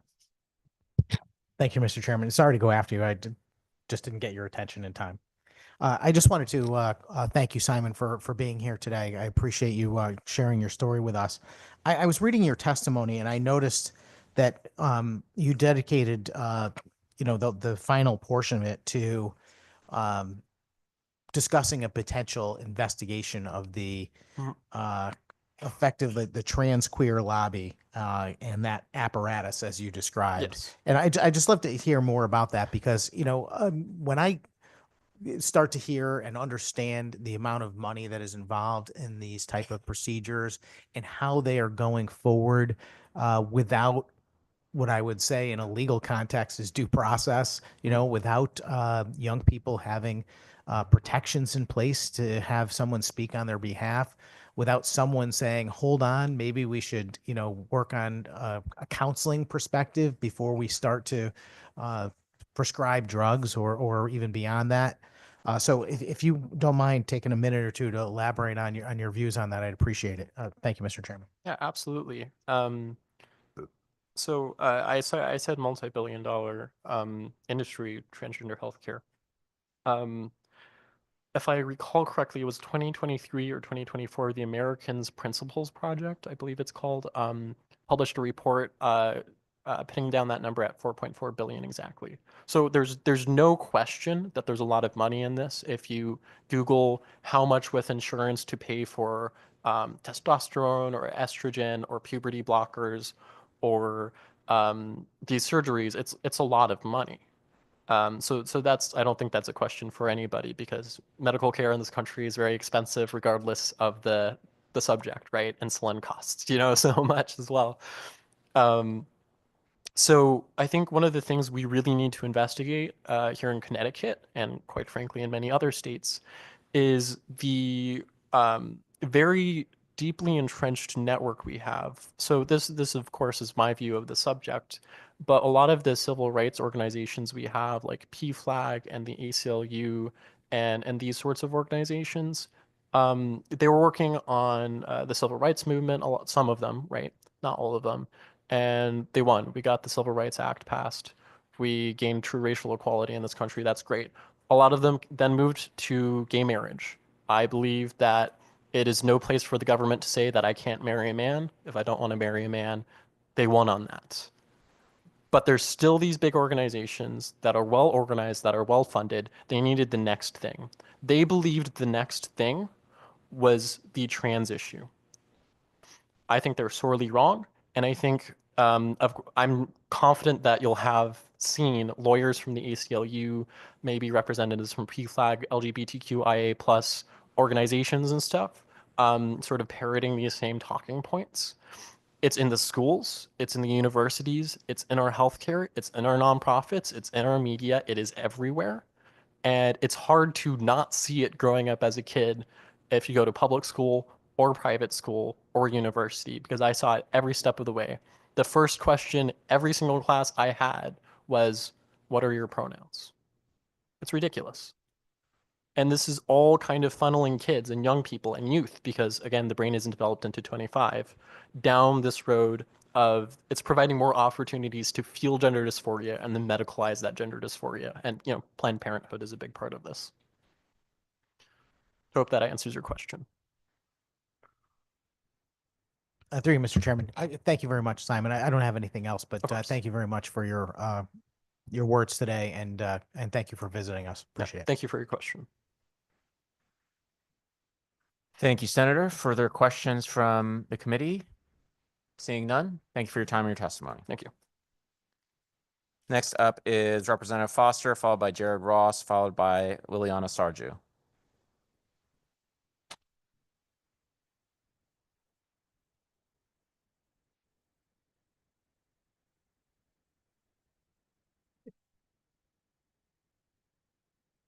Hello again to the members of GAE. It's nice to be here twice in about a week and a half. I am here to testify on Raise Bill 1531. I believe that this legislation is a crucial step towards ensuring fair utility rates and much stronger consumer protections for Connecticut ratepayers. The bill, in the way that it's drafted, directly benefits Connecticut families and businesses by prohibiting utility companies from recouping costs that benefit shareholders, not ratepayers, on the backs of ratepayers. A lot of that good work started in SB 7 last year, and I support any further efforts to make sure that the Connecticut ratepayers aren't paying to the benefit of shareholders when those costs should be divided differently. I appreciate that the bill takes a good effort on ensuring that transparency, which is the key to good governance, is available when these monopolies have access to communications with their regulator. I believe that FOIA provisions outlined here would significantly protect Connecticut ratepayers and ensure that regulatory capture is avoided. In the last decade or so, there has been a lot of research actually about the system of governance that oversees our regulated monopolies. Much of the country no longer has vertically integrated distribution and energy systems. And since that change has occurred, we've ended up with this monopolistic system across much of the country. And the ways that we regulate these systems after deregulation is really complicated. But I think a FOIA provision could help ensure that the regulators are not captured by the entities that they aim to regulate. It also addresses some concerns about further monopolization. That those are components I had not previously considered, but I think are a good effort in ensuring that we don't further concentrate the power and ensures a better competitive market, which would serve ratepayers more than the corporate shareholders. I think that in general, these entities are charging a lot on the backs of ratepayers that should be collected through their shareholders. And in general, I believe that anything that we do that ensures transparency and prohibits collection of ratepayer costs that are meant to benefit shareholders is a good move for Connecticut. And with that, I'll take any questions. Thank you, Representative. Questions from the committee? I have just one question, which is, some people might say these are private companies. Why should they be subject to our FOI laws? Why do you think that's the case? Well, they serve 20,000 Connecticut customers, on the larger scale. And I think that any of them have to serve at least 200,000 customers. And what I struggle with is that we have regulators who are working towards controlling and constraining costs, ensuring that the bills that they're passing on and recouping on the backs of Connecticut ratepayers are fair and just. And sometimes they are influencing or they could potentially be influencing the body that's meant to regulate them. In fact, when I joined the Connecticut General Assembly, I said, how do I learn about energy policy when I first sat there? And a great number of people said, talk to the lobbyists. They'll tell you a little bit about it. We mentioned this the last time that I was here in this committee meeting. Many of them have 20 people in this building who spend their days trying to inform, educate, and align the legislation that we are crafting in the interest of their shareholders. And in truth, the lobbyists, their fidelity is to the shareholders, not to the ratepayers. And I believe that in general, when they are talking to their regulator in particular, perhaps it would go too far to say to any policymaker, but when they are talking to their regulator, I believe that we should know what they're saying. When they are trying to curry influence that benefits their shareholders, I believe that someone should be able to peel back the onion on that and sort of look into if it's in the best interests of the people of Connecticut. And I worry that it's not always the case. And there are provisions here too about educational requirements for members of the Public Utility Regulatory Authority. And I believe that one of the best ways to protect against undue influence is education. I think it's really hard to resist persuasion, education, and information being presented to you unless you have, amassed an understanding that helps prevent that sort of capture, that undue influence from sort of weighing true. It's really hard to sit in a room with someone who speaks with exuding confidence about why what's in the best interest of their shareholders is also truly in the best interest of the ratepayers. But it often is not. And unless you really know and understand why, I used the term bamboozle too many times when I was here last time, but I'm at a loss for a better word for it right now. But you'll get bamboozled. And I think that we need to just make sure that that's not what's happening. Thank you. I also think it's, these massive corporate monopolies are providing what is a public function that every person in Connecticut depends on. It used to be our public utilities used to literally be public.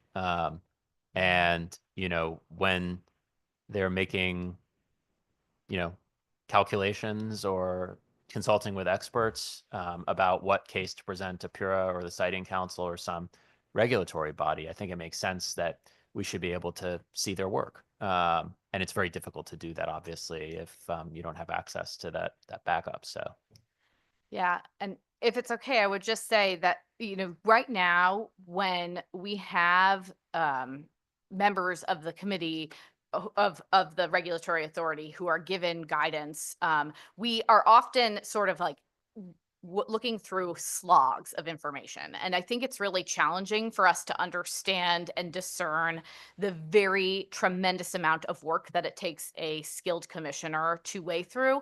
And I think a really strong, important piece of policy would be to ensure that when we hopefully get to 5 members of PURA, that we look for balance in the education of who is the members. I think that I hear a lot of my colleagues talk a lot about someone who has ratepayer interest and is a ratepayer advocate, being a member of that committee. I think that that's an excellent strategy. And I think that you can demonstrate that you're a ratepayer advocate through a variety of different avenues. That could be through politics. It could be through grassroots advocacy or working at an organization like Operation Fuel. I'm fine with anything like that.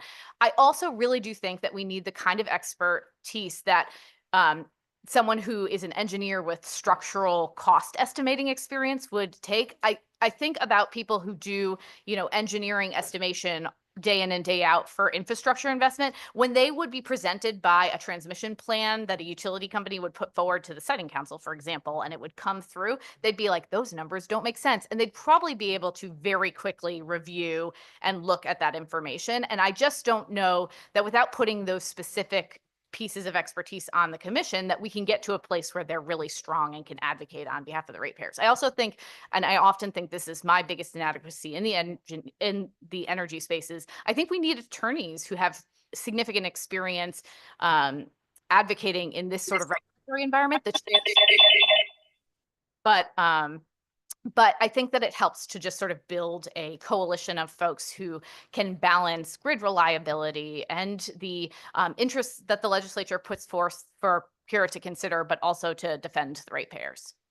I appreciate that. I certainly would agree with you. It's vital that both PURA and the Siting Council have the experience and expertise necessary to vet requests and applications before them. And that's the only way that the public is going to have confidence that every dime is justified. So we appreciate you coming before us and appreciate your testimony. Thank you. Next up is Jared Ross, followed by Liliana Sarju, followed by Leslie Wolfgang. Thank you. To the chair and members of the committee, thank you for the opportunity to provide testimony in opposition to SB 1530 today. My name is Dr. Jared Ross. I'm a board-certified physician and senior fellow at Do No Harm Action, an organization that works to protect children from harmful medical interventions. 2 weeks ago, I had the opportunity to attend Detransitioner Awareness Day in Washington, D.C., where I heard firsthand from young adults who were indoctrinated into the gender ideology cult as children, many of whom were started on irreversible cross-sex hormones and had permanent mutilative surgeries to remove healthy breasts or testicles. We have an extraordinary epidemic of young adults coming forward to speak out about the irreparable harms they've suffered under the guise of so-called gender-affirming care. The last thing we should even consider doing is taking the unprecedented step of granting immunity to the doctors who perform these experimental procedures, especially when it comes to children. Healthcare professionals should be held to the highest standards, providing evidence-based treatment, not ideologically driven butchery. Let's be clear, there is no strong evidence supporting the use of medical interventions such as puberty blockers, cross-sex hormones, or surgical procedures to treat gender-distressed children. We know that most, if not all, of the children dealing with gender distress have underlying psychosocial and mental health challenges coming from broken homes, suffering from PTSD, depression, or a history of abuse. These children most certainly need compassionate, biology-affirming talk therapy to address these challenges. We know that nearly 9 out of 10 of these children will outgrow this gender confusion if simply allowed to go through a normal puberty. I'd like to quote Prisha Mosley, a 15-year-old girl who was suffering from mental illness and suicidality when she was targeted online by trans-identifying adults, convincing her that she was born in the wrong body, started on testosterone at 17, and had her healthy breasts removed. Quote, "A doctor can never make a man into a woman or a woman into a man. It's impossible. Doctors are just creating patients with scars and hormone imbalances. We must protect the children from the horrors of so-called gender-affirming care by shielding doctors and surgeons who perform these unconscionable procedures from repercussions. We only allow medical experimentation on vulnerable, troubled children to continue." Thank you. Thank you. Questions from the committee? Representative Master Francesco. Thank you, Mr. Chairman. Thank you so much, Doctor, for your testimony, for hanging out for the day, sticking with us. I'm curious as to, why and someone in the medical field doesn't speak out more on these issues. Can you tell me what the cost is to perform, or the average cost is to perform of one of these surgeries through you, Mr. Chairman? Yes, I'll address the issue as to speaking out. Unfortunately, many states have requirements that providers provide only gender-affirming care as a condition to licensure. So in many states, both healthcare providers, as well as we see this especially in the mental health realm, where providers risk losing their license and their livelihood if they speak out against this. With regards to the financial aspect, Do No Harm's database, Stop the Harm, has cataloged $120 million worth of charges for these medications and these surgical procedures. But we know that when comparing our data to FOIA requested data from the state of Pennsylvania, that we are underestimating by a factor of about 10. And that's because our data is collected from publicly available insurance claims data that does not always include the financial aspect. We're focused more on quantifying how common this is on children under the age of 17 and a half. Thank you. And through you, Mr. Chairman, I'm curious, the insurance that these physicians would be covered under insurance should someone file a lawsuit against them or a cause of action. Do most of them have that type of insurance, or is it a special insurance they need to have because of the possibility of a lawsuit? Through you, Mr. Chairman. And just to clarify, that's with regards to malpractice insurance for the physician, not healthcare insurance for the patient. Through you, correct, correct. Malpractice insurance, is it more expensive for the physician to pay for malpractice insurance because of situations like this, and they are being sued? The lawsuits are could be up. Through you, Mr. Chairman.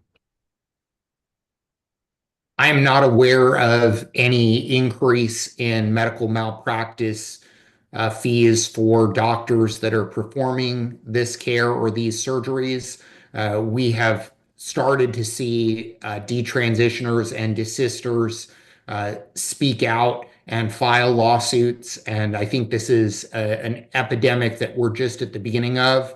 So I would not be surprised to see that change moving forward, as we realize that this is a failed experiment that we followed Europe into, mutilating healthy children's bodies. But currently, I'm not aware of any increased fees to doctors. Okay, thank you. Thank you for your testimony today. Appreciate you coming in. I have no further questions, Mr. Chairman. Thanks again, Doctor. Further questions from the committee?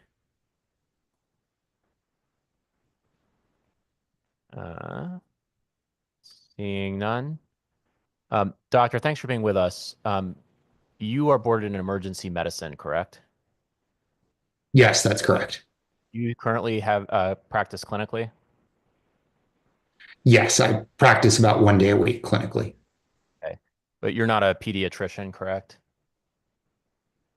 No, but I see patients of all ages, including children in the emergency department, and see multiple children with gender confusion coming in for a multitude of issues, unfortunately, mostly psychiatric breaks, suicidality, self-harm.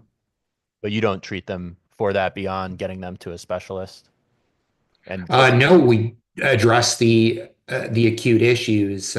We don't cave to their suicidality if they came in and said they wanted their breast removed because they're suicidal. We don't do that. We address the suicidality. We address the acute mental health emergency. You address the acute situation and then you refer them on to a specialist. Fair to say? We really don't refer them on to a specialist. We address mental health issues that people who are not mentally well can't consent to life-altering surgeries. All right. Thank you for your testimony, Doctor. Appreciate you being with us. Next up is Liliana Sarju, followed by Leslie Wolfgang, followed by Jamie Reed.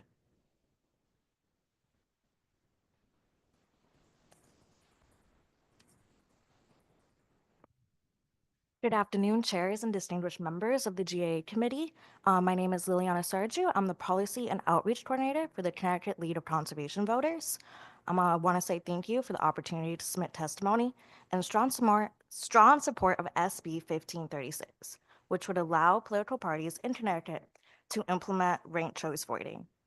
This bill represents a crucial step towards a fairer, more democratic election process, one that strengthens voters' choice, increases competition, and ensures that the election outcome more accurately reflects the people's will. RRCV empowers voters by allowing them to rank candidates in order of preference, eliminating the pressure of having to make a decision you may not 100% agree with just because you have to choose one. It ensures that the winners have majority support rather than winning a small, divided plurality. It eliminates the spoiler effect, giving third-party and independent candidates a real chance without fear of splitting the votes. Furthermore, RCV reduces negative campaigning, as candidates must appeal to a wider vote base to secure second choice and third choice votings. This shift fosters accountability, cooperation, and bipartisanship, leading to better policymaking. So again, I urge you to pass SB 1536, and I thank you for your time. Thank you. Thank you for your time and your testimony. Are there any questions or comments from members of the committee? Seeing none, thank you for your patience and your testimony today. Next, we will hear from Leslie Wolfgang. Is Leslie here? I don't see Leslie. Jamie Reed. Don't see Jamie. Chip Beckett. Chip, I see you're online. Welcome. The floor is yours.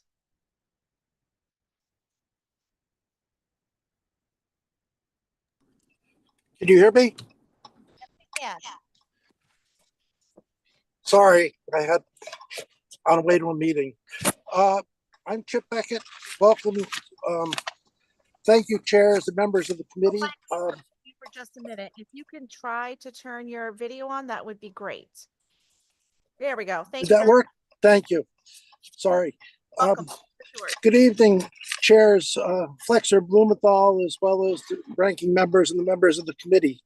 My name is Chip Beckett, chairman of the Independent Party of Connecticut, and we want to support two related bills, Senate Bill 1536 and Senate Bill 1156. You've heard a lot of talk about ranked choice voting. We're very much in support of that. We would like to see it extended to municipal elections because I think that's very important to let towns pick local people that are interested in their town, as well as we can have better ballot access construction that makes it clear what people are voting for and for who. As well, we like 1156, which we think does help the petition process, although we are of the opinion that we would like to not have the minor parties go through a petition process and be treated just like the major parties, so that we could nominate people, qualified people, or cross-endorse them for any race in the state of Connecticut. I have submitted written testimony and I would be happy to take any questions.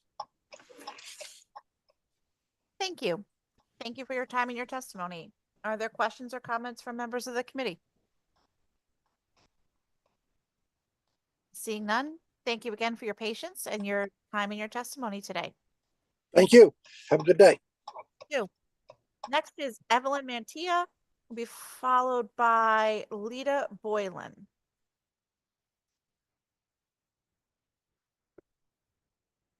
Good afternoon. It's a pleasure to be here before you, Senator May Flexer, Representative Blumenthal, ranking members, and all the members of the committee. Thank you for the opportunity to testify in support of House Bill 7242, an act studying an increase in voter participation. For the record, my name is Evelyn Mantilla, and I represent 100% Democracy. I come before you not just as a former legislator, having served in this House for 10 years, all of which included the GAE committee, so I'm particularly excited to be here for that. I know firsthand how voter participation, or the lack of it, affects our communities, especially those that have been historically underrepresented in the political process. Voter turnout in our state tells a troubling story. In the 2024 presidential election, approximately 76% of registered voters cast ballots, a decline from 80% in 2020. And the lowest level in over a decade. In the 2023 municipal elections, about 709,000 of Connecticut's 2.1 million registered voters participated, resulting in a turnout rate of 33%. Focusing on our capital city, which is where I represented for the 10 years that I served here in Hartford, you've already heard a lot of the numbers of what occurred in 2023. It was the new mayor who was elected with only a little bit over 4,000 votes out of a city of 120 some odd thousand people. And it's a turnout that simply is too low. It affects especially the underrepresented communities. Now imagine a different Connecticut, one where 90% of voters consistently turn out in every election. That kind of participation would transform our state. It would mean elected officials who truly reflect the diversity and priorities of their communities. It would lead to policies that address issues like economic opportunity, healthcare access, and education equity in ways that genuinely serve the people. For too long, underrepresented communities have borne the greatest burden of low voter turnout, whether it's because of systemic barriers, disillusionment with the process, or simply not feeling that their vote will make a difference. By establishing a task force to study the issue and learning about what other jurisdictions have done and how it's worked, or anything that may have not worked that we should take into consideration, Connecticut has the chance to lead the nation in building a more inclusive democracy. As someone who has spent my career fighting for representation and equity, and as a mother and a grandmother here in Connecticut, thinking about the future that we're building for the next generation, I urge you to pass this bill because our democracy depends on it. Thank you. Thank you. Thank you for your time and your testimony.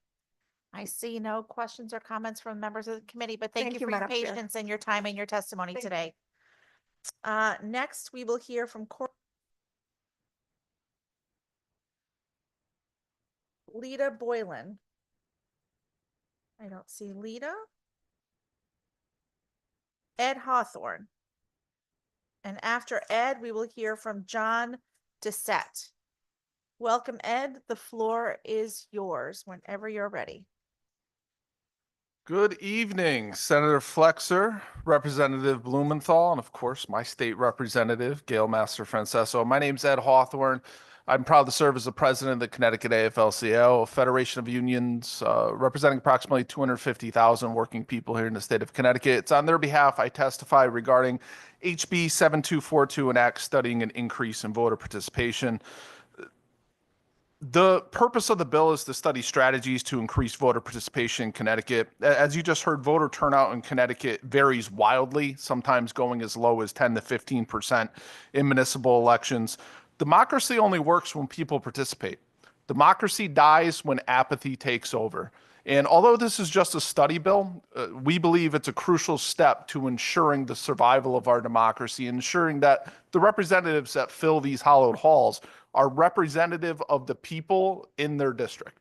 And task force creation explores strategies for boosting civic engagement, voter participation, to study the best practices from other states and countries, learning from states such as Minnesota, Maine, Colorado. Some policies to consider: expand voter registration at state agencies, pre-registration, get the kids involved, teach them about how important it is to vote in the pre-registration of 16 and 17-year-olds, mail-in ballots for all voters, make it easier for people to vote, and civic education aimed at young people. Let's get the young people engaged so that they understand that their vote matters and that it is something that is required for them to do in order to be engaged and have the effect on their future that it does have.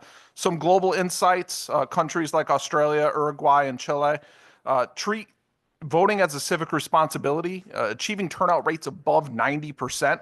Explore how these models can be adapted into Connecticut's democratic traditions. Potential impact. Harvard Kennedy School research shows raising turnout to 90% in Connecticut could add over 400,000 additional voters, more than 100,000 voters of color, 65,000 young voters. Like I said before, this would create a more reflective democracy, amplifying the voices of working people who are often disengaged from voting, and we really want to understand why, and that's the purpose of this study. We believe the task force is a practical, data-driven approach to enhancing voter participation. I thank you for this time on this very long day, and I'm happy to answer any questions that you might have. Thank you. Thank you for your time and your testimony. Are there any questions or comments from members of the committee? Seeing none, thank you again for your patience and your time and your testimony today. Absolutely. Thank you. Let's see. Now we have John Dissette, and I believe John will be followed by Coralise Santana. Welcome, John. Whenever you're ready, the floor is yours. Thank you. I've been in this spot before, and it always bothers me when I have to follow Ed speak. It's embarrassing. He's so smooth, and I am not nearly as good. Thank you. Well, I want to thank the committee. This has been a very long day for all of us, I'm sure. I thank you for your time. My name is John Dissetti. I am the president. Oh, it's quite all right. It looks French, but I'm Italian.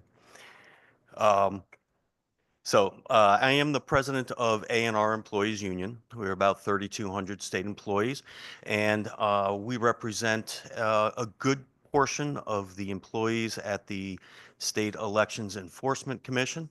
And that's what brings me here today. I am here on the employees' behalf, opposing Bill 1532, which is an act concerning nonpartisanship of State Elections Enforcement Commission employees. The reason we're here is this bill is about curbing even the most mundane participation in any political activity of the employees on their off-duty time. Ultimately, what that does is it curbs the civil liberties of the employees of the SEEC.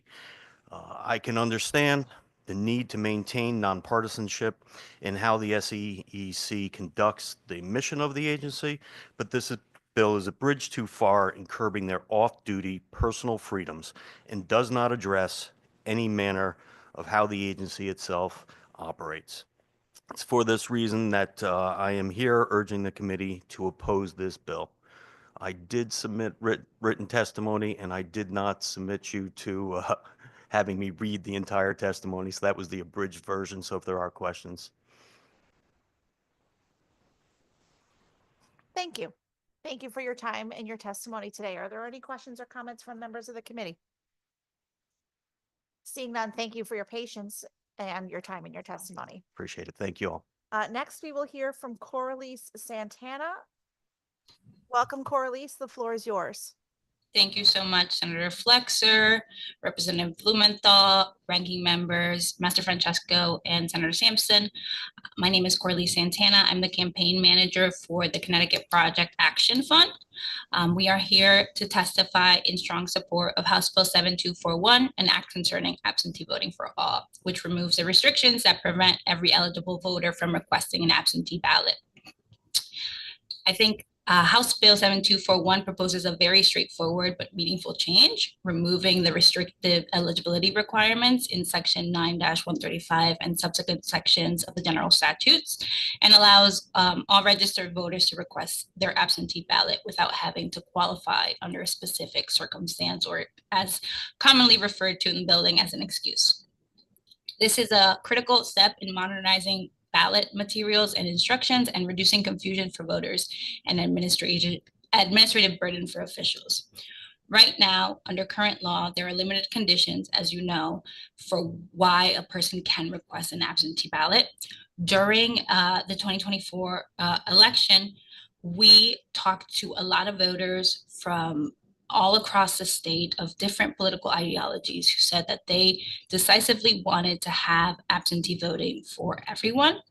And I believe that this bill is a reflection of this body's commitment to that mandate from voters.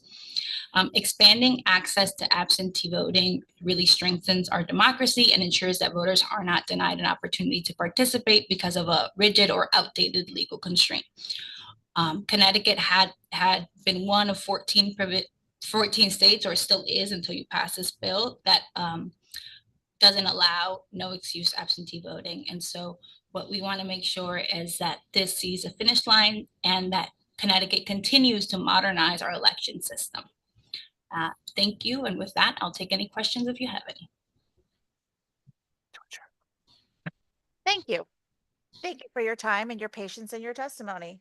I don't see any questions or comments from members of the committee. All right. Have a good evening. Thank you. And our last person on the list to testify today is Andrea Contreras. Welcome, Andrea. Whenever you're ready, the floor is yours.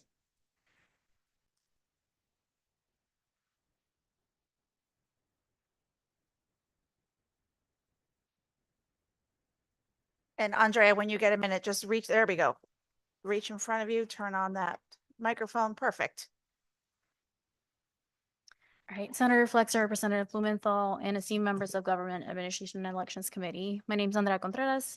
I'm a board eligible OBGYN and currently working both in Hartford and Farmington, Connecticut. And thank you for the opportunity to testify in strong support of Senate Bill 1530.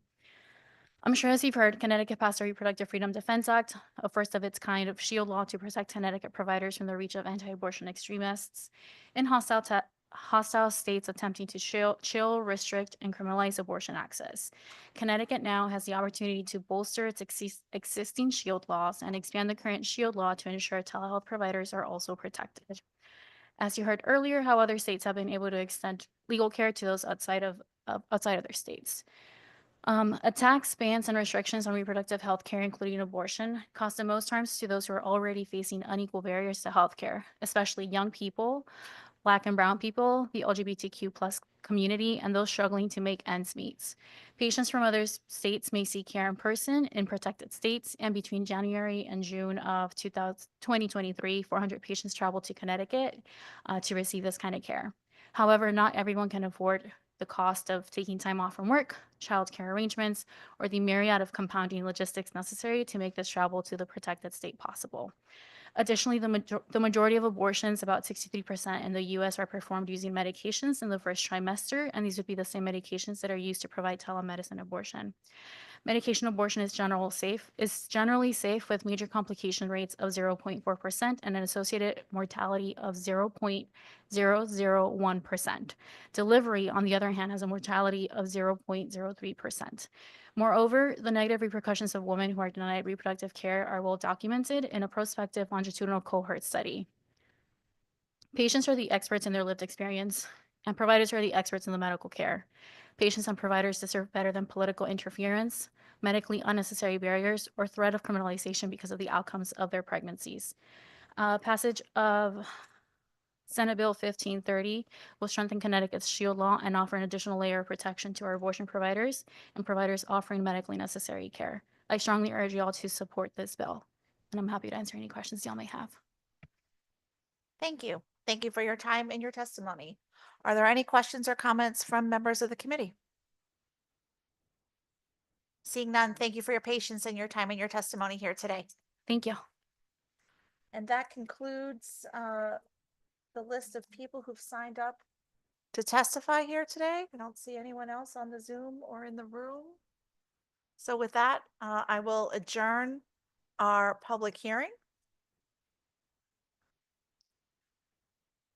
And now I will convene the committee meeting for the Government Administration and Elections Committee. And I will take a 15-minute recess. And we will reconvene at 6:30. Thank you.